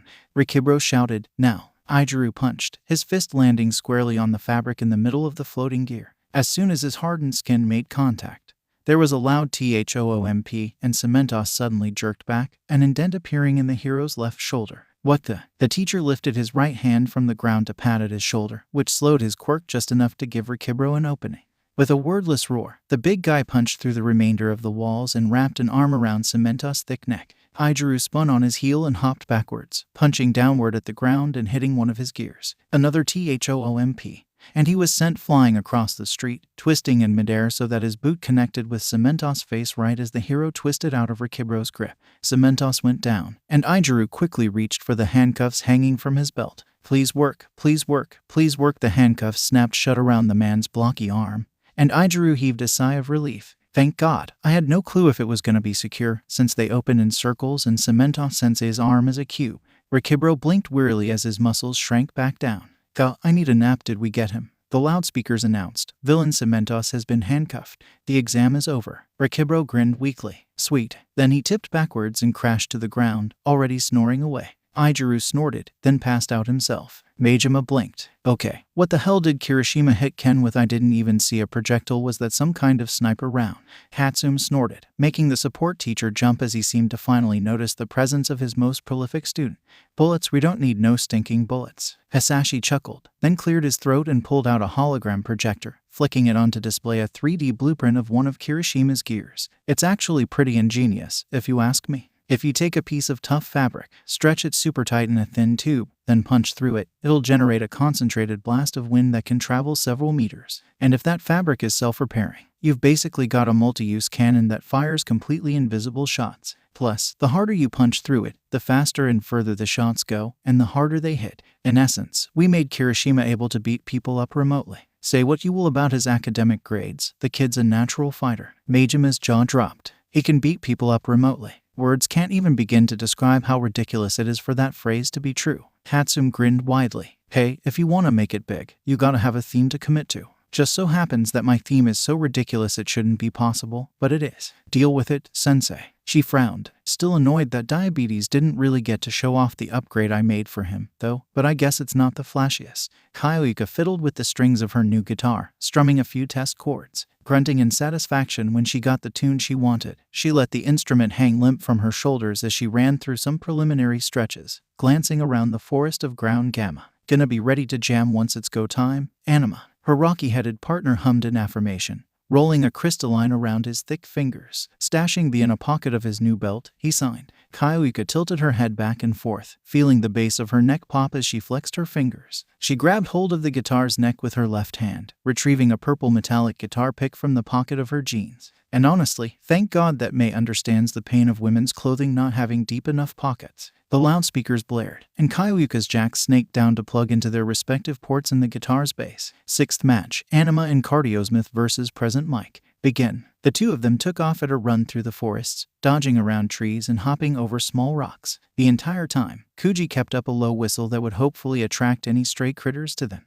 Direct confrontation is a bad idea. I know I was talking mad shit earlier, but there's no way I can match Present Mike in a contest of sound. A couple of small forest birds flew alongside Kuji, and the boy held a quick muted conversation with them. As the animals flew off, he hopped over a rock and signed. Kyoyuka ducked underneath a branch and grinned. Still, better to have some help than none at all, right? YHHH. Kyoyuka shrieked involuntarily and clapped her hands over her ears, both students sliding to a stop as the sound washed over them. He's so loud, fortunately. The area stopped shaking after a few seconds, and Kyoyuka let out a brief sigh of relief, then turned to her partner. Anima, any clue which direction that came from? A small blue jay fluttered down to land on Kuji's shoulder, letting out a short coo. He muttered his thanks and stroked the bird's feathers, before pointing into the forest ahead. Sounds like our target. Any chance we could ask for an aerial strike? Kuji shook his head emphatically. Kyoyuka sighed. Well, it was worth asking, but I won't force you or them into anything. She hefted her guitar, turning over the pick in her fingers. Guess we'd better play one of our trump cards. She tapped her foot 4 times in a steady rhythm, then launched into the song that she'd practiced for weeks before this exam. As soon as she hit her stride, she plugged both jacks into the guitar and began blasting the tunes from the speakers embedded in the bass. It didn't take long before Present Mike answered back. The secret side of me, I never let you see. I keep it caged but I can't control it. So stay away from me, the beast is ugly. I feel the rage and I just can't hold it. The hero's singing was strong, but Kyoyuka's quirk in tandem with her guitar could answer back just strong enough to counteract the physical force behind his voice. She began steadily walking forward, keeping her pace in time with the beat. It's scratching on the walls, in the closet, in the halls. It comes awake and I can't control it. Hiding under the bed, in my body, in my head. Why won't somebody come and save me from this, make it end? Despite herself, Kyoyuka grinned. For the first time since coming to UA, she was fully in her element in the middle of a fight. I feel it deep within, it's just beneath the skin. I must confess that I feel like a monster. I hate what I've become, the nightmare's just begun. I must confess that I feel like a monster. Anima, go. I feel like a monster. Kuji nodded and took off to his right, just as Kyoyuka unleashed another riff. I feel like a monster. Oddly enough, the lyrics paused, even as Kyoyuka continued to pour on the guitar solo. Is he seriously playing along so much for going all out? Not one to pass up an opportunity, she picked up the pace, jogging along the forest floor even as the tempo stayed even. My secret side I keep hid under lock and key. I keep it caged but I can't control it. Cause if I let him out he'll tear me up, break me down. Why won't somebody come and save me from this, make it end? As the lyrics picked up again, Kyoyuka slowed her forward progression, focusing on keeping her music steady. I feel it deep within, it's just beneath the skin. I must confess that I feel like a monster. I hate what I've become, the nightmare's just begun. I must confess that I feel like a monster. I feel it deep within, it's just beneath the skin. I must confess that I feel like a monster. As the lyrics paused, Kyoyuka spotted Kuji standing off to her right, one hand cupped around his mouth with the other pointing ahead. Kyoyuka nodded her thanks and ran past. I feel like a monster. She spotted Kuji again, this time on her left, pointing in the same direction. Another nod, another leap forward. I feel like a monster. Knowing that she didn't have much time left for this performance, Kyoyuka picked up the pace again, choosing to sacrifice defense for speed. It's hiding in the dark, its teeth are razor sharp. There's no escape for me, it wants my soul, it wants my heart. No one can hear me scream, maybe it's just a dream. Maybe it's inside of me. Stop this monster. Kyoyuka slid to a stop, bracing for what she knew was coming next. I feel it deep within, it's just beneath the skin. I must confess that I feel like a monster. Trying to get back into the rhythm with her ears ringing was definitely a challenge she'd never faced before, but Kyoyuka knew she didn't have much of a choice. Plus ultra, right. I hate what I've become, the nightmare's just begun. I must confess that I feel like a monster. I feel it deep within, it's just beneath the skin. I must confess that I feel like a monster. I've got to lose control, here's something radical. I must confess that I feel like a monster. Kyoyuka lunged out of the tree line, taking a second to marvel at how the trees in a 20-foot radius had all been leveled. In front of her, surrounded by a wide circle of devastation, was Present Mike, hands in his pockets and directional speaker visibly smoking. I feel like a monster. I feel like a monster. Kayuka grit her teeth, aware that her ears were bleeding from the proximity and force of the lyrics. Out of the corner of her eye, she saw Kuji standing at the edge of the clearing, giving her a look of determination and encouragement. I feel like a monster. I feel like a monster. As the music abruptly cut off, Kayuka's jacks disconnected from her guitar, and she dropped to one knee, one hand coming up to her bleeding right ear. At the same time, Present Mike doubled over, clutching at his obviously sore throat. Kuji burst out from the tree line, running directly towards the hero with determination etched into his expression. Not yet. Instead of the shout throwing Kuji back, his figure suddenly distorted, and Present Mike froze, blinking in confusion. Suddenly, another Kuji shot out from the trees, followed by about 5 more. Oh no, you don't. Click. Present Mike blinked, then stared down at the handcuffs clasped around his arm. The charging Kujis suddenly froze, some of them suspended in midair. They flickered, then disappeared, revealing hovering crystalline S where they had once been. The real Kuji calmly stepped out from the tree line. A falcon circled back through the air, floating down to land on Kuji's outstretched right arm. Kayuka smirked and slung her guitar over her back, grunting as she got to her feet. Mic drop. The loudspeaker blared. Villain Present Mike has been handcuffed. The exam is over. Majima whistled. Wow, that guitar is really well made. And are those flying hologram projectors using the same electromagnetic induction as Aoyama's mirrors? Hatsune beamed. Indeed they are, sensei, although I can't take full credit for the guitar. Earlobes does most of the work with her quirk in terms of enhancing the sound. Hisashi frowned. Still, grading this one's going to be tough, considering Hisashi wasn't exactly taking this as seriously as he could. Majima blinked. How so? Notice how he didn't interrupt the song at all. He didn't even use the breaks in the lyrics to throw in a shout or two. And he definitely had opportunities for that. Recovery girl huffed warmly. Clearly, you don't know Yamada. Sure, he's a fine enough hero. Certainly takes his job seriously when it demands it, but he can't control himself around music to save his own life. Give him an opportunity to sing his heart out, especially if it's in front of a student, and he'll take it every time. Aizawa knows that well enough. Hisashi chuckled. You know what, in hindsight, I'm not sure why I expected anything different.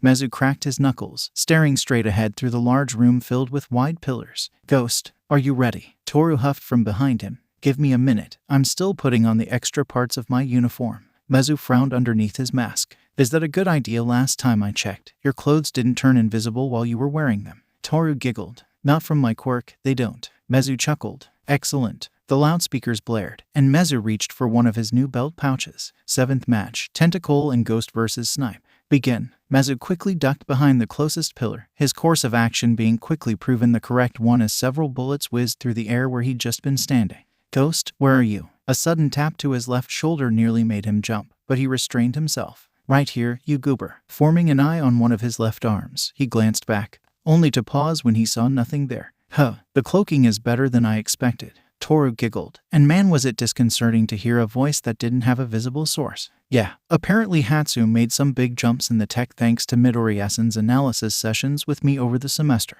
Apparently, my invis. A couple more shots slammed into the other side of the pillar, and Mezu winced. While that sounds fascinating, I don't think now's the best time, Ghost. Let's focus on getting through this exam. And then you can gush about your breakthroughs, alright. He couldn't see her face, but Mezu just knew that Toru was pouting, probably in that puff-a-cheeks way that every anime girl did. Well, fine then, Mr. Killjoy, be that way. Resisting the urge to roll his eyes, Mezu cautiously stuck an eye around the edge of the pillar, cursing under his breath as he saw Snipe standing directly in front of the exit gate. Just great. He's standing right by the exit, and he's got both pistols drawn. The hero ducked behind a pillar close to the exit, and bullets began slamming into their cover at a steady pace. Toru huffed loudly. At this rate, we'll never get anywhere. Mezu grimaced. At the very least, we can take solace in the fact that he's not aiming to hit us. Those are warning shots, diversions, not actual attacks. Even still, I have no doubt that he eventually will shoot us not lethally. Obviously, if we just charge at him head on.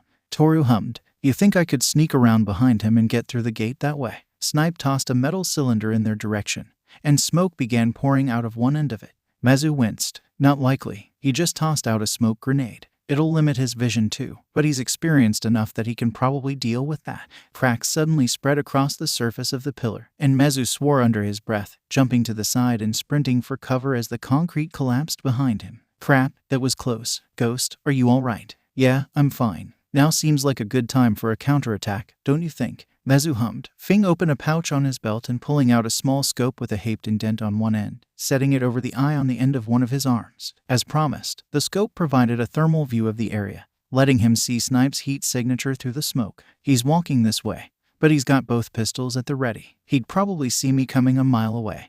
And even if you're invisible, he'd probably pick out the distortions in the smoke. Man, if only we had some kind of projectile we could use. Something bumped into him, and he glanced back to see a basketized chunk of concrete floating in midair. Think this'll do? Mezu blinked. How are you? Toru snorted. As my internship mentor would tell you, the best muscles are the ones your opponent doesn't notice until too late. Mezu grinned underneath his mask, only to frown as he turned his attention back to the approaching hero. Still, I think he'd see a giant chunk of rubble coming his way and dodge it in time. Might create an opening, but I don't know if it'd be long enough for us to manage anything. Another tap on his shoulder, and he glanced back in time to see a coin-sized disc slap against the concrete chunk, before the entire thing disappeared from view. I stand corrected. I'll draw his attention and try to get him talking. Think you can follow the direction of his voice? Toru snorted. I can throw my voice. Following someone else's is a piece of cake. Mezu chuckled. Excellent. Snipe shouted. Come out, wherever you are, you damn varmints. Mezu held a finger to his mask, before putting on a facade of desperation and charging towards the exit. As expected, a line of gunshots appeared in his path, and he skidded to a stop, slowly raising his hands over his head as Snipe approached. Crud, I was hoping that might work. Snipe, fully visible at this short distance, had the hammer on his right pistol and tilted his head curiously. You thought a half-brained idea like that was gonna get you out of here, partner, and I thought you ranked 10th on them midterms. Mezu shrugged. To be fair, academic intelligence and combat intelligence aren't exactly one and the same. Snipe chuckled. Yeah, well, I reckon. Whatever he was about to say was cut off by the chunk of concrete fizzling into existence, already hurtling through the air. Snipe yelped in surprise and dove to the side, just as the rock hissed through the space his head had just occupied. Seeing his chance, Mezu dove for the hero, left arm already reaching out with the designated pair of handcuffs. A gunshot rang out, and the handcuffs were ripped from Mezu's grasp. He froze, eyes locked on the pistol that was equally locked on him. Snipe started to get to his feet. Out of all the reckless, idiotic plans I ever done seen, he was cut off yet again as a second pair of handcuffs appeared out of nowhere, sing shut around his wrist. A second later, he was hauled off his feet and slammed against the floor face first, left arm stretched up behind him. The air shimmered, and suddenly there was an empty uniform standing over Snipe, one foot pressed against the hero's spine. The loudspeakers blared. Villain Snipe has been handcuffed, the exam is over. Toru stepped back with a deep sigh, and Mezu chuckled. I'll admit, I like the look. Despite her face still being invisible, Mezu could feel her beaming smile. It's great, isn't it? Once they perfected the cloaking tech and I could use an actual costume, they let me choose the design. Toru's new costume primarily consisted of a white jumpsuit with gray accents that probably outlined patches of tougher material over vital points. Over it, she wore a frilly white tutu patterned with light gray clouds, white boots with thin soles and more gray accents, and white gloves with small white frills around the wrists. There was also a white half-cape hanging from her shoulders, accompanied by a white hood that currently rested behind her head. Hanging loose at the base of her neck was a solid white face mask, which would cover her face just up to under where her eyes would be. Snipe whistled appreciatively as he got to his feet. Not bad, youngin'. Though, I gotta admit, it seems a little too inspired by a certain pre-Quirk American movie. Toru rubbed at the back of her neck sheepishly. Hey, I was already borrowing the name. I figured I might as well use some of the costume, too. Besides, I checked with Kame-sensei, and the copyright lapsed, like, 70 years ago. Majima stared blankly at the screens. How that sort of cloaking tech should be years in the future. Hatsune waved a hand dismissively. Pish-posh, you just haven't opened your mind to the possibilities, especially when you've got a case study of light manipulation walking around 1A's classroom. Hisashi chuckled at his superior's witty stare. To be fair, Hagakure gets most of the credit. See, I've figured out that her quirk is actually an emitter that manipulates light, though she uses it more like a transparency mutation. Her mom's quirk, officially registered as, well, transparency, makes Hagakure Minai completely see-through. This doesn't apply to clothing she wears, or anything that's completely surrounded by her body, such as food she eats. However, since Toru never knew that, and has been subconsciously using her quirk to mimic Minai since birth, you can't see the things Toru eats. Majima hummed. But, Hisashi grinned. But, once I started picking apart differences between transparency and her misnamed invisibility, Toru started to realize a few things about her life. According to her, she's always had a sort of fuzzy feeling over her skin, which she thought was just a thing everyone experienced but never talked about. But in fact, that's the feeling of her quirk redirecting light from hitting her. Recovery girl frowned. But if she's subconsciously redirecting light away from her body, how is she able to see? Hisashi grinned wider. That's where things about her biology get even cooler. Toru is only able to manipulate light within the standard visible spectrum, roughly 420 to 700 terahertz. Now, what do you think would happen if light outside that range of frequencies were to bounce off of retinas that are able to process ultraviolet light? Majima's jaw dropped. The receiver would be able to see without their eyes becoming visible to the common observer. Hisashi pointed at the support hero. Precisely so. What do you get when you combine ultraviolet vision and subconscious redirection of visible light?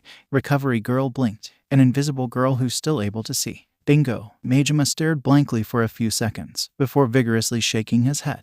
Okay, so you figured out Hagakire's invisibility. Cool, but how does that translate into those cloaking devices? Tatsumi chuckled. Well, it's simple, once you've extensively studied photons like I have. Turns out, if you fine-tune a magnetic field to a very precise frequency, it'll repel light like Invisigirl does. And boom, on-demand invisibility. What's tricky is getting the field to be able to shrink wrap to basically any solid object. Even trickier is being able to send a signal to the generator for the field without the signal getting repelled just like the photon. Hitoshi leaned back and forth on his heels, glancing across the rocky landscape at where Midnight was standing in front of the exit gate. Even at this distance, he could feel her gaze locked onto him, and he could just barely see her snap her whip tight. I think the Law and Order meme just ran through my head, standing nearby. Hanta snorted as he laced his fingers together and stretched his arms above his head. I swear, Denki's a horrible influence. Hitoshi gave his partner a deadpan stare. You say that as though you aren't also part of the meme squad. Hunter rolled his eyes. I at least have the decency to not make it a major part of my whole personality. Yeah, I know memes, but Denki breathes memes. You know what I mean. Hitoshi bit back a chuckle, refusing to let Hanta know that he actually found the other boys' jokes funny. He'd never hear the end of them. Otherwise, whatever. What's the plan here? Hanta snapped down the visor on his helmet, tapping the white circle over his left ear. Well, good news is Hatsum upgraded my helmet to include an air filter, so I should be able to get through Midnight's gas. There's also a Nito HUD, but I don't think that's as important. Bad news is she's got just as much range as me, if not more, and she almost certainly knows how to sneak around almost as well as Izuku-sensei. So there's a good chance she might get the drop on me. Any ideas on your end? Hitoshi frowned, considering his options. Since he'd been transferred into 1A, he hadn't had a hero costume right off the bat, and so he'd had to use the gym uniform for the first few weeks following internships. Luckily for him, Hatsum had quickly volunteered herself to be his support technician. He'd left her with only vague instructions to make it stealthy and snug, and she'd more than surpassed his admittedly limited expectations, having obviously noted his passion for underground heroics and his idolization of Eraserhead. Hatsum had used Izuku-sensei's costume as inspiration for the base outfit. Hitoshi wore a black jumpsuit with dark purple pouches around the waist, dark purple combat boots, and black fingerless gloves with dark purple spots over the knuckles. Initially, he'd worn a simple black face mask over his mouth, but it had since been upgraded into what Hatsum had dubbed his artificial vocal cords. It was a set of interlocking plates of black metal that would distort his voice, letting him more easily mimic someone else and fool an opponent. As explained by the note in his costume case, the cords had been upgraded to include air filtering just before final exams. His belt pouches held a few more tricks. A collapsible bow staff, which he could wield with deadly efficiency thanks to his personal training sessions with Momo. Small throwing stars that could be said to detonate or electrify. Canisters that could release clouds of smoke or tear gas, Singlus capsules that basically served as tiny flashbangs. And, of course, there was his brand new ace in the hole. Hitoshi sighed. Unfortunately, I don't have any decent ranged options against Midnight. My shurikens weren't designed for use on human targets. So they're out. Gas canisters won't do much when she already makes her own variant. With Somnambulist covering the area, flashbangs won't be nearly as effective at stunning her. And despite how she acts, Midnight's no fool. She won't trust any voice she hears. So that pretty much rules out my quirk and anything I could do with my cords. Seems like the only option I've got left is to trust my bow staff in hand-to-hand and try to draw her attention away from you. He secured the cords over his face, knowing it would hide his blush. The one thing I've got going for me is that I'm at least a little resistant to her tactics. Hanta shuddered and made some sort of noise that Hitoshi couldn't quite identify. Was that fear, disgust, shock, or lust? And more importantly, do I really want to know? Fortunately, he didn't have any time to dwell on it, because at that moment, the loudspeakers blared, and Hitoshi took a brief moment to thank whatever god existed that he didn't have to think about that. 8th exam, Cellophane and Somnus versus Midnight. Begin. As expected, a light purple cloud of gas immediately exploded into existence in front of the gate. After a second or two, its expansion slowed, not entirely stopping, mind you, but still slower than the initial release. Hitoshi tapped the pouch on his right hip, and his bow staff shot up from its casing, immediately snapping to full length in a couple seconds. He grabbed the length of metal out of the air, twirling it a few times in his fingers before clutching it firmly with his right hand.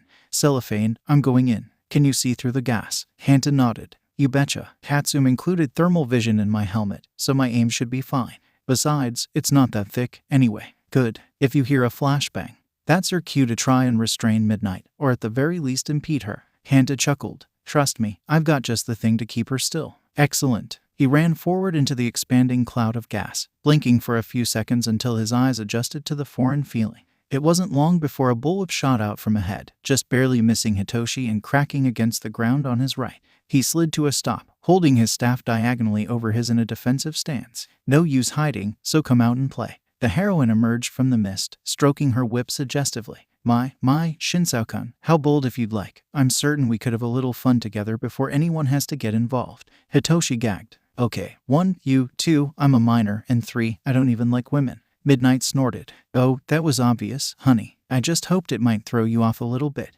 Hitoshi rolled his eyes. Wonderful. Any other techniques you want to try? Or are we gonna get down to business? His answer came in the form of Midnight's whip lashing out, wrapping around the head of his bow staff. For a moment, he considered that retracting it might free it, but the whip was wrapped too tightly. Collapsing the staff would just bring the whip closer to his hand. Well, shit. Midnight pulled back hard, and Hitoshi's arm was nearly torn from its socket as the staff was ripped out of his hand and into hers. She twirled it a few times experimentally with a thoughtful hum, before shaking her head and tossing it aside. Sorry, sweetie, the only pull I'm willing to work with is a dancing one. Don't suppose you've got one of those in your belt? Hitoshi sighed, taking a half step back and fing open one of his rear pouches. Sadly, my pockets aren't deep enough for that. Midnight rolled her eyes. I don't believe that. Do you realize how much deeper the pockets are on men's clothes than women's? It's honestly infuriating at times. Her whip snapped out mid-sentence, just as Hitoshi threw something at his feet, a bright flash and a loud bang providing just enough of a distraction for Hitoshi to duck behind a rock. Seconds later, there came a smaller bang and a squelching sound, and Midnight made a noise of frustration. Nice, Hanta. Unfortunately, Midnight's giggle and subsequent sentence dashed his hopes. You naughty boy. And here I thought the other sticky one was the degenerate. Damn it, Hanta. Deciding that he did not want to stick around and hear where this was going, Hitoshi dashed towards the edge of the gas cloud, ducking behind another rock as soon as he judged that he was in the clear. He was half tempted to rip the artificial vocal cords off his face, but decided Hatsum would probably kill him if he damaged them, even if by accident. So he forced himself to slowly lower the mask to his neck, before taking a deep breath and letting out a long sigh. Goddamn it, we're in the middle of the goddamn final exam, cellophane. We probably could have cuffed her then and there. But no, you just had to trust the wrong instincts, didn't you? Cautiously peeking around the rock, Hitoshi could make out movement within the cloud, but the gas was thick enough that he couldn't see any details. And to be honest, I'm not sure if I want to. He caught the faintest whiff of lavender, and took that moment to secure the cords over his nose and mouth as quickly as possible without damaging them. Midnight strutted out of the mist, her expression less sadistic than before, but now significantly more ecstatic. Oh, I just love when they give in. Makes things so much easier on my part. Hitoshi gagged. I'm pretty sure that's illegal, you know. Midnight giggled. Oh, hush, I only put him in Dreamland with a couple marshmallows for company. But you're going to take some more convincing, I bet. Shit. Hitoshi took a moment to consider his situation. His shurikens were definitely out. Smoke and tear gas would do little when somnambulist could keep them at bay. Flashbangs weren't worth jack shit when he had no backup and no real place to hide. His bow staff was long gone, and hand-to-hand against Midnight was an obvious no-go. Only one choice left. Hitoshi slapped his right hand against the concentric rings set over his heart, and a quick beep confirmed that the signal had been received.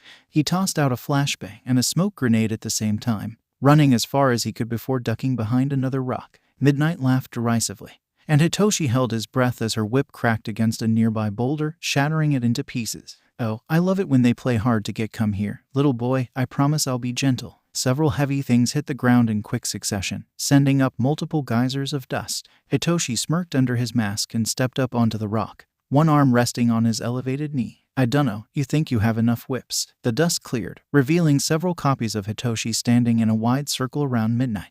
All of them were completely identical, and all of them wore the same Y expression. To her credit, Midnight didn't seem fazed. "Oh, I think I have plenty. You didn't think they wouldn't let the teachers watch the matches, did you? I know exactly what's going on here." Several of the Hitoshis exchanged glances, and they all started laughing, making the heroine pause. One of them locked eyes with her and grinned widely. "Do you really think so lowly of Hatsume, to believe she'd stoop to lowly repetition? Frankly, I'm offended on her behalf." Midnight's whip lashed out, wrapping around the speaker's wrist. She yanked back, only to go pale when the copy stood his ground. "What the?" The other Hitoshis grinned wider, except for one. That one took a step back and crossed his arms with a raised eyebrow.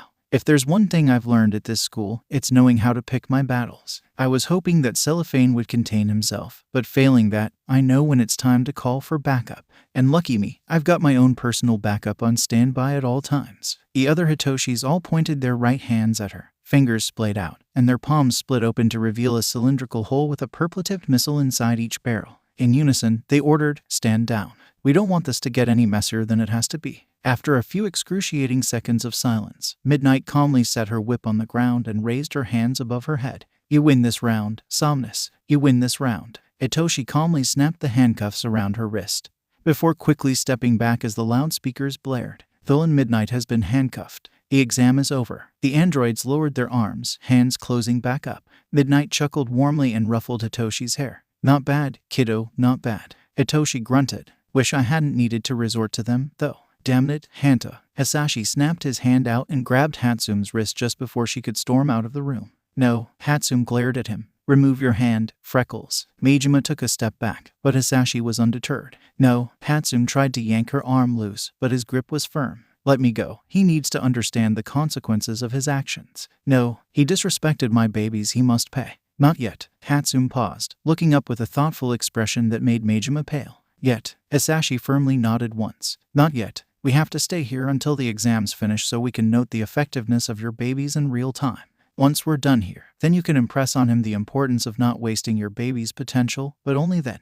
Am I clear?" Hatsume nodded and moved to stand next to him. "Crystal clear, Forgeson, crystal clear." Majima swallowed nervously. "I'll get to work on Ciro's eulogy." Hisashi grinned. "Wise choice." Katsuki laced his fingers together and pushed his arms out, feeling his joints pop. Beside him, Isahot was rolling his arms in their sockets. Isahot cleared his throat, snapping Katsuki out of his thoughts. "So, it would seem that the idea behind this matchup is dealing with an insurmountable obstacle. An opponent that can't be toppled by incredible, overwhelming force. Does that seem accurate?" Katsuki grunted. "Right on the money, Isahot. Even with those compressed weights, All Might's way out of our league." "Well, for a head-on approach at least." Isahot cracked an eyebrow. "You don't think attempting a strategic retreat might be the best course of action?" The logical part of me is screaming that, with All Might as my opponent, I should run the away. But the part of me that hates to lose is currently attempting to shove that logical side down a bottomless pit. And let me tell you, my logic is hanging on by a finger. Isahot huffed. "As much as I'd like to give that logical side a hand up, I won't deny my own desire to best All Might. While I don't want to agree with Endeavor, the prospect of one-upping the greatest hero of all time is intoxicating, to say the least." Katsuki grinned. "Then we're in agreement. We give fighting a shot. And if Hatsume's upgrades can't make it work, then we run like hell." Isahot smirked. "Precisely." The loudspeakers blared, and Katsuki tapped the fin behind his right ear to bring up the holographic display over his right eye. "Ninth match, Frostfire and Megaton vs. All Might. Begin." The two of them took off down the street, Isahot surfing on a wave of ice as Katsuki propelled himself with explosion. Unfortunately, it only took a few seconds before a massive warning sign started flashing on Katsuki's HUD. Acting on instinct, he grabbed Isahot's collar and blasted both of them into a nearby alleyway, just as a massive rush of wind devastated the street they'd just been on. All Might's voice rang out. "Collateral damage for now. That phrase holds no meaning for me if you treat this as a simple exam. The consequences will be dire, Zygotes. I am a villain, so come and stop me, heroes." Isahot shivered. "He's as intimidating as the hero killer, if not more." Katsuki scowled. He'd unfortunately been preoccupied at the time, and thus couldn't claim to personally know what it was like to be in the presence of Stain. But Isahot could, so Katsuki would trust the other guy's judgment on this. Seriously, how the hell does the number one hero know how to give off a murder aura like a damn serial killer? That doesn't seem like it should be part of his toolkit. Isahot stood upright and squared his shoulders. "Even still, I've let myself be paralyzed by fear once before. I won't let it happen again." Katsuki grunted. "Yeah, well, as much as I want to face him head-on, that's a death sentence when he can devastate the entire street in one move. Keep a cool head should be pretty easy for you." Isahot chuckled. True, what's the play? As cliché as it is, the high ground's an excellent thing to have. He blasted upwards, and Izuku launched himself with a pillar of ice. The two of them landed on the roof of an office building. Though how it was still intact after a Texas smash was beyond Katsuki. Mere seconds after they left the alley, All Might appeared on the street nearby, glancing from side to side. Katsuki hummed softly, a hand on his chin. You'd think a guy with his level of experience would know to look up. Izuku huffed. Well, one man's mistake is another man's opening. Shall we? Katsuki grinned. Sounds like a ing plan to me. Allow me to lay down the red carpet, Your Majesty. He leapt from the roof, bringing his hands together as he fell. His sweat coalesced on his palms, heating up and starting to glow white. Oi, million-yen grin. All Might's head snapped around, the hero's gaze locking onto Katsuki. Ah, young Megaton, I was wondering. Say cheese. Stun grenade. Blinding white light burst forth from between Katsuki's palms, and All Might stumbled back. A line of frost ran down the side of the building and across the street, splitting in half and shooting up in twin blocks of ice that encased the hero's fists. Izuku dropped from the roof, slowing his descent with a jet of flame from his left hand before landing on the rough dirt. Surrender now, while we're still willing to give you a chance. All Might chuckled, and Katsuki bit back a curse, taking a half-step backwards. If I could be defeated by trapping my hands, I never would have made it to the top spot on the rankings. You're a fool if you think I've never fought an Ice Quirk Alaska Smash. The ice broke away from the ground, and the hero's hands came together in a thundering clap, sending cold wind and shards of ice flying in every direction. Katsuki and Izuku were blown back several feet, digging trenches in the dirt with their feet. When the wind died down, All Might stood tall over both of them, staring them down impassively. Now, what will you try next? Katsuki locked eyes with Izuku and nodded once. Our regular attacks won't do squat. Time to bust out the big guns. Katsuki's left hand came up, then slammed down on the pin of his right gauntlet. The spring-loaded mechanism engaged, and the length of metal launched into the air, reconfiguring as it spun. When it landed in Katsuki's right hand, it was in the shape of a baseball bat with holes in the thick end. As they say in America, batter up. He shot forward, the holes in the bat glowing orange as he swung. Just before the moment of impact, he slid his thumb down, and the front holes closed, letting the explosion erupt from the backside. From there, physics took hold and slammed the bat into All Might's face. Surprisingly, the metal didn't bend on impact, and the hero actually stumbled back a pace from the force of the blow. Katsuki leapt back as a massive hand shot up, just barely managing to keep the hero from grabbing his bat. Most impressive. Megaton, having a good support engineer in your corner is invaluable, but will it be enough to close the gap? Izuku crossed his arms over his, hands grabbing at the metallic strips over his shoulders. We can certainly hope so. His arms snapped out to the sides, and the dark metal accents of his shoulder straps came away, reshaping into wireframes in his hands. All Might chuckled darkly, taking a half step forward. And what do you hope to accomplish with those, young Frostfire? Izuku's left arm caught fire as frost covered his right. The elements raced down to cover the frames, and suddenly the guy was holding dual elemental swords. More than you might think. Katsuki grinned and blasted himself upwards, just as a thick layer of ice spread across the ground. All Might took an involuntary step back, his arms suddenly waving as he tried to regain his footing. Izuku shot forward, the cleats in his boots proving to be a great idea as he delivered a forehand cut with his fire sword. The blade didn't do much more than scorch a line across All Might's, but it was apparently enough to give the hero pause. One massive hand clenched into a fist, and he shouted, Hawaii Smash. 7 short punches slammed into the blazing sword in quick succession, before an 8th tore it from Izuku's grip.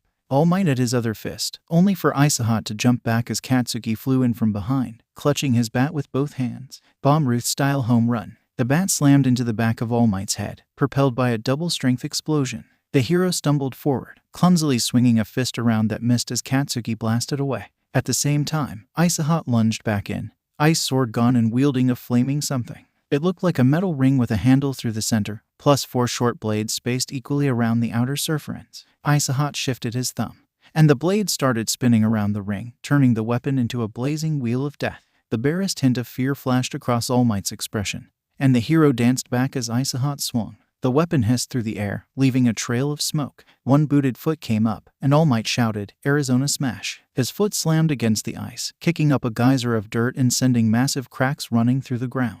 Izuku jumped back, his weapon switching into the shape of a massive sword straight out of an anime, which was quickly covered in thick ice. Izuku heaved, and the massive ice sword swung up and over. then crashed down on All Might's crossed arms. The weight of the impact formed a crater under his feet. A quick punch shattered the ice, and Izuku disengaged again, the wireframe splitting back into two short swords. Katsuki dropped down from above, one hand on each end of the bat and an explosion erupting from the front of the thick end. Bomb Ruth-style bunt. All Might stumbled back, dazed, and Izuku acted, stabbing his ice sword into the ground and releasing a wave of frost that coated the hero's entire body. At the same time, Katsuki leapt in, grabbing the handcuffs from a loop on his belt and snapping them shut around the thick wrist that presented itself to him. The loudspeakers blared, and both students dropped to their knees, letting out twin sighs of relief. Villain All Might has been handcuffed. The exam is over. The ice shattered as All Might's booming laughter echoed throughout ground beta. Well done. You two hit and run tactics are always a good choice against an opponent that can finish you off with one good hit. You did quite well in the face of what was supposed to be an impossible opponent. Izuku grinned weakly. To be fair, we only beat you within the rules of the exam. If you were a real villain, we'd have been dead about half a dozen times over within the first 5 minutes. Katsuki groaned. You're so optimistic, it's painful. Try 20 times over within the first 10 seconds, Izuku rolled his eyes. Well, excuse me, princess. Recovery girl sighed deeply. Good lord, that man has no idea what it really means to hold back. I swear, he's lucky neither of the students were terribly injured, otherwise I'd have some choice words for him. Hisashi chuckled. To be fair, you don't get the top spot in the rankings by playing nice with villains. Majima grunted. Not exactly. I've only worked with him for as long as this semester's been going on, but even I know by now that All Might pretty much never uses his full strength against anyone, and I dread the day that a villain does force him to go all out, because let's be honest, that's going to happen eventually. Recovery girl coughed something into her fist that made Hisashi look at her curiously, but he decided not to pursue it and instead turned to Hatsune with a raised eyebrow. You know, I could have sworn that the plan for Frostfire was just carbon tungsten wireframe swords. Where'd the spinning bladed cross and giant claymore come from? Hatsune beamed. Oh, that's a fun little bit of engineering that I snuck in, much like how Blasty can adjust the holes in his bat. Creamer can switch his swords between various modes depending on how much of each element he wants to use. Fire is more suited for cutting and slicing, hence the spinning blade wheel, and ice is better for crushing weight, hence the giant sword, so Creamer gets 3 for the price of 2. Majima blinked. Creamer, yeah, half and half. The support hero snorted. Okay, that's actually kind of funny. Actually, do you even use coffee, Creamer? Hatsune waved a hand dismissively. Coffee's alright, but it's not really my thing. Mountain Dew, on the other hand. Izuku leaned back and forth on his heels, gripping his knees and working out any last-second cramps in his muscles. Standing a couple feet behind him, Momo was skimming through her wrist-mounted computer, likely refreshing herself on various blueprints and compounds. Izuku snapped his heels together and pressed his hands into his lower spine, bending backwards and feeling his vertebrae pop. So, what's the plan? Momo jumped. I had thought you would be the one to take charge, being the class representative. Izuku snorted, twisting back and forth at the waist. You kidding? You're way better at strategy than me. Sure, I can make a decent plan in a pinch, but you've got the best grades in the class. Tenya nominated you to be the secretary for a reason. Momo let out a soft sigh. Logically, I know that, but... Izuku hummed. But... She glanced up at the sky, rubbing at her upper left arm. It's just, as a recommendation student, I feel as though I'm expected to be one of the strongest performers in the class. Yet, I find myself outclassed by a majority of my peers, physically speaking. Shoudo-kun, Tenya-kun, Katsuki-kun, Tsuchin, Ochakachin, even Minachen and Denki-kun. And that's not even mentioning you. I just sometimes feel like I'm not measuring up to what I'm expected to be. Izuku sighed and crossed his arms, turning to stare down the residential street ahead. If there's one thing I've learned from Shoudo, it's that meeting others' expectations is an unachievable goal. People will always hold you to an unattainable standard, especially you, as both an aspiring hero and the heiress of the Yaoyorozu conglomerate. Instead of worrying if you match up to what they want from you, try to focus on how far you've come from where you started. Ask yourself this: would the Yaoyorozu Momo who took the recommendations exam be a match for the creative of today? Momo squared her shoulders with a determined nod. You are right, Aurora. I have grown much in my time at UA, and I will not allow myself to be disillusioned by my faults. Izuku grinned and clapped her on the shoulder. Itagirl, so, what's the game plan here? Momo tapped her wrist computer, and a holographic display appeared in the air, showing a 3D topological map of the area. Eraserhead often begins an attack by erasing his target's quirk, then dropping down from above and snaring them in his scarf. Therefore, we must be wary of anything overhead. Also, while he can prevent me from creating new items, he cannot erase things I have already made. Though, I have a concern. When Eraserhead turns his quirk on Fumigage-kun, Dark Shadow is forced to disperse. What would happen to your wisps in that scenario? Izuku grinned. Fortunately, Dad beat you to that question. He was able to snag Izuku-sensei for a testing session shortly before midterms. We've determined that erasure prevents the wisps from fusing or shifting into power mode, and it'll eject them from a living host. However, they'll still be able to fly around like normal, and they won't be booted from a wisp capsule or prevented from entering one. The reason that Dark Shadow disappears is because erasure forces a sentient quirk into its natural state, and being manifested isn't hers. He absent-mindedly fingered the pouch sitting on his right hip bearing May's signature crosshair eye logo. Since we were hiding it, we haven't had a chance to test how erasure interacts with the ace up my sleeve. Hopefully, it'll be effective. Momo nodded. Good to know. Also, how are your hand-to-hand combat skills? Izuku winced. In hindsight, not as up to snuff as they could be. Should probably work in some training sessions with Masharao, Fumi, Achako, or you in the future. Momo nodded firmly. See to it that you do. That's clearly the intention behind this matchup. You rely extensively on your wisps and their powers, and I am admittedly too reliant on the items I can make with my quirk. Faced with an opponent that can render both of our quirks unusable is a tenuous situation at best. Izuku nodded once. Understood. The loudspeakers blared, and Izuku fastened his new headpiece against his forehead, tapping the button over his left ear to engage the green holographic display over his eyes. 10th match, Aurora and Creative vs. Eraserhead. Begin. The two of them took off at a run down the street, Momo pulling a metal bow staff out of her shoulder. In any other instance, Izuku would have been bolting ahead with White on full power, but he knew that abandoning his partner would tank his grade. You think you'll be able to notice if your quirk stops responding? Momo hummed thoughtfully, and Matryoshka dolls started popping out of her shoulders at regular intervals as she ran. I'm not as attuned to mine as you are to yours, but this should help. Izuku grunted and twitched his fingers, his holographic visor responding to the signals and activating its motion sensor. Let's hope this lives up to the Hatsune standard. Unfortunately, Izuku just barely noticed his quirk cutting off before his arms were bound to his sides and he was hauled into the air. Luckily, Momo had the presence of mind to immediately dart off. A commanding voice called out, "You know, most heroes don't rely on fancy doodads for situational awareness, even though some of them could really use the help. Point is, it shouldn't be a crutch." Izuku snorted as Eraserhead cut off a length of his capture scarf and tied it around the base of a nearby light post. Okay, boomer. While the man's face was covered by his yellow goggles, Izuku could feel Eraserhead's eye twitch. Just for that, I'm tempted to force Yaoyorozu to leave you up there for the remainder of the exam.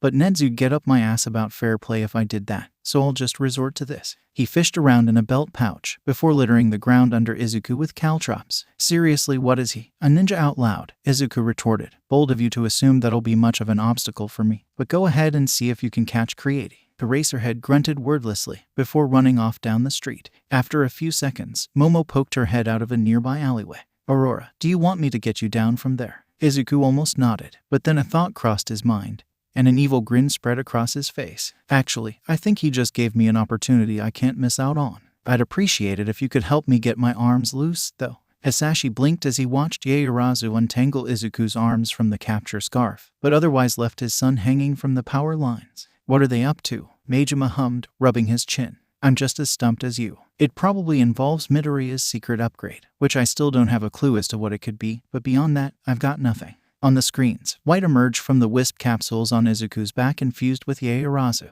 The girl gave Izuku a quick salute before taking off down the street, a white teardrop streaming out behind her. Izuku twisted around so that he was hanging upside down with his feet planted on either side of the capture scarf, and he fed open the designated pouch over his right hip. He pulled out a palm-sized cylinder of turquoise metal, which quickly expanded into the device Hisashi and Hatsune had spent most of the semester collaborating on. Tearing his gaze away from the display, Hisashi glanced over at his superior and grinned widely in response to the support hero's slack jaw and blown-open eyes. Aestheta. Hisashi snorted and doubled over laughing, which Hatsune seemed to take as her cue. Behold, Sensei, the crown jewel of the Hatsune Midoriya collaboration effort, the Bifrost Cannon.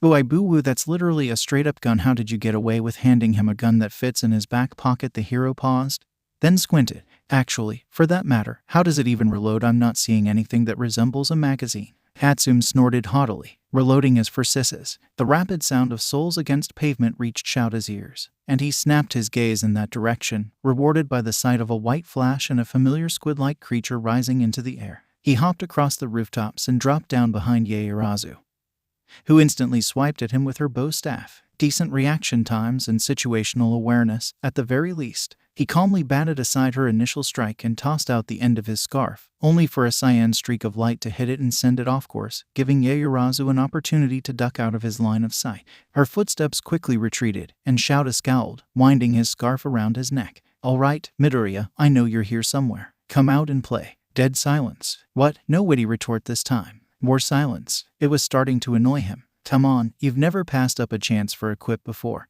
What's got your tongue this time? Still more silence. Shouda sighed. All right, your loss. In the future, if your opponent gives you an opportunity to strike, take it.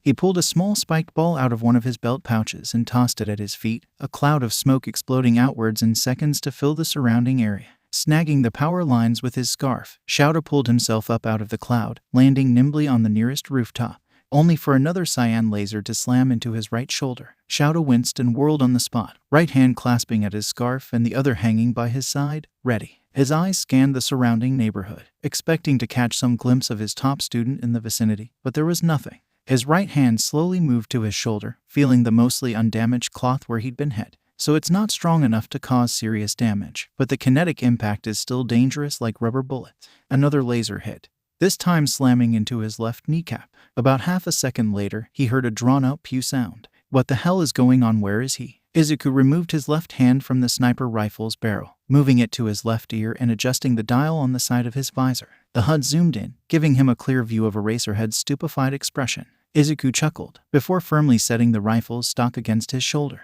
His visor synced with the weapon, bringing up a customized reticle over his right eye. Izuku shut his left eye, took careful aim, and pulled the trigger. There was a brief delay as the barrel channeled Cyan's energy from the spherical capsule set in the middle of the cannon.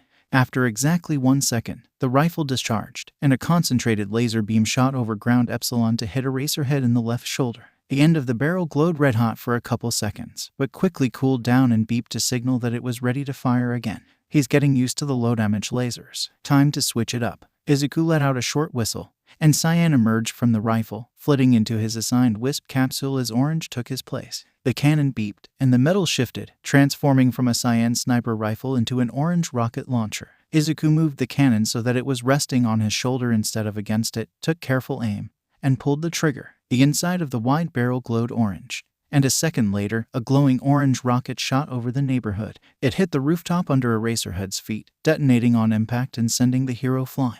Izuku grinned in satisfaction and removed his left hand from the cannon, before grabbing the length of the capture scarf, suspending him in midair and pulling himself upright. All right, my position's revealed. Time to move. Shouda coughed the smoke from his lungs as he tried his best to get his bearings, the scent of his no-charred costume reaching his nostrils. Okay, where the hell did Midoriya get a missile launcher? Did Yaoyorozu make him one? I didn't think she even knew how to make one. He followed the lingering trail of smoke in the air, noticing that it led back to the spot where he'd strung Midoriya up like a Christmas ornament. No way. Was he seriously sniping me from several blocks away while hanging from the power lines? Okay, once this exam is over, I'm absolutely calling in a favor from Snipe to give the kid personal lessons. There's a natural talent there that needs to be cultivated. Majima's jaw dropped, and Hisashi started laughing hysterically. Oh, your face is priceless, so worth the months-long wait. Hatsum grinned evilly. What's wrong, Sensei? Were you not expecting something of this caliber from me? Majima blinked numbly. Is this the result of that breakthrough during internship week? Hisashi chuckled. Well, it's certainly a result of that breakthrough, but Yaoyorozu's the one who really benefited from it. Izuku dropped to the ground beside Momo, immediately matching his pace with hers. All good on your end. Momo smiled. Just as planned. However, I think I've had enough of being the distraction while you take, I believe the term is, potshots at Eraserhead from a distance. A tired and familiar voice rang out. I think I've had enough of those potshots, myself. Izuku danced back as the capture scarf whipped out from an alleyway, grinning as Eraserhead stalked out onto the street. Got tired of your usual guerrilla tactics, Sensei, the hero scoffed. Irritation etched into every line of his body. After you pulled a damn rocket launcher on me, I lost any semblance of patience I had left. Screw the damn time limit, we're ending this now. Izuku slid the Bifrost cannon off of his shoulder, holding the top side of the stock in his right hand. In the blink of an eye, blue shot into the capsule halfway down the cannon's length, and the teal metal turned blue. The barrel retracted into the capsule, and the stock shifted into a handle about a meter in length. A blue energy cube formed on each side of the capsule. In only a few seconds, Izuku was holding a short double-headed war hammer. Eraserhead's hair shot up, and white was forcefully ejected from Momo's body, but the hammer was unaffected.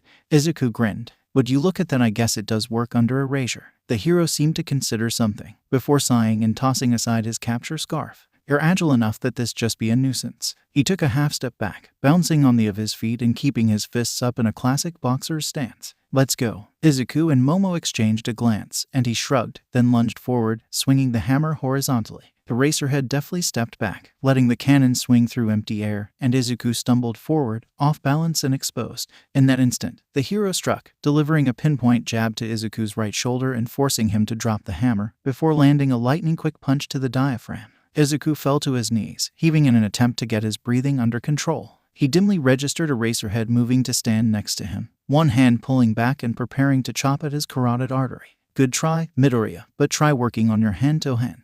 Izuku rasped, I'm very aware. The Racerhead's hand flashed towards Izuku's neck, only to slam into unforgiving red metal. Hisashi held back a snort as Majima looked like he was about to pass out, whether from exasperation or all was unclear. The support hero slowly turned to Hatsume and laid a hand on her shoulder. Hatsume, by the authority vested in me as head of the support department, I hereby excuse you from all future support lessons. You clearly don't need them. At the same time, you are no longer permitted to be in a workshop by yourself, because I'm terrified of what you'd create without supervision. Shouta went pale, slowly looking up from Midoriya to see what could only be Yaoyorozu standing between him and the other student.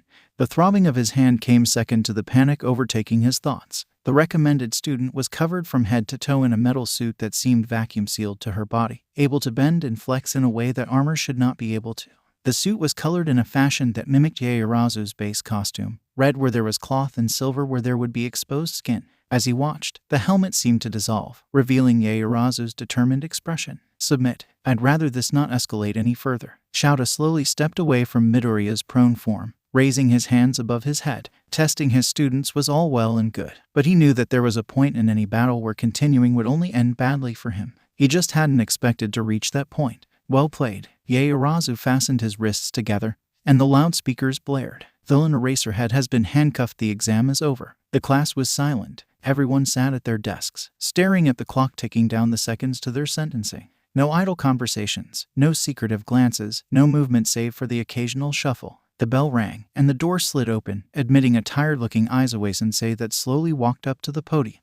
The class collectively held their breath. Nobody dared to move. The man scanned the 20 students impassively, before breaking the silence with a huff. All right, I'll be the first to admit it. I'm impressed. Dead silence, accompanied by shocked stares. Izuku-sensei grinned slightly and fluffed the stack of papers in his hands. You heard me, brats. Us teachers were expecting only about half of you to actually pass your practical finals, but you went plus ultra and pulled out a near-perfect passing rate. His grin vanished, replaced by a cold glare. Emphasis on near-perfect. All eyes swiveled to glare at Hanta, who sank as low as he possibly could in his chair. Hitoshi snarled, way to go, numbnuts. Izuku-sensei cleared his throat. Even still, you all managed at least a passing score on the written exams. As such, you'll all be going to the training camp over summer break. Everyone stared at him in disbelief, and the man grinned. It was a logical ruse, intended to draw out the best of your abilities. The class let out a collective groan, and White sighed as he floated down to sit on top of Izuku's head, pressing one tentacle against his face. I swear to God, the next time he pulls a logical ruse, I'm running him face first into the nearest wall. Izuku-sensei held up the stack of papers. Assistant reps, if you would. As was standard practice by now, the wisps quickly distributed the papers among the class.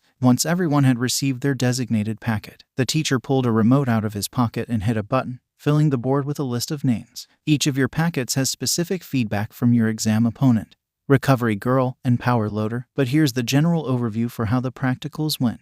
Match 1 Facultatum and Grandmaster vs. Power Loader Pass. Match 2 Gleaming Radiance and Uravity vs. 13 Pass. Match 3 Shonen Rose and Chargebolt vs. Nenzu Pass. Match 4 Froppy and Tsukuyomi vs. Ectoplasm Pass. Match 5 Red Riot and Baker's Dozen vs. Cementos Pass. Match 6 Anima and Cardiosmith vs. Present Mike Pass. Match 7 Tentacle and Ghost vs. Snipe Pass. Match 8 Cellophane and Somnus vs. Midnight Cellophane Fail, Somnus Pass. Match 9 Frostfire and Megaton vs. All Might Pass. Match 10 Aurora and Creati vs. Eraserhead Pass. His capture scarf suddenly shot out and wrapped itself around Hanta's head. However, make no mistake, attending the camp doesn't excuse you from makeup classes. Prepare yourself for remedial hell, Zero. The student let out a muffled yes, sir.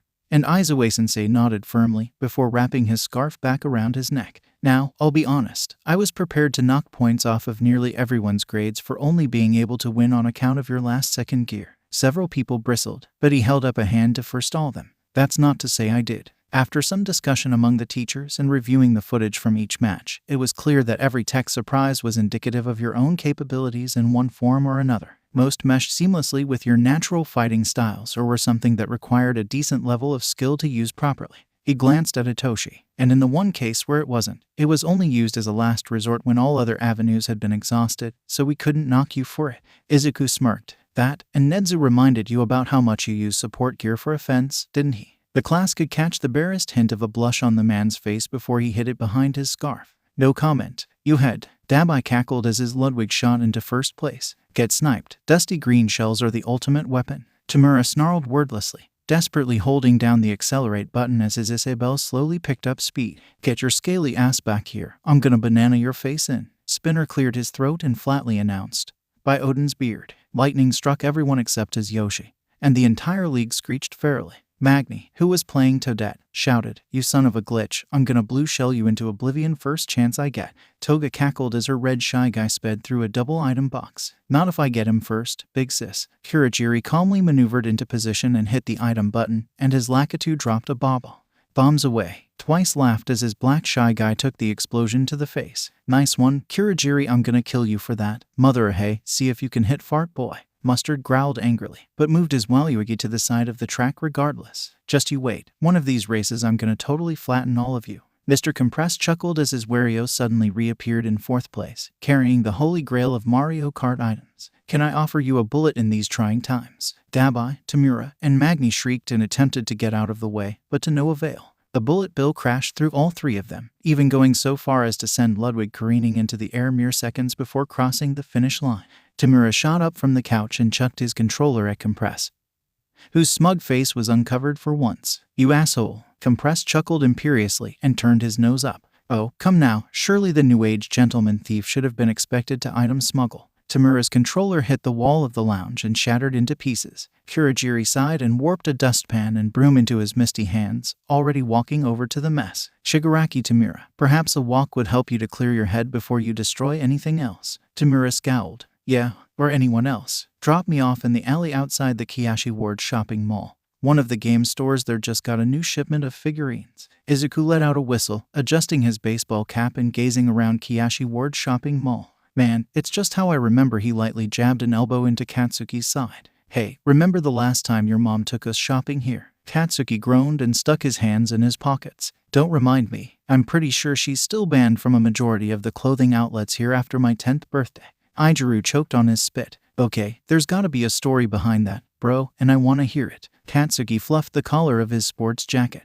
Only if you promise to keep all the comments to yourself, dipstick. Kayuka hummed, pulling her shopping list out of her pocket and unfolding it. Let's see, the main thing I need is a big carry-on bag. Momo blinked. Oh, I also need to purchase luggage. Perhaps the two of us could go together. Tenya hummed, a hand on his chin. Those of us who need similar items should group up, make our shopping more efficient. Hanta grinned. Sounds like a plan to me. Why don't we meet up at the food court at around 3 for a late lunch? Everyone voiced their agreement and quickly split up into groups. Before taking off, by sheer luck, Izuku ended up by himself, heading towards the closest hero merch store. His birthday was coming up. Mom had given him a gift card with about 7,000 yen loaded on it, and he was going to make the most of it. A few minutes later, Izuku was sitting on a bench and watching the crowds go by. He'd picked out 3 Funko Pow figures: a Silver Age All Might, a Present Mike, and a Selkie. Now, what do I need to get for the training camp actually? When was the last time I went camping? He was broken out of his thoughts when someone wearing a black hoodie sat down next to him,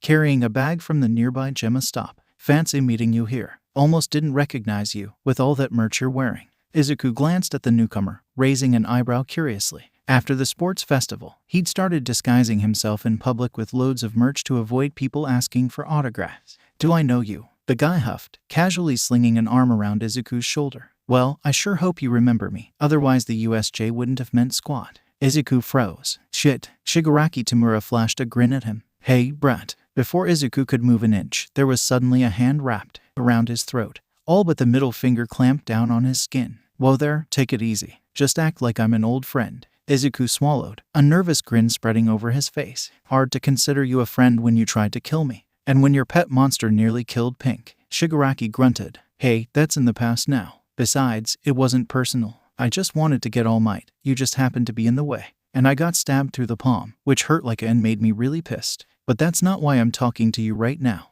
Izuku blinked. Okay, see, I've had some things running through my head the past few weeks, most of which is about Stain. What about him? Shigaraki frowned. Why the hell is everyone talking about him? Half of Hasu got destroyed by the Namu.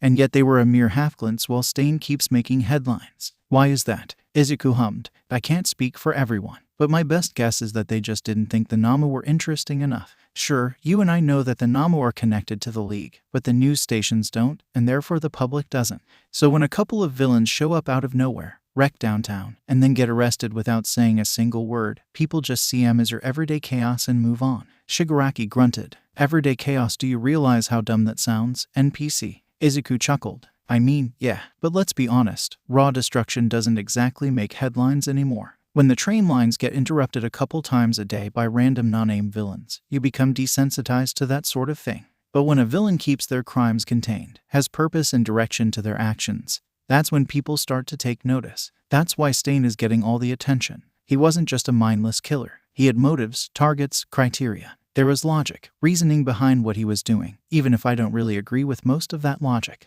Plus, Stain didn't kill just anyone, he killed heroes. Heroes are always the center of attention. If a hero dies, that on its own gets people talking, but multiple at the hands of the same person, that's front page news, right there. Shigaraki scowled. And what makes him so different from the League? How he was just destroying everything he hated, just like I do. Izuku blinked. Wait, is he not part of the League? Shigaraki growled, and his grip tightened slightly. No, I offered him a spot, and all he did was spit on our mission and threaten to kill me. I hate that bastard's guts. So tell me, NPC, what makes him different from me? Izuku swallowed nervously. Well, he didn't exactly hate heroes, per se. At least, I think. From what I could gather, he respected people who tend to go all in on hero work. People who devote their entire lives to saving others, like Ingenium and All Might. He was killing fake heroes who focus more on fame or fortune in order to cleanse society. Shigaraki's eyes widened, and he grinned. I see, it's all so clear now. No matter what path I pick, it always leads back to him. Back to All Might.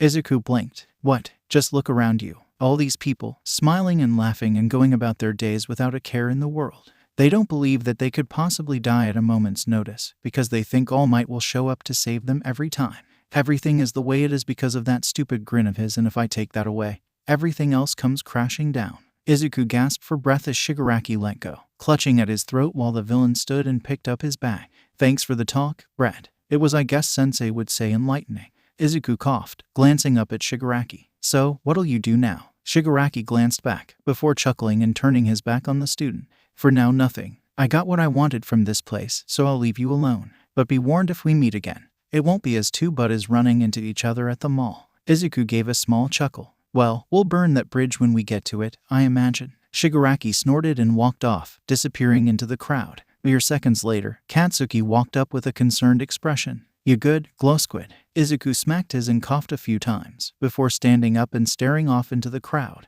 Yes and no. Can I get you to grab some new camping gear for me? I need to talk to Izuku-sensei ASAP. 1 week later, Class 1A had gathered in UAS parking lot bright and early, all loaded with camping supplies. Izuku-sensei looked them over with a critical eye, then grunted and called out, All right, listen up everyone, snap to attention. Summer vacation may have started already, but as Hero Course students, you don't get to spend this break partying with friends and losing your edge. This training camp has been designed to push all of you to your limits and past them. Plus ultra, as it were. Understood? Yes, sir. The man nodded. Good. Start loading your luggage. We've got a long ride ahead of us. Several hours later, the bus had stopped on the side of the road, and the class streamed out onto a scenic cliff overlooking a dense forest. As soon as Izuku set down his wisp carrier, Yellow popped out and started flying in circles, squealing in excitement.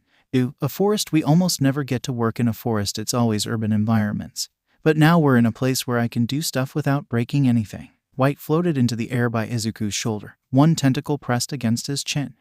If I remember correctly, Izuku-sensei said we were gonna be taking a rest stop, but I'm not seeing any facilities around here. What's going on? A black sedan pulled off the road, and the front doors swung open. Hey there, a racer, long time no see. Two familiar figures stepped out, and Toru squealed with glee. Lock on with these sparkling gazes. Stingingly cute and cat-like. Wild Wild Cats, 50% edition. Mina gasped with delight. Oh my god, it's Mandalay and Pixie Bob, I can't believe it. Izuku-sensei huffed. These two will be helping to supervise your training over the next week, along with the other half of their team. Pixie Bob grinned and at her lips, eyes sweeping over the class. And maybe do a little more than supervise, if I'm lucky. Hitoshi groaned loudly. Why, God, why I literally just escaped from midnight. Couldn't I have gotten a couple weeks away? Ignoring her teammates' antics, Mandalay stepped towards the wooden fence and gestured to the forest. Our team owns this entire stretch of land. You'll be staying at our summer lodge at the base of that mountain over there. Denki swallowed. That's, pretty far away, isn't it? Izuku and Katsuki locked eyes and nodded in unison. The former let out a piercing whistle, summoning the wisps from the carrier, while the latter ran through some preliminary stretches. Some of their classmates stared in confusion, while the rest caught on and started on their own personalized warm-ups. White stared at Izuku-sensei and grumbled, I swear to God, if this is what I think it is. Denki laughed nervously. Guys, what are you doing? Hanta chuckled. Maybe we should get back on the bus. Mina grinned, a bead of sweat running down her neck. That sounds like an excellent idea. Mandalay chuckled ominously. It's about 9:30 a.m. right now. Maybe if you hurry, you'll get there at around noon. Yuga paled. Monsieur, madams, none. Although, with a little initiative, we might be persuaded to extend that time limit by a couple hours or so. Izuku grinned. Come on, guys, where's your sense of adventure? Showdown chuckled. Honestly, this is more in line with what I expected from UA by now. Achako snorted. Plus ultra, am I right? Izuku-sensei smirked. Well, go on then. Heroes can't afford to waste time. Roughly 3/4 of the class turned and charged towards the fence, launching themselves off the cliff to fall to the forest floor below. Aoyama, Ashido, Kaminari, Sadu, Siro, and Hagakure, in contrast, all made a mad dash towards the bus past Shouda. Sorry brats, but the training camp. Ruko landed in front of them with an evil grin. Has already begun. The ground under the stragglers exploded, sending them flying off the edge of the cliff to join their classmates down below. Shino stepped up to the fence and shouted, by the way, since this is private property, you're allowed to use your quirks as you see fit. Before she could continue, the white wisp shot up and over the edge and flew into Shouda's body. He was suddenly yanked forward and slammed face first into the front of the bus. As he stumbled back, the wisp re-emerged, slapped him in the face with a tentacle, and flew back down to join the others. Shouda shook his head to clear his vision, before wiping at his nose and sighing in relief at the lack of. Guess I should have taken Midoriya's warning a little more seriously. Shino hit a snort behind her hand and looked back down. Since 14 of you took the initiative, you've got until let's say 4 p.m. to reach the lodge. Kiddies who arrive after that don't get any lunch, but first, you'll have to get through the beast's forest. Ryuko grinned and cracked her knuckles, before raising a gloved hand to the side of her visor. All right, kiddies, come out and play. Shino walked up to Shouda with a frown. Are you sure about this? Eraser, the schedule's already jam-packed. Shouda sighed. Unfortunately, we can't afford to let them progress at the normal rate. With how things are shaping up in the underworld, these kids are going to have to get their provisional licenses as soon as possible. And as a part of that, we need them at a point they'd normally only reach at the beginning of their second year. The ground shook, and Shouda glanced over to see a plume of smoke rising from within the forest. He hid a grin behind his capture scarf and called out, Well, I'll leave them to you, Pixie Bob. Do try to give them a bit of a challenge, would you? Ryuko giggled with delight. Are you kidding? My first standing on and I'm going to harass them like there's no tomorrow. Shouda nodded, but internally chuckled. They might be faster than you expect, honestly. 1 minute earlier, Izuku grinned as the remaining 6 students crashed to the dirt alongside the rest of the class. Decided to join us, eh? Mandalay called out. By the way, since this is private property, you're allowed to use your quirks as you see fit. Before Izuku could order otherwise, White shot up and over the cliff. A loud wham rang out, and a few seconds later, White descended to float behind Izuku's shoulder with his tentacles crossed. I did promise. It's on him for not taking that warning seriously. Mandalay continued with a hint of humor in her voice.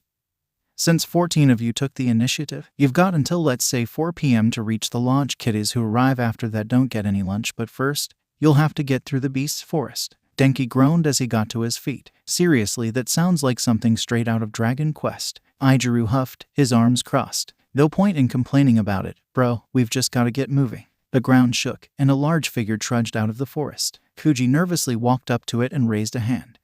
Excuse me, could you? Whatever he was about to say was cut off by a loud roar, the beast raising one large claw before slashing down at the boy. Ice spikes shot up around Kuji, stopping the monster's attack before it could land. Izuku narrowed his eyes. Voice usually has a soothing effect on any animal within hearing range, so why did it attack? A clump of dirt broke off from the behemoth's face, leaving a hole in its cheek, and his eyes widened. Of course, Pixie Bob. Katsuki lunged forward, sparks building up in his palm and his hair gaining red highlights. Shadow slid his right foot forwards, blue highlights appearing in his white hair. Frost spread over the construct's body, and a massive explosion tore it to pieces. Izuku cracked his knuckles as more roars echoed from deeper in the forest. All right, 1A, battle formations. Let's blow this popsicle stand. Right. 6 hours later, Class 1A limped out of the tree line exhausted, battered, and hungry, but with triumphant expressions. Mandalay let out a whistle. Not bad, kits. We weren't expecting you to show up until 6 at the earliest. And yet here you are, half an hour before the time limit. I said I'm impressed. Meow. Ijiru groaned and fell onto his back. I'm so tired, I'm so ready to just conk out. Hanta chuckled weakly. Honestly, if it weren't for Momo, we'd probably be starving, too. Thank whatever god exists that she thought to pack a bunch of those meal bars. Mandalay blinked. Meal bars. Aizawa-sensei straightened. Oh, right, you don't work at UA, so you aren't aware. He reached into one of the pouches on his waist and pulled out what looked like a granola bar. These are a creation of one of our first-year support students. You know how some places sell pouches of nutritional jelly? Well, she figured out how to fit the nutritional value of a full meal in a single snack bar. And unlike those pouches, they actually taste good. She started selling these things to the management students and some of the teachers. I tend to keep a few of them on hand, myself. Momo chuckled. As do I with my quirk. It's essential to be able to fuel up at a moment's notice, and with how things have gone this past semester, it makes sense to always be prepared. Pixie Bob giggled. Well, you kids are just great. She pointed towards Izuku, Katsuki, Showdown, and Tenya. Especially you four. Tenya bowed. Your praises. She had her lips. I can't wait to see where you are in 3 years. I'm calling dibs. The heroine dove towards them. Izuku bolted away as a streak of cyan light. Katsuki blasted up to the roof of the nearby building, and Showdown encased himself in ice, leaving poor Tenya unable to defend against her teasing. Aizawa-sensei groaned. Shino, has she always been like that? Mandalay sighed in resignation, as though she'd had to explain this to someone before. She's been getting desperate, since she's reaching the age where, Kailuka raised her hand. So whose kid is that? Mandalay paused, then glanced at the kid with the horned hat standing a couple feet away from her. Oh, he's not any of ours. This is Kauta, he's my cousin's kid. Go on, say hi to everyone. The kid scoffed and turned away. Forget it. I don't plan on being friends with idiots who want to be heroes. Katsuki jumped from the roof to land next to Izuku with a chuckle. Precocious brat. Izuku smirked. Reminds me a lot of a certain someone I know. And what's that supposed to mean? Aizawa-sensei cleared his throat. Enough fooling around. Go get your luggage off the bus. Once your stuff is put away, head to the hot springs and wash up. Since you got here earlier than expected, we've still got some work to do before dinner. A couple of hours later, 1A had cleaned up, changed into their gym uniforms, and gathered in the clearing just outside the lodge. Aizawa-sensei nodded and announced, All right, listen up. The main goal of this training camp is to fast-track your physical progress, something that we haven't spent much time on this past semester. With what's looming on the horizon, you all need to get in serious shape and prepare to face villains worse than you've ever locked eyes with. He tossed a familiar ball over to Katsuki. Bakugo, I'm guessing you know what to do with that. Katsuki grinned and stepped away from the class, rolling his right arm in its socket. Oh, I'm pretty sure I do. Aizawa-sensei stepped to the side, hands in his pockets. If memory serves, your score at the beginning of the year was 705.2 meters. Let's see how much better it is now. Katsuki laughed and drew his arm back. Don't blame me if you can't track it down later. A massive explosion ripped through the air, and the ball was sent flying. The class gasped in shock, but Izuku frowned. That's weird. I was expecting the blast to be a lot bigger than the start of the school year. A few seconds later, Aizawa-sensei held up a familiar device. 723.9 meters. Better improvement than I expected, but the point still stands. Shocked mutters ran through the class, and Katsuki stared down at his hand, dumbfounded.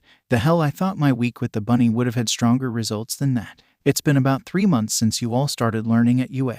You've all certainly improved, but that improvement has largely been mental and technical. Your raw power is still at roughly the same level as the start of the school year. So, that's the main goal of this training camp, to improve your quirks as far as they can go. It'll be utter hell, and you'll probably feel like dying, but do try not to actually die, alright? The one time they wanted it to be a logical ruse, and it wasn't. Oh man, was it not? Each student had a personalized training program designed to push themselves and their quirks to their absolute limits. Nobody was allowed to slack off, and the Wildcats were more than willing to offer substantial motivation if any of them even considered doing so. Yuga stood on top of a plateau, aiming his navel towards the sky and constantly firing off huge laser shots. The plan was for him to get used to the backlash from his quirk and eventually be able to use it constantly. Nina stood next to a cliff with her palms pressed against it, constantly producing her most potent acid. The plan was to make her skin more acid-resistant, thus letting her last longer in a fight. Sue was climbing up and down a different cliff face, using her tongue in addition to her normal limbs. The plan was to work out every muscle in her body at once, and hopefully make her more in tune with her amphibian biology. Tenya was running around the entire training area, his engines on full blast the whole time. The plan was to make his engines more resistant to overheating, helping to increase his stamina. Achako was standing on her own plateau, several dumbbells floating in the air around her as she deadlifted a weighted barbell. The plan was to get her used to the feeling of nausea induced by her quirk, letting her keep fighting while under extreme discomfort. Constantly floating an amount of weight just under her limit would serve to increase it, too. Mashurao and Izuku were paired with each other, the former only allowed to strike with his tail while the latter was hardened.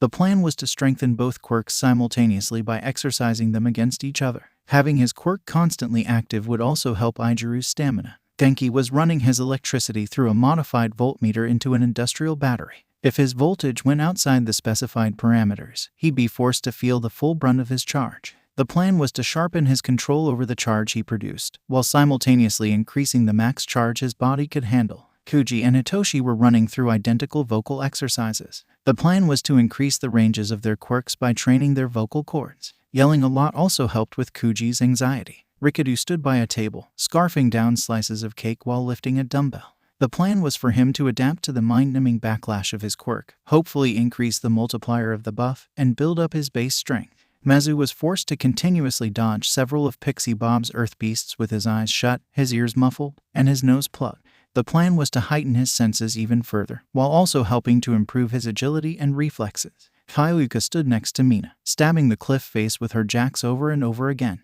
The plan was to refine and sharpen them, thus improving the sound they could output. Hanta knelt on top of his own plateau, constantly producing a rapid stream of tape from both elbows. The plan was to increase the speed at which it was produced, its tensile strength, and the maximum amount he could produce in a single stretch. Fumikage was standing outside a pitch-black cave, exercising while dark shadow raged about inside. The plan was for the former to bulk up and decrease his reliability on his quirk, and for the latter to gain more control over her emotions in the dark. Shadow stood half-submerged in an oil drum full of water, alternating between massive bursts of fire and ice to try and keep the water lukewarm. The plan was to get his body used to extreme heat and cold, and help him be more open to using his left side. Toru was the only one with a personal trainer, due to the esoteric nature of her quirk and training regimen. Yue had called in a favor with Spectrum, and the heroine was overseeing her former intern's progress in the art of light manipulation. The plan was that focusing on her quirk's true capabilities would let her overcome her mental block, letting her cut off her natural invisibility. This would subsequently let her devote more energy to active light-based attacks and techniques, thereby improving her overall battle prowess. Katsuki stood in front of his own oil drum, only this one was filled with boiling water. He would plunge his hands in, then fire off the biggest explosion he could into the air. The plan was to permanently open his sweat glands further, thereby increasing the amount of sweat available and thus the size and power of his blasts.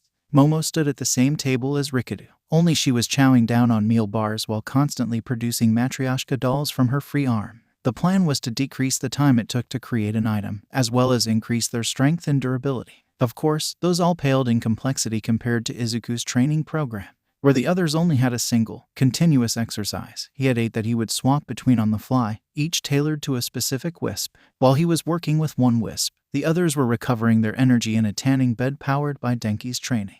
The overarching theme was increasing the amount of time he could maintain a wisp power. With White, he was doing long-distance sprints with Tenya. This would increase the speed of the boost. With Red, he joined Katsuki and would fire off the largest bursts he could produce instantly, one after the other. This would increase the strength of smaller bursts, and would cut down on the wind-up time for larger ones. The added heat also helped with Katsuki's training. With Pink, he anchored himself to the underside of a small ledge jutting out of the ground, covered his body in spikes, and let himself be hit by earth beasts over and over, much like body weight exercises. Keeping himself anchored upside down would strengthen the spikes. Plus, maintaining them over his body while getting hit would sharpen them. With Orange, he would jump as high as he could, land, then rocket up again, repeating the exercise until the wisp ran out of juice. This would train him to land from high up and increase his jump height. With Yellow, he would drill through the dirt while avoiding Pixie Bob's attempts to unearth him. This would increase his drilling speed and improve his reaction times. With Green, he would hover in midair and attempt to avoid clumps of dirt being thrown at him while remaining airborne for as long as possible.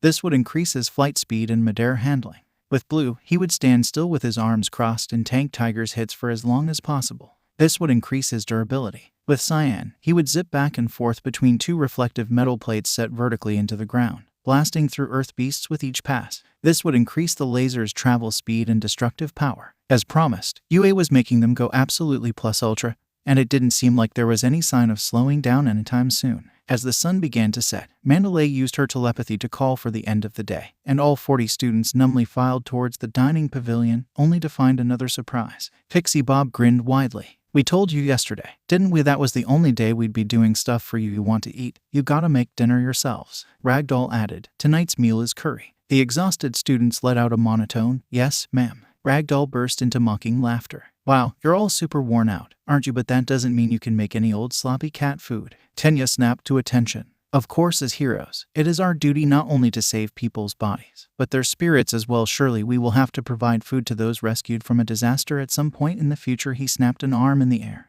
"Everyone, we must strive to make as delicious a curry as possible." Izuku chuckled wearily. "Tenya's a great guy to have in a leadership position. He's so eager to get things done." Standing upright, he clapped his hands together, drawing the attention of the other 38 students. Hadn't expected to get 1B with that, but okay. Right, show of hands. Who's got experience working in the kitchen? Katsuki raised a hand, as did Tenya, Ochako, Denki, Rikadu, Shoudo, Hitoshi, Kendo, Komori, Shishida, Shouda, Tsunotori, Takage, Fukadashi, Monoma, and Rin. Izuku ran a quick count before nodding. "Okay, that's a little under half of us who have experience cooking, including me." Rikadu blushed and rubbed at the back of his neck. "Whoops, didn't realize you meant cooking specifically. My kitchen experience is more in baking, to be honest." Izuku hummed. "Fair enough. So, that makes 16. If you aren't comfortable in the kitchen, find someone who is. No more than 2 non-chefs with each chef." "Got it." Monoma huffed and opened his mouth to say something, and Izuku decided to cut that off at the pass. "Don't feel like you have to stick with your classmates, either. In fact, I'd recommend trying to team up with at least one person not from your own class. Remember, we're yearmates, not rivals." Vlad King coughed into his fist,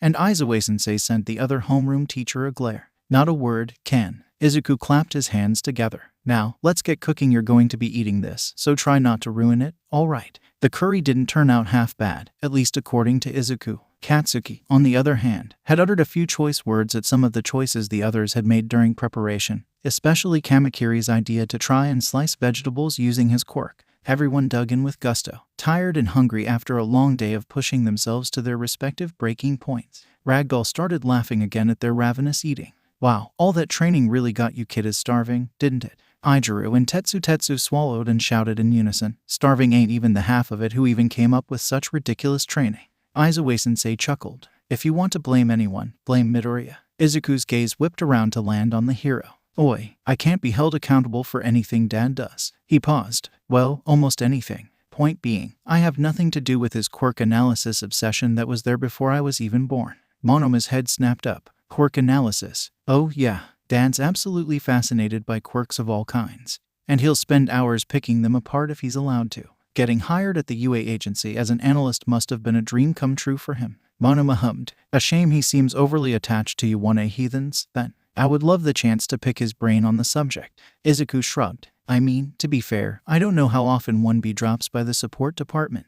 Dad usually hangs out around there, and he goes gaga over any quirk that looks interesting to him. I mean, just over a month ago, he nearly tackled Tojike from 1E when she was walking by the labs holding a bonsai-sized apple tree." He snorted. Howard Loader was so ticked when he found his assistant lab supervisor trapped in the trunk of a cherry blossom tree in the middle of the hallway. Netsu-sensei was probably laughing his tail off in his office. Shizaki hummed. "This Tojike, you said she sounds well-versed in flora. Perhaps I might benefit from talking with her." Momo sent the vine-haired girl a thumbs up. "That sounds like an excellent course of action. I, myself, have advanced my knowledge of mechanical engineering a great deal through discussions with Kinzoku Majiru, the class representative for 1 Fahrenheit. Kayuka interjected. "Plus, 1D's class rep, Zunu, gave me a lot of great tips on handling sensory overload. Sure, she doesn't exactly have enhanced hearing like Mezu and I do, but her passive mind reading is close enough that she had some great advice on how to deal with it." Mezu nodded in agreement. Denki grinned. "And that Furasu girl from 1H gave me a great lecture about electricity when I wandered into the labs at one point. I'm way less prone to shorting out. Now that I've switched from rubber soles to metal, turns out I just needed to be properly grounded."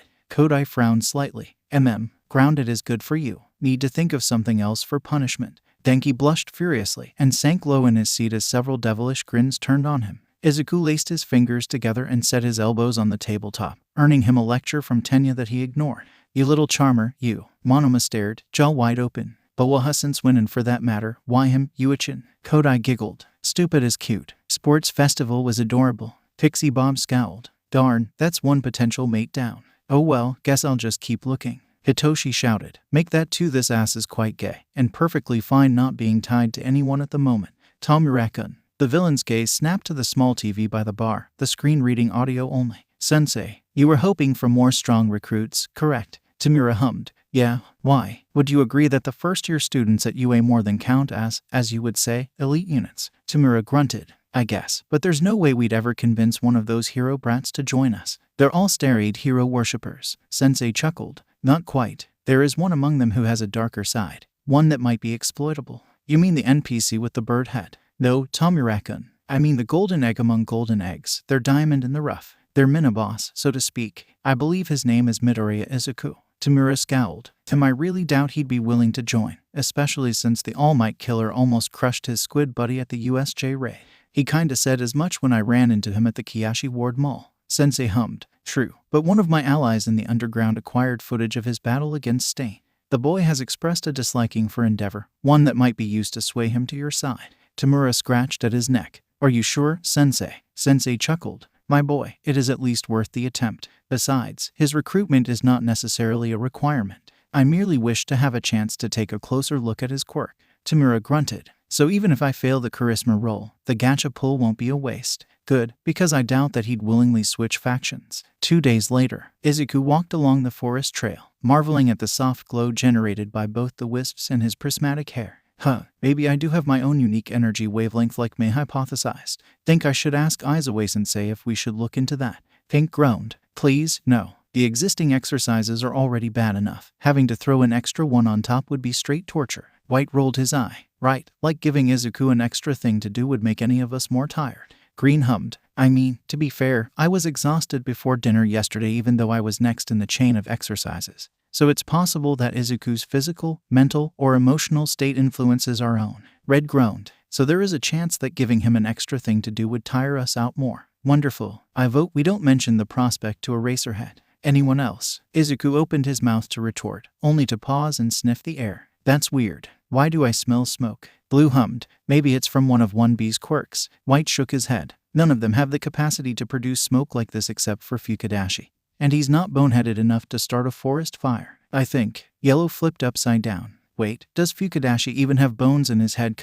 Like, his head's a speech bubble. How does that work in terms of biology and internal organs and stuff? Izuku considered that, only to freeze in his tracks as the ground shook. Shit, Orange muttered.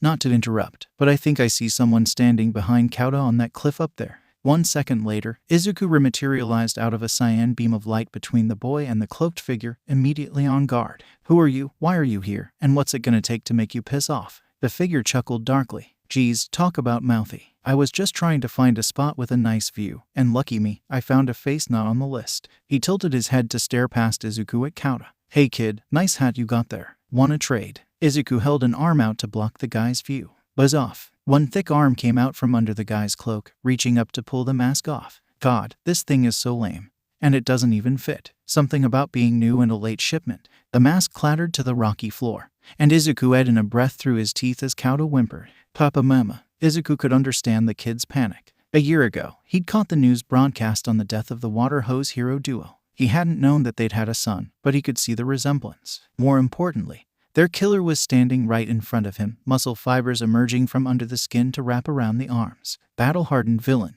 crazed killer, slaughterer of heroes and innocents alike, titled the Carnal Murderer. Muscular. Hey, wait a tick. You're the one the boss told us to grab. Midoriya Izuku. Right, darn, gotta leave you alive. Boss orders. Izuku cursed internally. Shit, the big cheese has an interest in me. That can't be good. But he didn't say squat about any kids that might get in the way. Muscular leapt forward, and Izuku jumped over the villain's charge as Cyan forcibly removed Kauta from the area. Priority 1, evacuate the civilians. Priority 2, try not to die horribly. Muscular sighed as he slowly turned around, cracking his neck. Come on, it was just gonna be a little warm-up carnage. Nothing serious. Why'd you have to go and ruin my fun like that? Izuku took a half step back, keeping his eyes locked on the villain. Couldn't exactly call myself a hero in training if I just stood back and let some whack job like you straight up murder a kid. Muscular rolled his eyes with a groan. God, I hate the way all you hero types are so pedantic about justice and principles and junk. I just want to live life how I want, and brutalize anyone who gets in my way. Izuku snorted. You know, if it weren't for the second half of that sentence, I'd almost agree with you.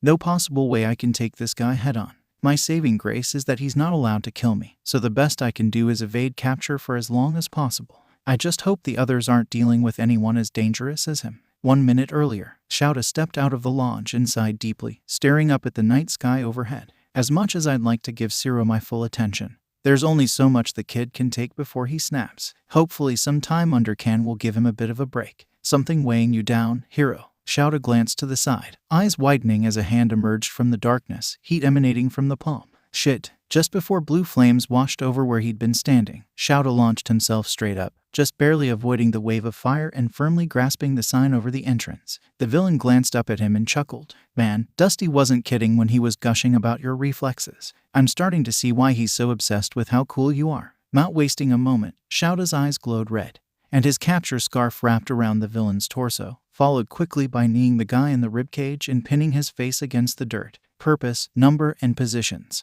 Answer quickly and truthfully, and I might be lenient. The newcomer chuckled. Who's to say I'm not here on my own? Mandalay's voice ripped through Shouda's head. Attention, UA staff and students, the training camp is under attack. At least 2 villains, likely more. All students gather at the lodge. Do not, I repeat, do not engage unless absolutely necessary. Shouda glared, tightening his grip on the intruder's left arm and snapping it.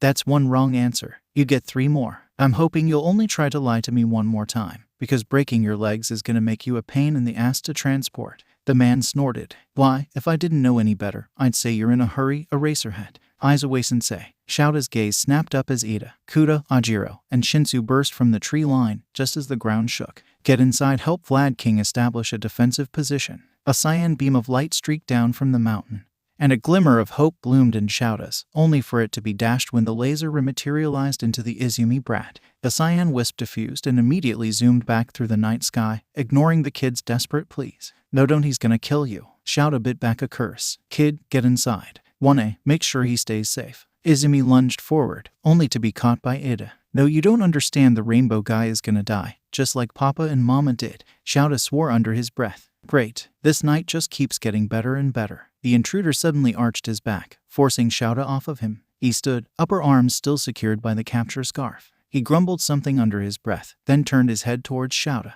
Oi, hero. Shouda pulled, and the scarf tore through the intruder's body, burnt flesh dissolving into brown goo. Are your students that important to you? Shit, there's more at play than just a fire quirk. The villain tilted his head with a grin, the face melting away. I wonder if you'll be able to protect all of them. He dissolved into a puddle on the ground. Shinsu stared at it for a few seconds, before glancing up to meet Shouda's gaze. And suddenly, I'm very glad I packed my costume with my luggage. Shouda nodded firmly, already catching onto his student's train of thought. Do it, and if possible, bring the others' weaponry, too. We need all the help we can get. Ada, I need you to get a message to Mandalay. Hold on as long as you can, problem child. I won't let another promising hero trainee bite the dust too early. Katsuki leapt backwards as more blades stabbed into the ground where he'd been standing. Damn it, we don't have permission to fight, but we'll never be able to ditch this asshole, so we're stuck. Isahat, carrying the air dude from 1B on his back, summoned another glacier between them and the villain.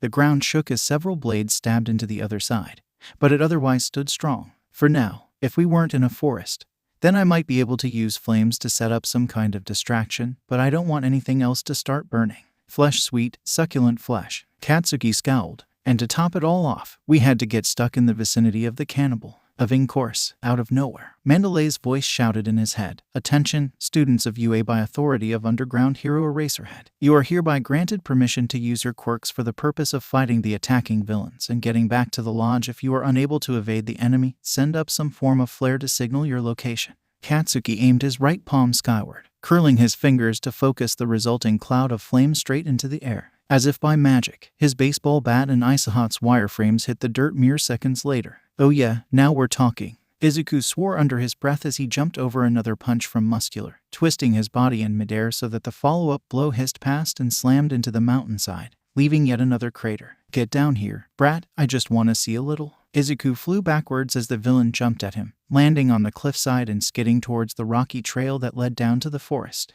Well, excuse me for wanting to keep all my inside my body. Cyan appeared out of nowhere, joining the other wisps hovering behind Izuku's shoulders. I got counted to the lodge. Time to go. Izuku shook his head. Can't. If I leave Muscular to his own devices, he's liable to go after one of the others. The best chance of everyone's survival is if I keep his attention on me. Mandalay's telepathic announcement shot through his head, and Orange immediately shifted into power mode, shooting straight into the sky and trailing smoke. 1 second later, a familiar cylinder of teal metal hit the ground by his feet, and he grinned. Now we're in business. He snatched up the cylinder, and it beeped as it recognized his genetic signature, expanding into the Bifrost cannon. Pink flew into the spherical capsule in the middle, and the weapon reshaped itself into a minigun with a hollow pink cone on the end.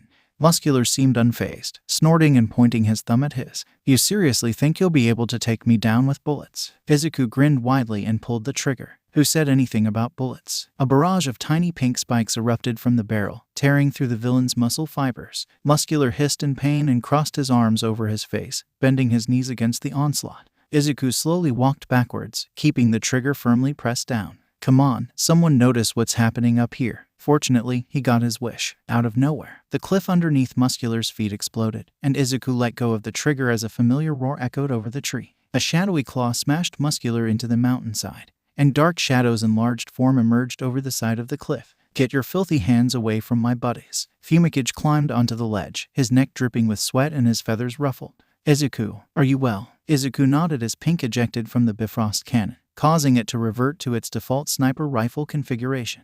About as well as I can be, given the situation. Any clue how many we're dealing with? Fumikage hummed as dark shadow slammed Muscular into the mountainside again. There are 6 that I am aware of. 2 are against Mandalay and Tiger in the clearing. 1 is against Showdown and Katsuki, 1 is controlling the gas, and 1 set the fires. And obviously, Dark Shadow is handling the 6th. They glanced up in time to see Dark Shadow bury Muscular into the outcropping, the apparition panting heavily as she moved back. The dust cleared to show Muscular laying in a crater, his eyes unfocused and his tongue lolling. Dark Shadow grunted in satisfaction and shrank slightly, moving to float behind Fumikage. That guy's really tough. Took a few hits for him to go down for good. Izuku grunted. Well, he's not erranked for nothing. Fumikage, get back to the lodge and warn the others. They're out for, but not my, so I'll try to draw their attention. Fumikage nodded. Understood. Do your best not to be caught. I will send Izuku-sensei to you as soon as possible. Dark shadow settled over Fumikage like a second skin, and the two of them took off towards the lodge. Izuku leapt off of the cliff, aiming towards the clearing that marked the start and end of the forest path. A cyan beam of light streaked through the air, casting its glow over the trees. Let's hope tonight doesn't get any worse. 15 minutes earlier, Toshinori cautiously poked his head into the teacher's lounge, eyes widening as he saw Mirai and Nedzu drinking tea together. He nervously slid the door open and stepped inside, wringing his hands. You, asked to see me, sir. Nedzu brightened. Ah, Nyaji-san, please, do sit. Sasaki, Yagi Toshinori. Yagi, Sir Nighteye. Or have you two met? Mirai gave the mammal a deadpan stare. I think you already know the answer to that, sir. Nedzu chuckled. Just an attempt to ease the tension, Sasaki-san. Now, to the task at hand. I haven't noticed any sudden and unexpected surges in strength in any of my students, so I'm guessing that Yagi has yet to pass on One for All. Toshinori winced. No, sir. Shortly before the entrance exams, I had offered it to young Tagata on Murai's recommendation, but the lad turned it down. He said that he already felt he was a competent hero, and I should instead give One for All to someone who needed the boost. Murai sighed. I still think Miria was the best possible choice for a successor, but if he says no, then I won't push the issue. Nedzu hummed. Well, perhaps the issue is that you saw too much of Yagi in the boy. Mirai blinked. I beg your pardon. Nedzu hopped down from his chair and started pacing back and forth. Let me pose my hypothesis, and let me know once I am finished if it is accurate.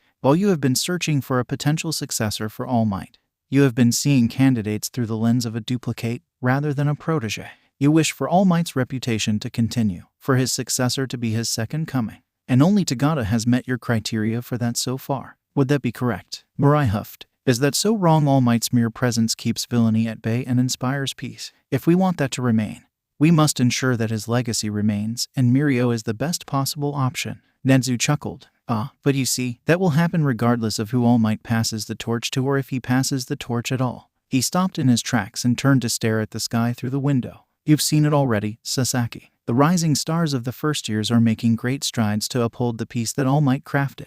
In fact, they're on track to strengthen it. Young Midoriya said it best: even if the shining beacon of hope was snuffed out, a meteor shower would continue to illuminate the world in its place. He and his classmates are well on their way to becoming that meteor shower, and they're all more than capable of doing so without being a perfect copy of All Might. Upholding his legacy is much more than mimicking him. It is embodying the very ideals he seeks to inspire in future generations, and being a shining example of heroism. Toshinori sighed. Not to mention, being me has hardly been the best decision in my career. I'm more than just a symbol, I am a pillar, arguably the pillar of society. And while I've done my best to be a damn strong pillar, the cracks are starting to show. One person can only shoulder so much weight for so long. I managed to bear it, but only because it seemed like nobody else could, or even would. But the next generation, with young Midoriya at its head, is so much unlike the world I was born into. Each of them is more than willing to take up their own share of the load.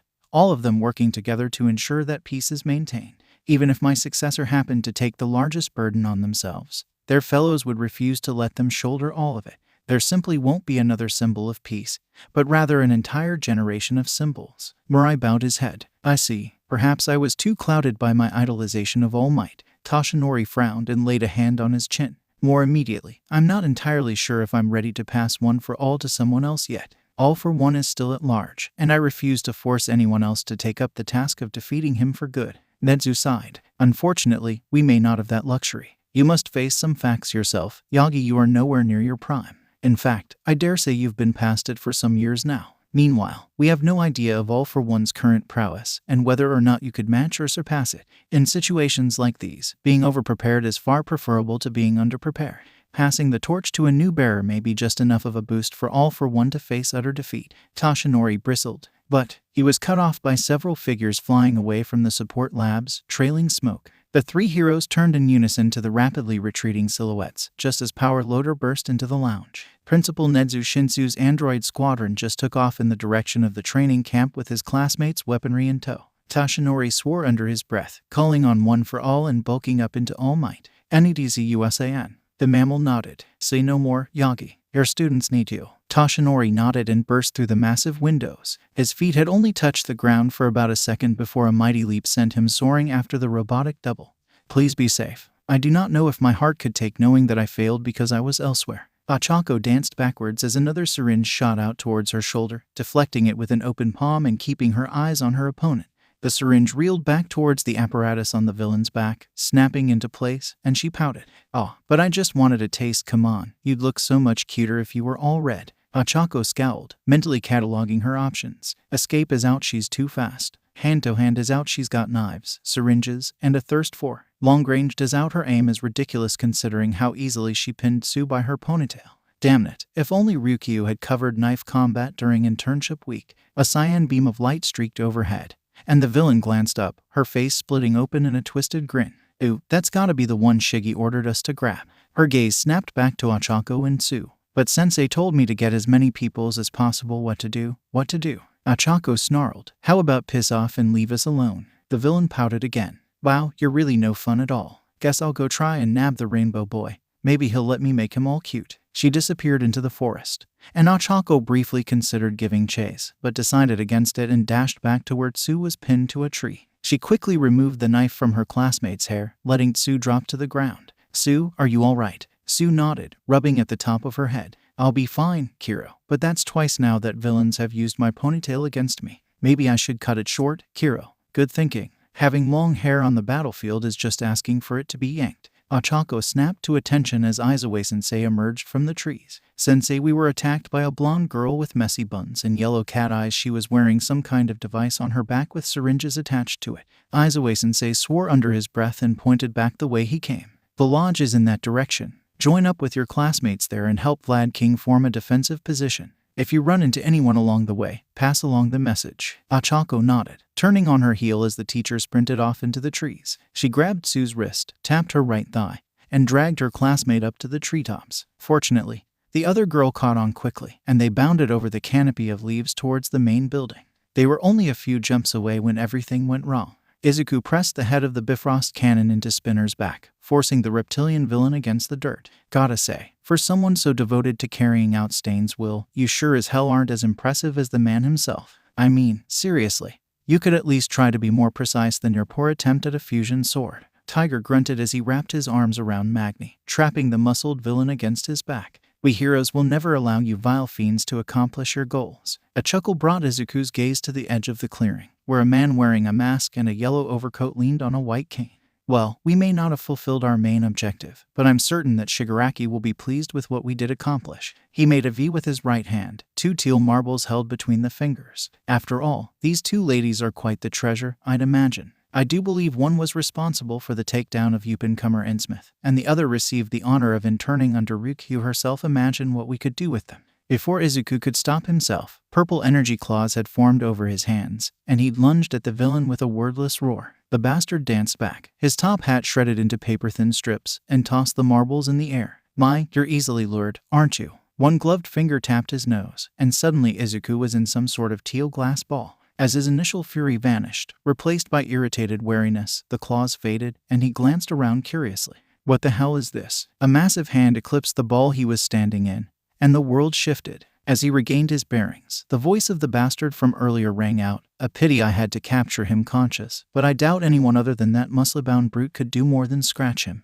Some sort of spatial manipulation quirk. Something hit the back of his head, and Izuku turned to see White shaking his head at him. The other wisps gathered in a pile on the floor of the ball. Congratulations, dipshit. You played yourself. Izuku sighed and sat down cross-legged, laying his hands in his lap. Yeah, I know. Still, not much we can do about it now. He pointed a thumb at the ball encapsulating the area. It might look like glass, but I'm pretty sure you can't phase or break through it. Pink raised a tentacle from where she was flopped on top of the pile. Can confirm. Not even Cyan's power mode gets through. Izuku sighed and collapsed onto his back. Guess there's nothing to do but wait. Shards of teeth littered the ground under Katsuki's feet. He panted heavily, his palms a burnt red and smoke leaking from the head of his baseball bat. Stay the down, asshole. Isahot heaved a sigh of exhaustion, his breath coming out in an icy cloud. Now that he's not attacking, I recognize this guy. Moonfish, a branked villain and a death row inmate. Endeavor's had to deal with him a couple times recently. Katsuki grunted. Great, the 2 of us had this much trouble with a Branker. We're really not cut out for the big leagues yet. Suddenly, Mandalay's voice cut through Katsuki's head like a knife. All U.S. staff and students the villains have captured Midoriya Izuku, Uraraka Ochako, and Isui Tsuyu, all combatants still outside the lodge, converge on the clearing at the start of the trail. Stop the villain in the yellow overcoat. Katsuki was off in a fraction of a second, not even caring about the crater he left in his wake. Wind howled across his face and his palms screamed in agony, but he ignored them, pushing himself faster than he'd ever dared to go. Within seconds, he'd blasted out of the tree line at top speeds, aimed directly at the bastard that Mandalay had pointed out. The villain twirled to the side as an explosion hissed across his face. Katsuki spun himself around and skidded across the clearing, his feet digging trenches in the dirt. Give him back, now, or you're dead. The bastard had the gall to chuckle. Give him back? That's a strange way of putting it. Midori is his own person, after all. He doesn't belong to anyone. So egotistical of you. Katsuki pulled back his right hand.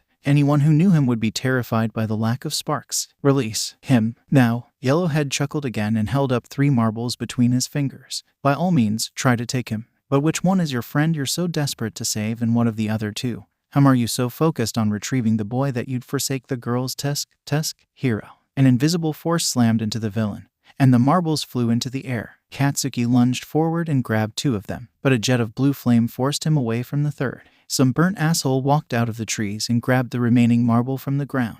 Another blast of fire, and a cloud of dust kicked up next to Katsuki, probably Hagakure. Yellowhead popped upright and dusted his coat off. Burnhead stared at Katsuki with cold cyan eyes. Enough games, compress. Show me we didn't waste our time here. Yellowhead chuckled and bowed. But of course, on instinct, Katsuki tossed aside the marbles in his hand, which turned into Uraraka and Isui in midair. Burnhead grinned. Excellent. We got what we came for. He raised a hand to his ear. Vanguard Action Squad, objective secured. Make yourselves scarce. Kirigiri'll pick you up in a bit. A wave of ice rushed out from the trees, only to be blocked by a wall of blue fire. Isahot ran into the clearing, left shoulder ablaze, only to pause at the sight of Burnt Head. Burnt Head chuckled and held up the marble containing Izuku. Not so fast, kids. Back off, or your friend's gonna get crispy. The mister from the USJ swirled into existence behind Burnt Head. Come, we must return to the base. Burnt Head grinned and locked eyes with Isahat. What a shame. Todoroki shouted, oh what a shame. Katsuki bit back a curse, forced to watch helplessly as the mist faded away, and as if the universe was taunting them. All Might landed in the clearing exactly 2 seconds later. Izuku had plenty of time to contemplate his options while he was trapped in the marble. Given how much trouble his classmates had been having with the villains, there was no chance he could face all of them on his own, even taking the wisps into account. Escape was out of the question, given Kurogiri was familiar with his speed and could likely cut him off easily. Plus, Muscular had specifically pointed out that Izuku was to be captured alive, which meant the League probably wasn't going to kill him. So when the world shifted and he found himself standing inside a bar, his only move was to shrug and plop himself in the nearest booth. You know, most people don't kidnap someone they want to talk to. The members of the League glanced at each other in confusion, while Shigaraki chuckled. Not most people, brat. The guy in the black and white jumpsuit raised a hand. Hey, shouldn't he be, trying to get away? Nah, kid, stay with us. I promise we're chill, but doesn't he, kinda hate villains? Magni hummed. I thought he'd be more violent when he came out, given how he went in. Compress, aren't people usually unconscious in your marbles? The villain in the yellow overcoat, the one that had trapped Izuku, rubbed at his chin. Usually, yes. I believe that the lack of available oxygen often makes people pass out rather quickly. White raised a tentacle to his chin. Maybe Izuku was drawing on us for energy like we usually do from him. Izuku nodded. That's definitely possible. The girl with the messy buns squealed. Ooh, he talks to them. That's so cute. It'd be cuter if he was all red and why, though. Izuku sighed. Pass. I like my inside my body, thanks. He blinked. I'm pretty sure I told Muscular mostly the same thing. Are you and him related? The girl gagged. Oh, God no. That'd be so uncute. I like, sure, but I like the people. He only liked the and didn't care about the people, and that was just super uncute. Spinner tilted his head curiously. You're being awfully civil for a hero student surrounded by a bunch of known villains. I mean, we did just kidnap you to our evil lair. Izuku shrugged. Believe me, if there was a way out, I'd be taking it. But Kurogiri knows how fast I can move, so he'd just bring me back here every time. And fighting is just out of the question. The burned one chuckled. You're damn right it is. Izuku hummed, peering at the guy. Something about you feels familiar, but I can't quite place it. The guy blinked. Seriously, I'm a notorious villain and arsonist, kid. What about me could possibly be familiar? Izuku's eyes shot open, and he snapped his fingers. Your eyes, they look just like Showdown's left one, man. That's crazy. They're almost identical. One charred eyebrow rose. Thought you'd compare them to Endeavors. That's the one I usually get. He scowled. Most guys who say they get torched. Izuku groaned and leaned back in the booth. Ugh, great. Now you've got me thinking about that dumpster fire. Thanks a lot. The guy blinked again. You're not a fan of Endeavor, I figured, with all the fire stuff you did during the sports festival. Izuku scowled. Yeah, the sports festival. The event where the douche told me practically to my face that he expected me to become a villain like my dipshit uncle did. Spinner spewed out the sip of monster he'd just taken, prompting a groan from Kurogiri and a rag being warped over. He did what when? Right before my match in the semifinals. It was a while ago, but I distinctly remember the line. You appeared to take after your uncle more than your father. He glanced at the guy in the yellow overcoat. You're the one who mentioned the guy. You know exactly who I'm talking about. Overcoat guy snapped his fingers. Oh, that's correct. Innsmouth was born Midori Atako. Goodness, how did I forget? Burn guy whistled. Wow, sounds like the bastard's got a gift for pissing people off. Izuku chuckled. You said it. Let me tell you, I was really tempted to leave him to Stain's non-existent Mercy and Hasu. Not that I did, obviously. Magni hummed. For a hero brat, you've sure got a mean streak. Izuku shrugged. Hey, who doesn't have darker thoughts? Hell, I bet even Hawks has days where he's tempted to say it and dive bomb some poor robber at Mach 2. Spinner snorted. Okay, but can you imagine you're just some random criminal who's fleeing the scene of a crime? Then some big-ass pigeon slams into you milliseconds before you hear a sonic boom. Magni shivered. That scene's gonna haunt my nightmares for weeks. Thanks for that, Spinner. Izuku kicked his feet up onto the table, only to swiftly remove them when Kurogiri sent him a pointed glare. Okay, so I only know names for, 4 of you. Shigaraki and Kurogiri I know because of the USJ, and Tiger named Spinner and Magni, but other than that, I've got nothing. And I don't want to just keep calling you by your descriptions in my head. So names. Burn guy opened his mouth to say something, and Izuku added, villain names, obviously. I know none of you are gonna trust me with your civilian identities. That'd be silly. Overcoat guy chuckled. You're quite the puzzle, Midoriya. I go by Mr. Compress, the new age gentleman thief. Jumpsuit guy stuck his hand up. Call me twice, no, you idiot. Don't tell him that. But he's so nice. Burn guy shrugged. Dab, I might as well be my real name. I burned my civilian life to the ground years ago. The girl with the buns giggled. I'm Toga Himiko, but you can call me Himiko, Izuku-kun. Izuku winced. I dunno if we know each other well enough for that. Do you not have a villain codename? She grinned. Nope, because I'm gonna live life as me, and love as many people as I wanna. Izuku shrugged. Hey, I can respect it. Certainly better than Muscular's philosophy of go through life killing as many people as physically possible cause it's fun, or whatever his deal was. Spinner grunted. Trust me, most of us didn't like him either. Like, sure, we're villains, but we at least have some standards, you know. Shigaraki rolled his eyes. Says you. Mr. Compress coughed into his fist. Need I remind you of when Himiko introduced you to Undertale? I believe I recall several tears being shed about a certain anthropomorphic goat. Shigaraki snarled. You stay out of this, sandbagger. The thief huffed and laid a hand over his heart. Please, I prefer the term item smuggler. Sandbagger sounds so derogatory. Because it is, you. Kurogiri cleared his throat. Shigaraki Tamura. While I appreciate you being well acquainted with your fellow villains, I must remind you that we captured this student for a reason. Shigaraki sat up straighter. Right. The quest from Sensei. Izuku sat upright, leaning forward with one arm on the table. Right. Muscular said that my capture was boss orders. Shigaraki stood and walked over, standing over Izuku with his arms loose by his side. I'll be honest, I don't get you, brat. At the USJ, you were oh so heroic, defending your classmates and your teacher with your life. But in Hasu, you almost let Stain kill the number 2 hero.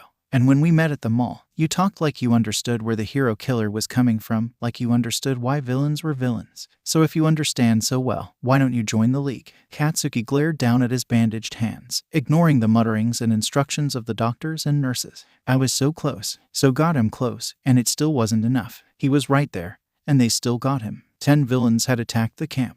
3 were arrested. Muscular, embedded in the cliffside moonfish, trapped in Isahat's glacier and Mustard, the gas guy that had been handled by someone B students. However, 1 student and 1 pro were missing, taken by the 7 other villains that escaped. Despite the capture of 2 dangerous villains and 1 semi-dangerous one, Izuku's and Ragdoll's capture meant that the night ended with a net loss for the heroes. Katsuki didn't like losing. A hand settled on his shoulder, and he glanced up to lock eyes with Ida. I believe I understand how you feel, Katsuki-kun. Katsuki cracked an eyebrow.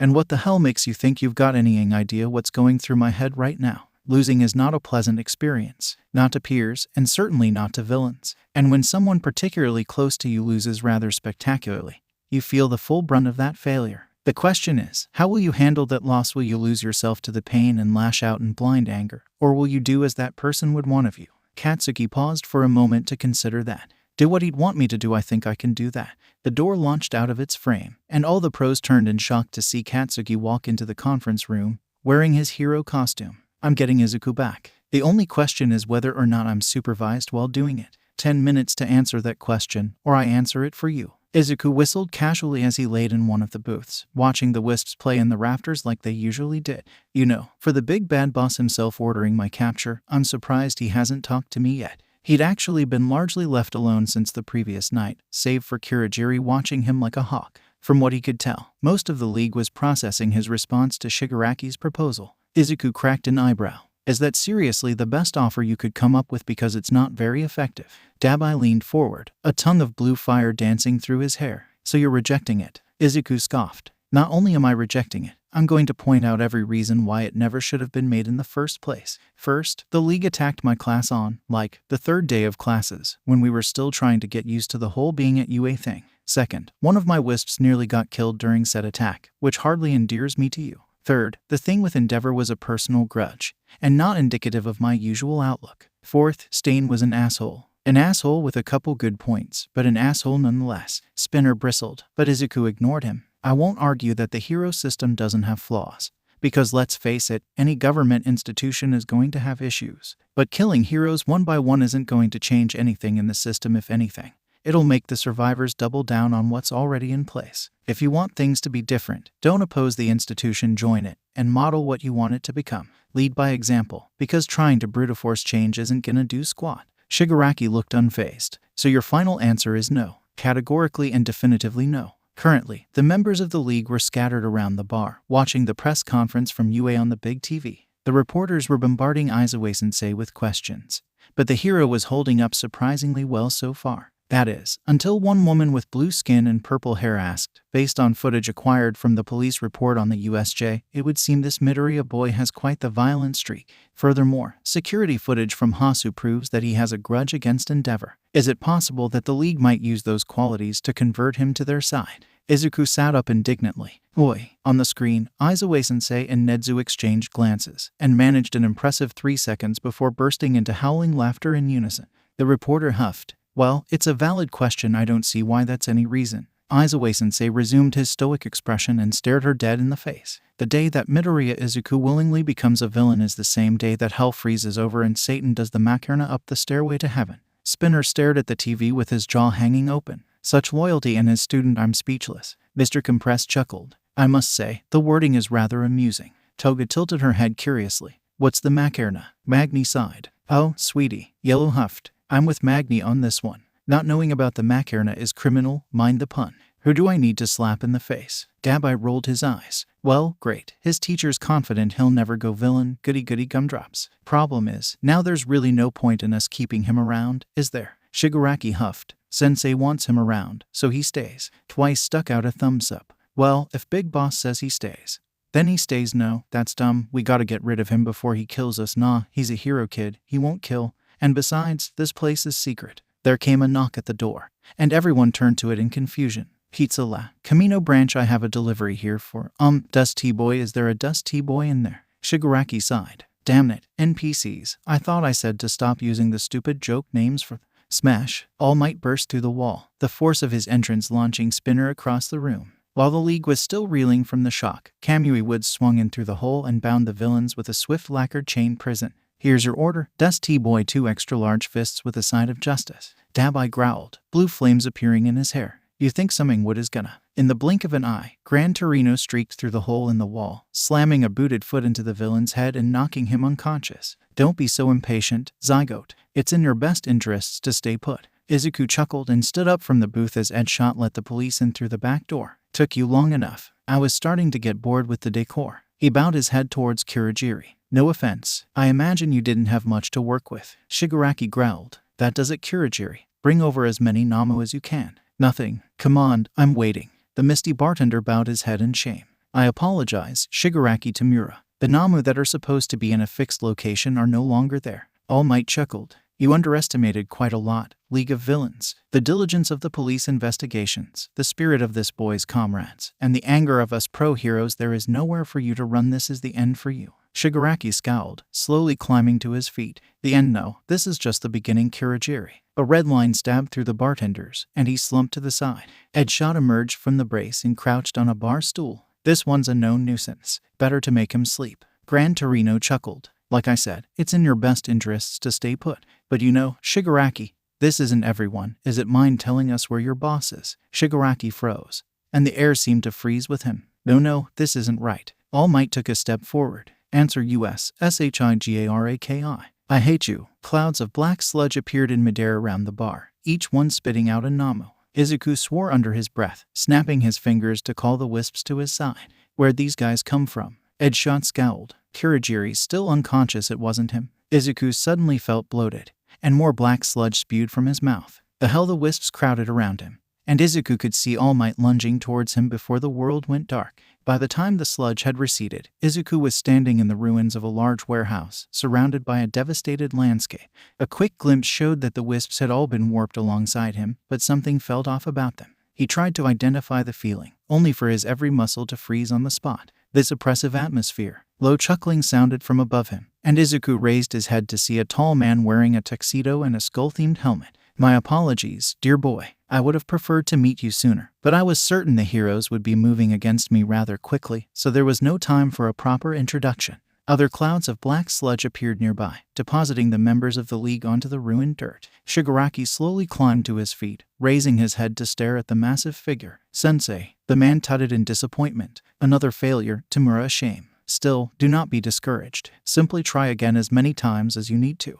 That is why I am here. It is all for you. There was a rush of wind, and the villain turned to catch All Might's fists in his hands. I won't fail this time, all for one. The villain made a small noise of surprise, faster than I expected. Perhaps the rate of your decline has slowed, All Might. A surprise to be sure, but not a debilitating one. Will you kill me again? All Might pushed off, a torrential gale blasting the surrounding area. The league was blown back, and Izuku saw an opportunity to get away, but he stood firm. All Might bounced on the of his feet, hands clenched tightly into fists. I won't make the same mistake as 6 years ago this time. I will make sure you and all of your cronies are thrown into the depths of Tartarus. The hero shot forward. All for One chuckled and held up an arm, which bulged unnaturally. It appears you have quite the full itinerary. Unfortunately, so do I. An enormous blast of wind sent All Might flying away through several city blocks. Here's hoping those were evacuated beforehand. Air cannon, spring-like limbs, 4 kinetic boosters, 3 strength enhancers. My, what a fun combination.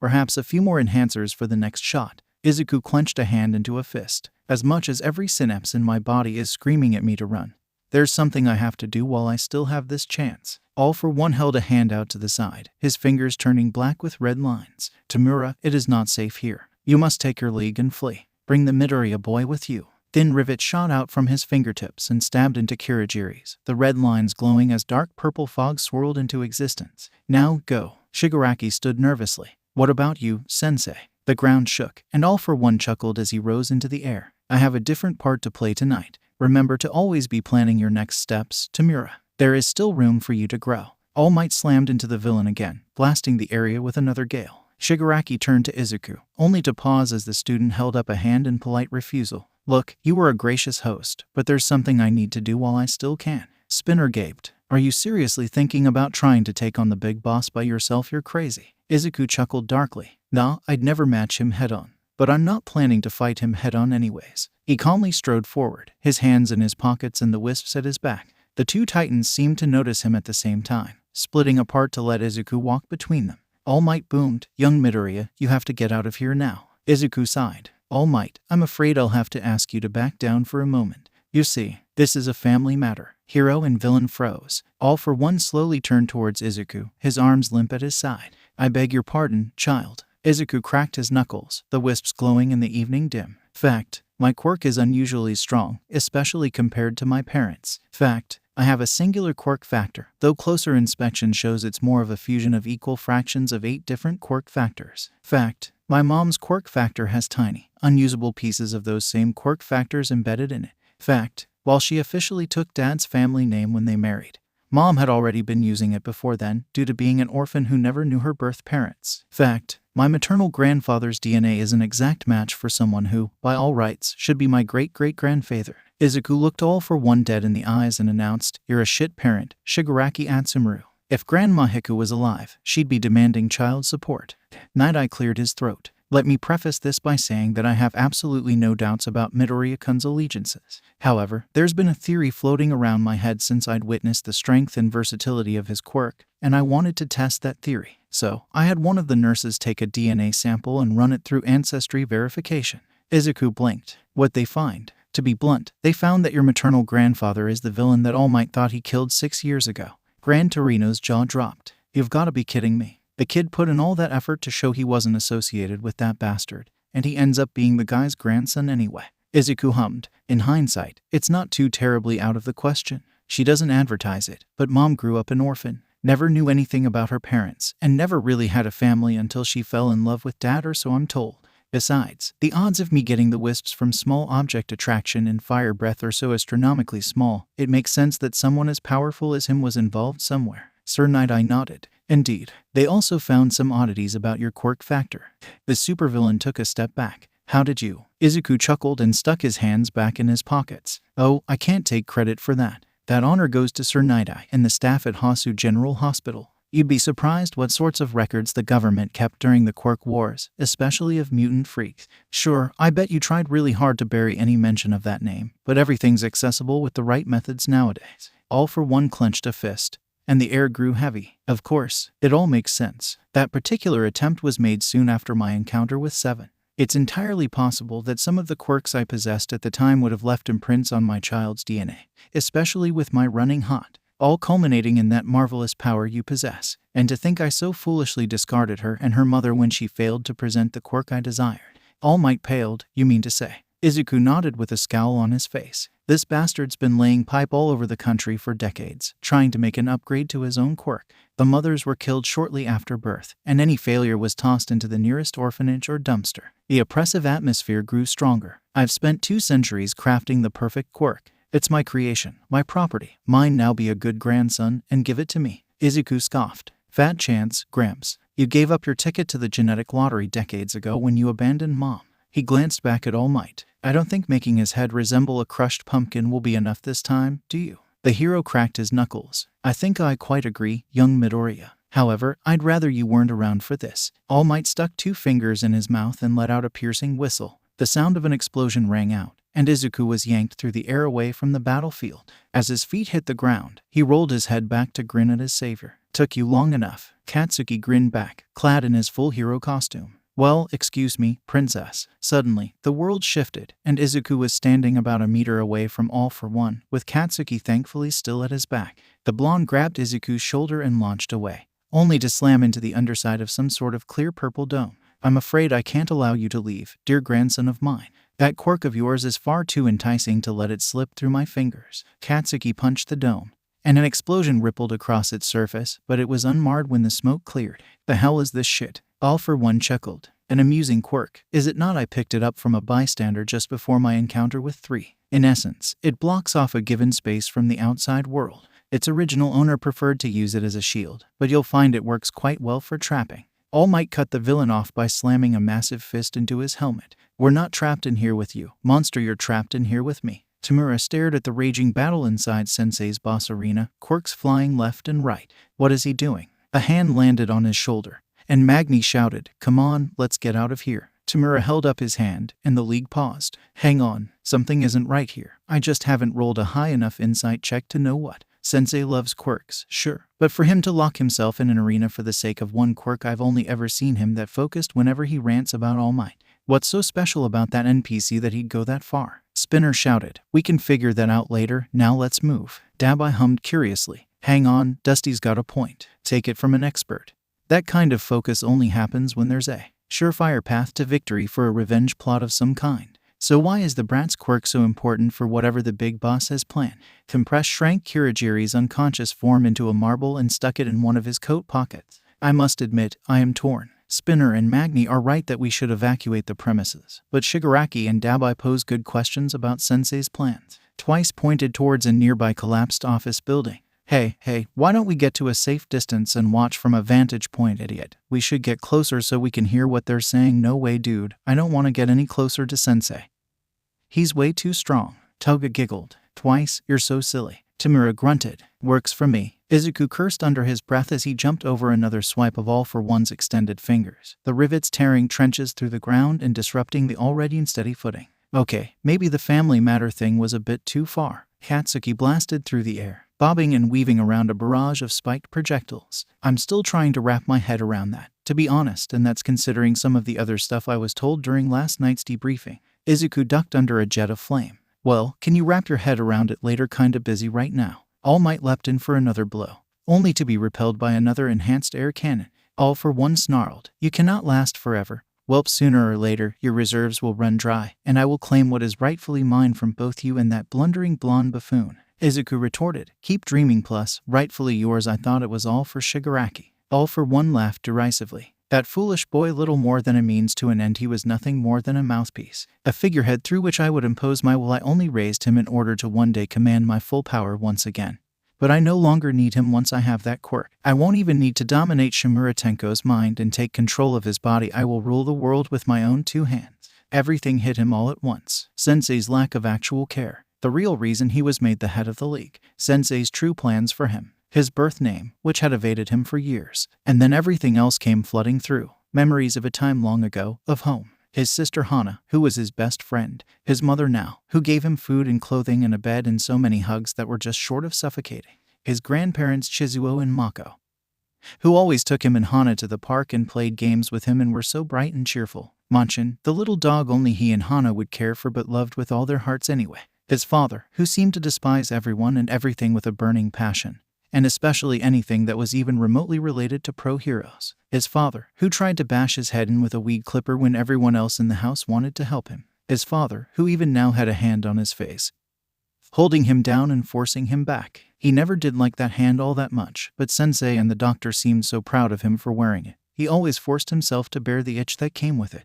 the itch that, for all he scratched at himself, never seemed to go away. Sensei always said that the itch was good, that it was his quirk begging to be used, but he'd never agreed with that, because using it always made the itch feel worse. Only taking the hand off made the itch really go away, and Sensei only let him take it off when he was in the doctor's lab. He didn't like that itch. He wanted it to go away. Though, Sensei doesn't like the hand being off in public. Even having it off in the bar is risky. You're lucky you had it on when the kid was around. His hand slowly came up, gripping at the hand. That seemed to dig into his scalp. Get off of me. You can't take it off. Sensei wouldn't like that. Sensei isn't looking. He was never looking. Get off of me. I can't leave. You need me. I don't need you. I didn't need you then, and I don't need you now. I've never needed you. Slowly, painfully, the hand came away from his face. Get off of me. He tore the hand off, which broke a wire coming out of his forehead. He froze, noticing the various horrified expressions of the League in the corners of his vision. He slowly reached up, grabbed the exposed wire with 2 fingers, and pulled. Something in the front of his head came loose, and when his vision cleared, there was some sort of finger-sized mass of flesh attached to the end of the wire. He tossed the hand and the mass away from him,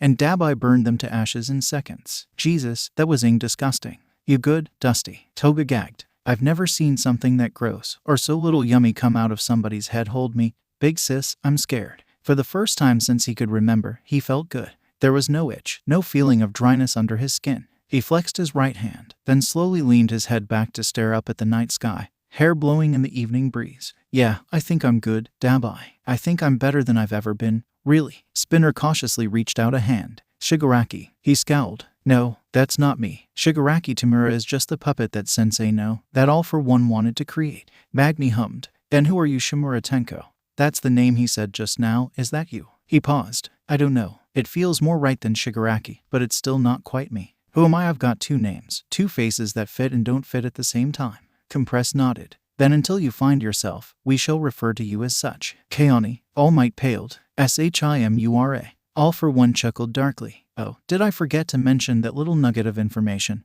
All Might, yes, Shigaraki Tamura was originally Shimura Tenka, the grandson of your precious master after his quirk manifested and killed his entire family. I thought it fitting to take him under my wing. After all, what could be more ironic than letting you fall to your master's greatest mistake, though? It could be argued that her greatest mistake was choosing you to succeed her. All Might's fist clenched tighter. Leave her name out of your filthy mouth. Izuku ducked underneath another stray blast. Man, you really set out to be a perversion of every family dynamic that exists, didn't you? All for One laughed derisively. Me, I hold no false notions and make no false pretenses. I am honest about what I am. He pointed a hand at All Might, his arm bulging. Unlike this charlatan, wind blasted outwards, and at such point-blank range, the hero's only option was to tank it head-on. The force of the blow kicked up a massive cloud of dust, and Izuku swore under his breath. All Might. All for One chuckled. Worry not. He is not dead. Not yet. First, I must break every last shred of dignity he has left. And that starts by destroying the lie he has spent the last 6 years maintaining.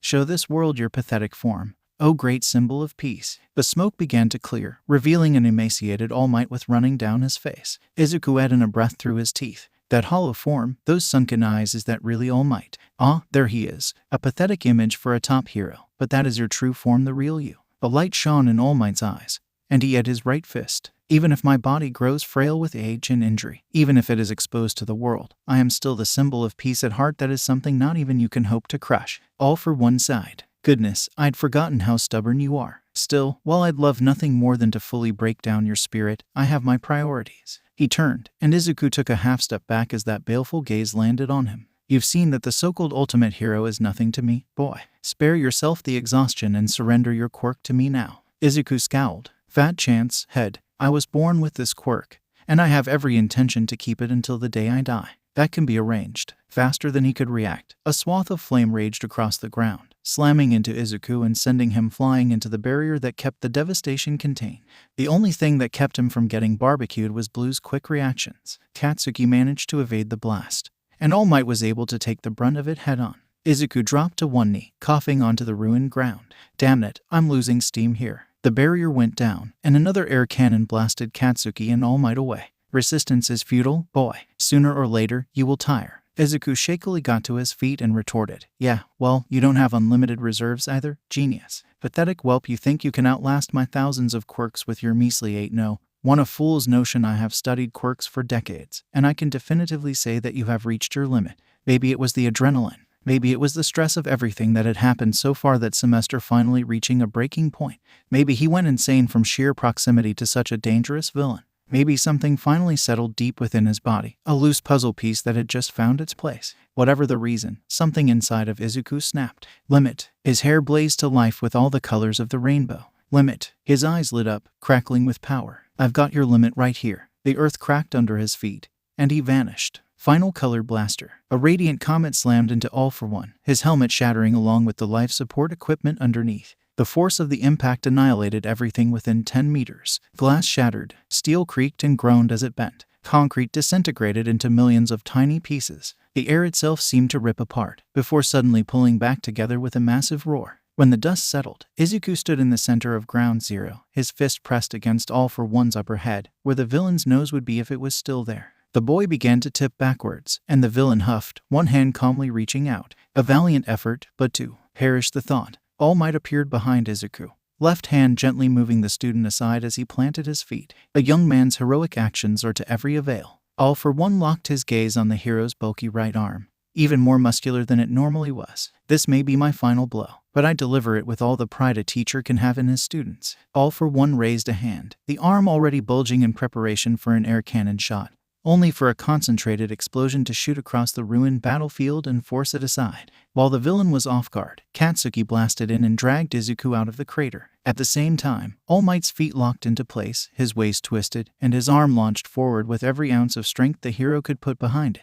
United, his fist connected with All for One's face, lifting the supervillain into the air. States of All Might lunged forward, his arm lifting into the air with his fist still planted firmly in the villain's head. Smash! All for One was bodily slammed into the ground, and a massive tornado exploded from the point of impact. When the smoke cleared, the villain lay unconscious at All Might's feet. The hero slowly raised his fist in victory, and Japan's public let loose a concerted roar of celebration. Enji stared down impassively at the broken and unconscious form of the villain that had just ravaged Kamino Ward. Emergency responders rushed around the desolate landscape about as quickly as Enji's thoughts ran through his head. While he hadn't reached Kamino Ward until much later, he'd caught most of the conversation through the comms system while he was dealing with the Namu at the bar. And what he'd heard was eye-opening, to say the least. Enji had always considered himself a man of tradition. Surely those who lived longest were the wisest, and thus the practices set in place by the elders must be continued. Sons would follow in their father's footsteps. Women would be married to men by the decisions of those with the power and authority to make them.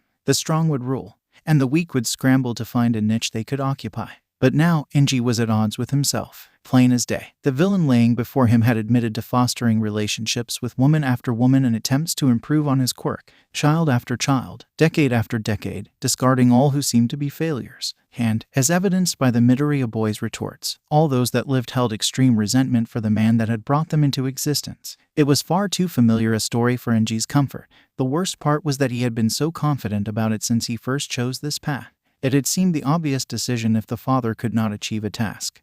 The son would do so in his place. Yet with each way in which he'd failed, brought into stark focus by this villain's actions, Enji found himself supremely uncomfortable with his past decisions. His training of Tanya, intent on pushing the boy's limits to their peak so as to surpass All Might as soon as humanly possible. His discarding of Fayumi and Natsuo, believing them to be unable to fulfill the goal he had set out for himself and his progeny. His isolation of Showdown, certain that the child's siblings would be a distraction from the journey to the top. Everything he had done to Rei, all of it, he had believed to be necessary sacrifices for a resounding success. And yet, it matched far too closely with the desires and actions of the madman before him for Enji to be anything but uncertain. A hand landed on his shoulder, undeterred by the flames. He glanced back to see All Might, still in that shriveled form, giving him a curious look. "Is there something on your mind, Endeavor?" A mere day ago, Enji would have seen the question as idiotic and nosy, and likely would have brushed the other hero off with a brisk dismissal. However, with everything running through his head, he recognized the genuine concern in All Might's voice. He let out a sigh, dimly aware of the sun peeking over the horizon.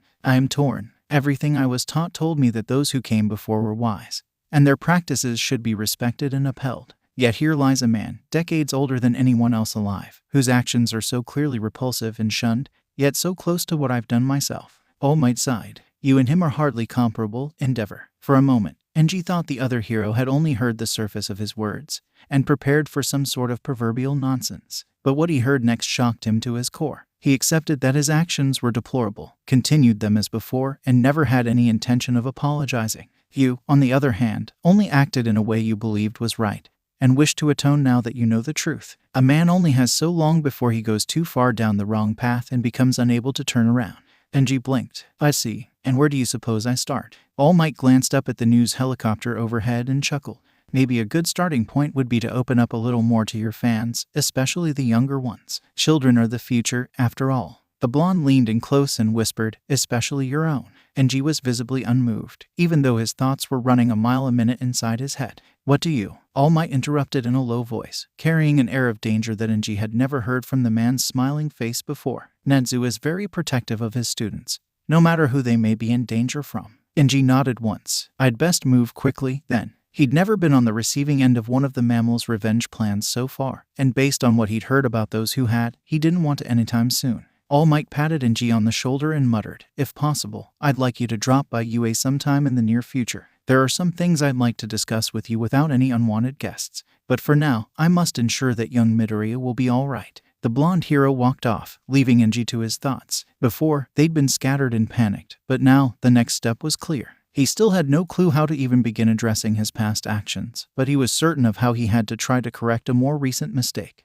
Izuku woke to the sound of a slowly beeping heart monitor and quiet muttering to his left. Cracking his eyes open, he slightly turned his head to see Mom, Dad, and Katsuki standing by his bedside, along with All Might in his deflated form. The wisps were gathered around his parents, each wearing expressions with varying levels of concern. White glanced up, met Izuku's gaze, and let out his closest equivalent of a whistle. All conversation ceased, and Mom crouched by his bedside. Izuku, you're awake, how are you feeling? Katsuki huffed. You'd better not have screwed yourself up for good, nerd. I still need someone to make me work for the #1 spot. Izuku slowly glanced down at his bandaged right arm, noticing the prominent feeling of pins and needles. Tired. Really, really tired. And my arm is numb. Recovery girl, who Izuku noticed was standing at the foot of the bed, huffed and flipped through her clipboard. I should think so, given what you put yourself through. The bones in your right arm were almost completely destroyed with that final punch. Your other limbs had hairline fractures, and you almost tore every one of your muscles like string cheese. And that's not even mentioning the level of quirk exhaustion you saddled yourself with.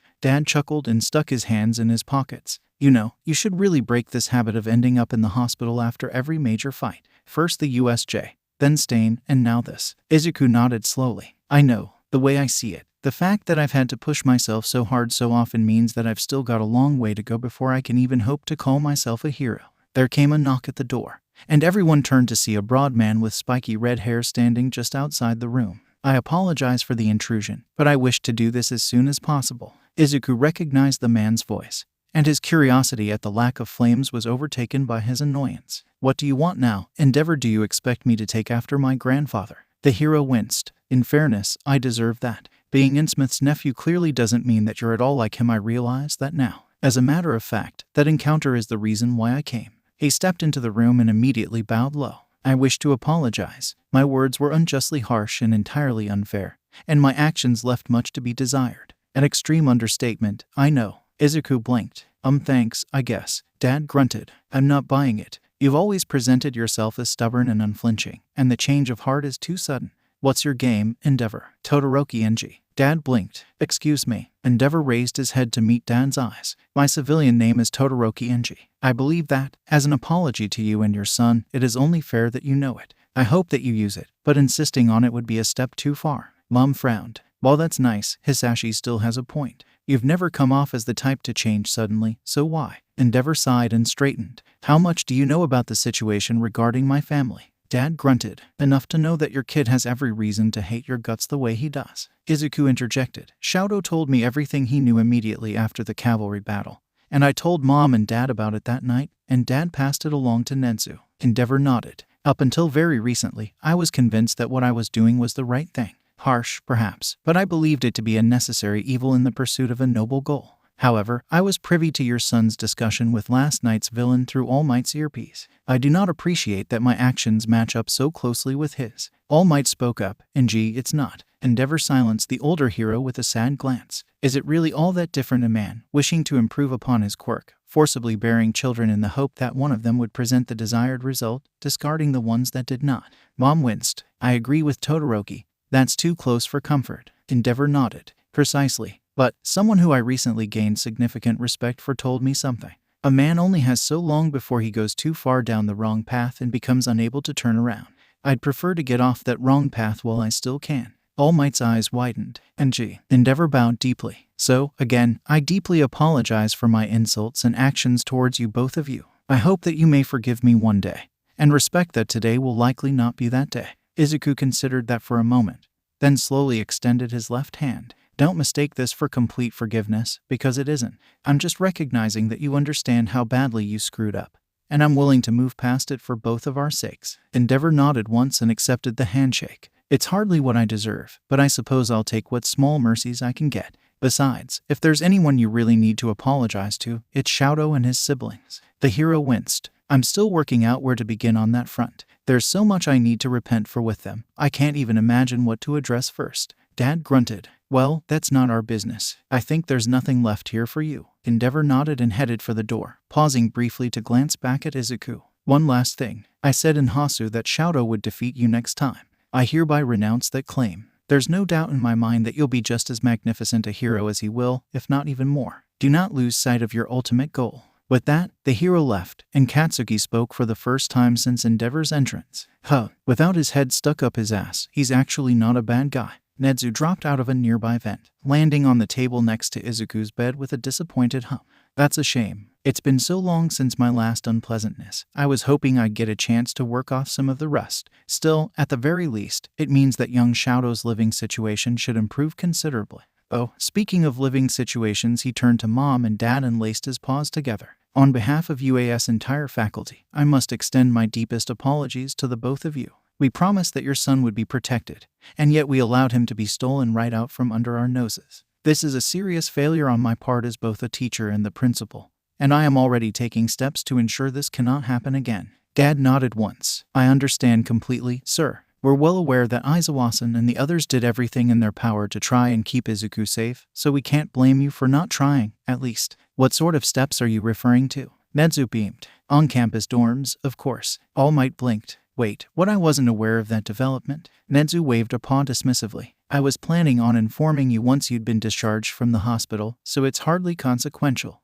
Now, I understand that young Izuku has been in your care for his entire life, and I'm aware that most humans find it significantly uncomfortable to be separated from their children for substantial periods of time. However, Mom cut off the principal with a light cough. Please, Nezu-san, you don't need to make any excuses. I know how dedicated you and Izuwasan are to protecting the students. I trust you with my son's safety. Nezu blinked. Oh, well, then that makes this simpler. He coughed into his paw. I must admit, I was expecting significantly more resistance from you in particular. Dad chuckled. If it were just her, I bet you would've. Luckily, I've been getting it through her head that Izuku's safety isn't worth sacrificing his happiness. Mom swatted him upside the head. Hush, you. Yes, ma'am. Nezu chuckled and clasped his paws behind his back, dropping to the floor. Excellent. I'll be sure to send the relevant permission forms to you as soon as possible. He glanced back at All Might. Remember, as soon as you're cleared to leave, come to my office at UA. There are a few things we need to discuss. As the mammal left, All Might blinked a couple times, then smacked a fist into his palm. Oh, right. Speaking of things to discuss, he turned to Katsuki, then paused, glancing over at Izuku. The hero seemed to have a brief internal debate, before coming to a conclusion and nodding firmly. Right, young Katsuki. I take it you remember what you discussed with Izuwasan and myself during the debriefing before the raid. Katsuki nodded, raising a hand to his chin. Yeah, I do, and given what happened, I don't know what to do about that. On the one hand, I was only ready to accept if the power boost was needed to beat ass for one, but he got his butt kicked and was sent to Tartarus. On the other hand, Shigaraki escaped, and God knows what could happen with him still on the loose and, presumably, ass for one's contacts still active. Izuku glanced between Katsuki and All Might. Someone mind filling me in on what's going on, because this is feeling suspiciously like a repeat of my first meeting with Sir Nighteye. All Might coughed up in shock, and Mom calmly handed him a handkerchief. Goodness, you really should keep your own supply on hand. All Might cleared his throat a few times. My apologies. I'm afraid I can't say everything just yet out of fear of eavesdroppers. But I'll say this much: young Katsuki has a rare opportunity available to him. one that would result in him gaining a substantial increase in raw power. Izuku glanced at Katsuki, who nodded. He raised a hand to his chin, humming thoughtfully. White flew over and settled on Izuku's shoulder, and that off feeling he'd had since being warped to the warehouse ruins finally set into place. He could feel the wells of energy inside the wisps and himself, pulsing in rhythm with his heartbeat, and as Green settled on top of Mom's head, her reserves seemed to swell. Izuku grinned. I think he should take it, unless he's willing to fall behind me. Katsuki bristled. What's that supposed to mean? Izuku scratched at White's head, between the wisp's two antennae. White purred happily, briefly glowing with power. Dad's eyes widened, and he immediately pulled out a notebook and started scribbling in it.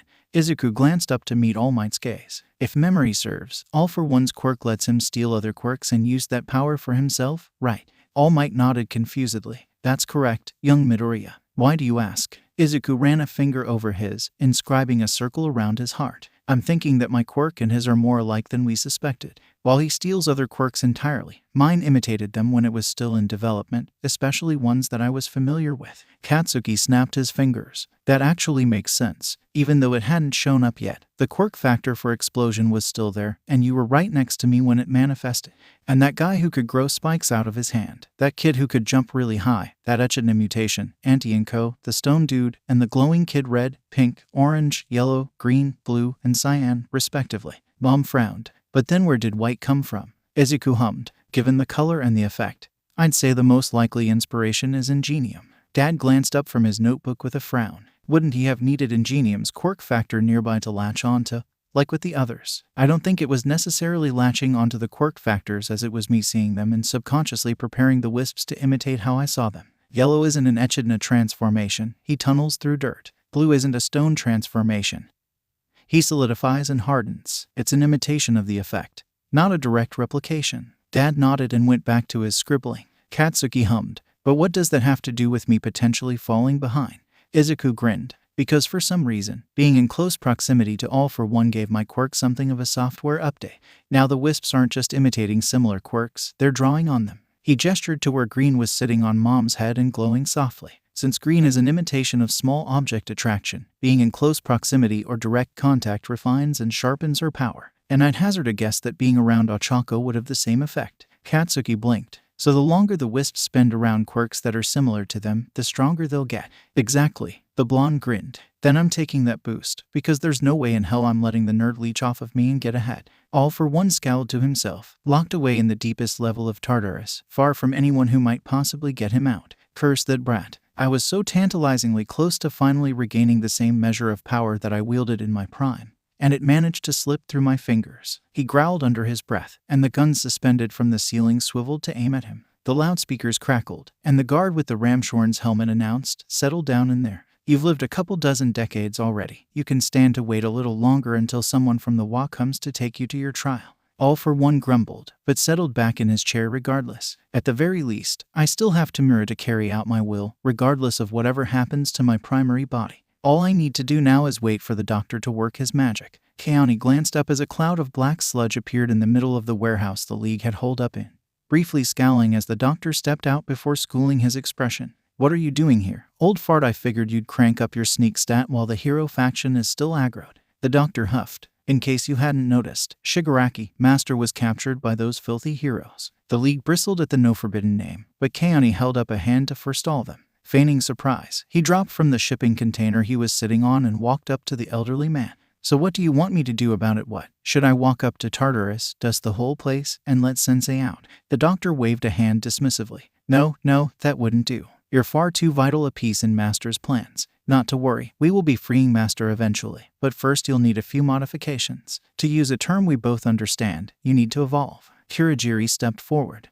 Doctor, what about the rest of the League? What do Master's plans entail for them? The doctor hummed and laid a hand on his chin. Well, given time, they could certainly prove themselves valuable assets. He eyed Dabai critically, especially this one. Yes, that firepower would certainly be of use. Dabai huffed and crossed his arms. I've got no clue who the old fart is, but if the boss and Kurogiri say he's to be trusted, then I guess I'll go along with what he says. For now, the doctor grinned and clapped his hands together. Excellent, Kurogiri, make a portal to my lab. Before I can give you the necessary modifications, I'll need to see if you're worthy of taking on Master's legacy. I'll be in contact. He paused. Wait, Tamura, where's father? Kaoni grunted. Got knocked off by a stray gust of wind before we escaped through Kurogiri's gate. Figured there wasn't enough time to retrieve it before we got locked into an encounter we couldn't flee. Besides, I don't need it anymore." He calmly pressed his hand against the shipping container, and it crumbled to dust in seconds. "I think that itch finally settled the way you and Sensei wanted it to." The doctor clapped his hands together gleefully. "Wonderful. Wonderful. I told Master that you'd come into it eventually, but he was always skeptical. Very well, that hand can stay where it is. With any luck, it was destroyed in the ensuing conflict.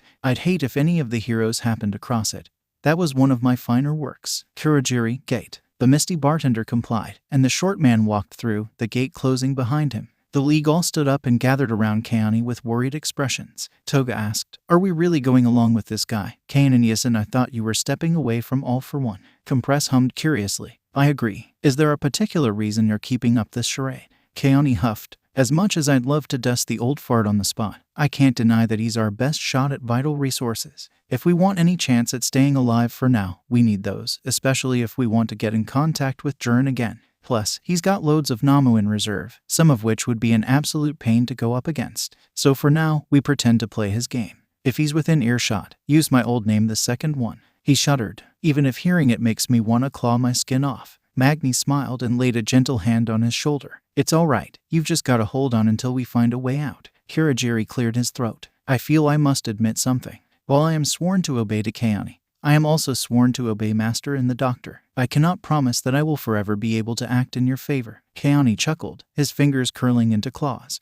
"Then we'll just have to kill the old fart before he catches on and orders you against us." Toga giggled darkly. "Ooh, I like that plan, Kanon." Chisaki scanned through the article, humming thoughtfully. "So, the former emperor of the underworld has fallen, and his toadies appear to have scattered to the winds. There is now a power vacuum in the underworld, and everyone will be vying for his vacated throne." Mimic grunted. "And I take it we're going to seize that throne for ourselves, Overhaul?" Chisaki scowled. "No, not for ourselves. We'll simply keep it warm until such a time that boss can take it."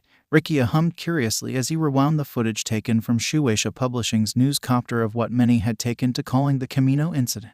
"Interesting. To think that the Demon King has fallen, it offers a chance for Destro's ideals to truly take root without interference. All for One was a powerful man, living only by his desires as the liberated should, but he spat on Destro's vision and stamped it out whenever he came across it. With him out of the way, our success is almost inevitable." Skeptic chuckled as he typed away at his laptop. "Our scouts are reporting an influx of soldiers as we speak. Grand Commander, word of our mission has been steadily spreading throughout the underworld. And with All for One no longer in the picture, fresh talent is flocking to us. By my estimations, we should be ready for our grand return sometime in January at the earliest, and certainly by the end of February." Rikia grinned widely and raised his thumb to his forehead, his hand forming an L with his extended index finger. "Very well for the liberation of meta abilities." The next day, Kashinori glanced up, smiling softly as he saw Enji standing in the doorway to UAS Teacher's Lounge. "Ah, Enji, please, come in." The younger hero closed the door behind him, glancing around the room before sitting on the couch on the other side of the coffee table.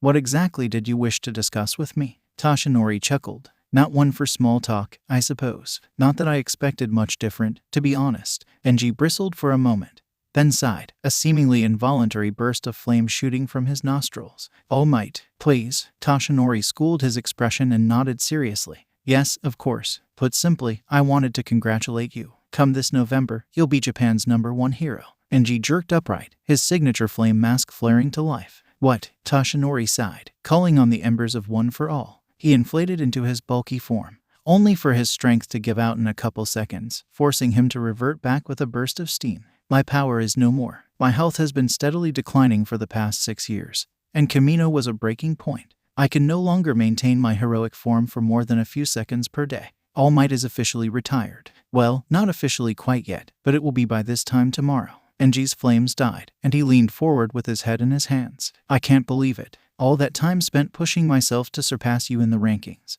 All that abuse I put my wife and children through, and I end up becoming #1 by default. How can I hope to accept that?" Kashinori chuckled. "To be quite honest, I'm hoping that you don't." Enji blinked, slowly raising his head to meet Kashinori's gaze. "I'm not sure I understand." Kashinori leaned back. "I've noticed a particularly disturbing trend among the younger heroes, especially in Musutafu. None of them seem particularly motivated to improve, to work on their faults and devote themselves to helping people. And the reason for that is simple. I was there. As long as there was a chance that All Might would show up for any situation that required his help, heroes would only put in the bare minimum effort. Why bother exerting yourself when All Might will save the day like he always does, right? And G bristled, and Tashinori held up a hand placatingly. Not to say that every hero is of that mindset, just that it's a prevalent one. There are, of course, shining exceptions to that rule, such as young Ingenium and yourself. Genji leaned back and ran a hand through his hair. Everyone will likely expect me to be the number one hero the way you were.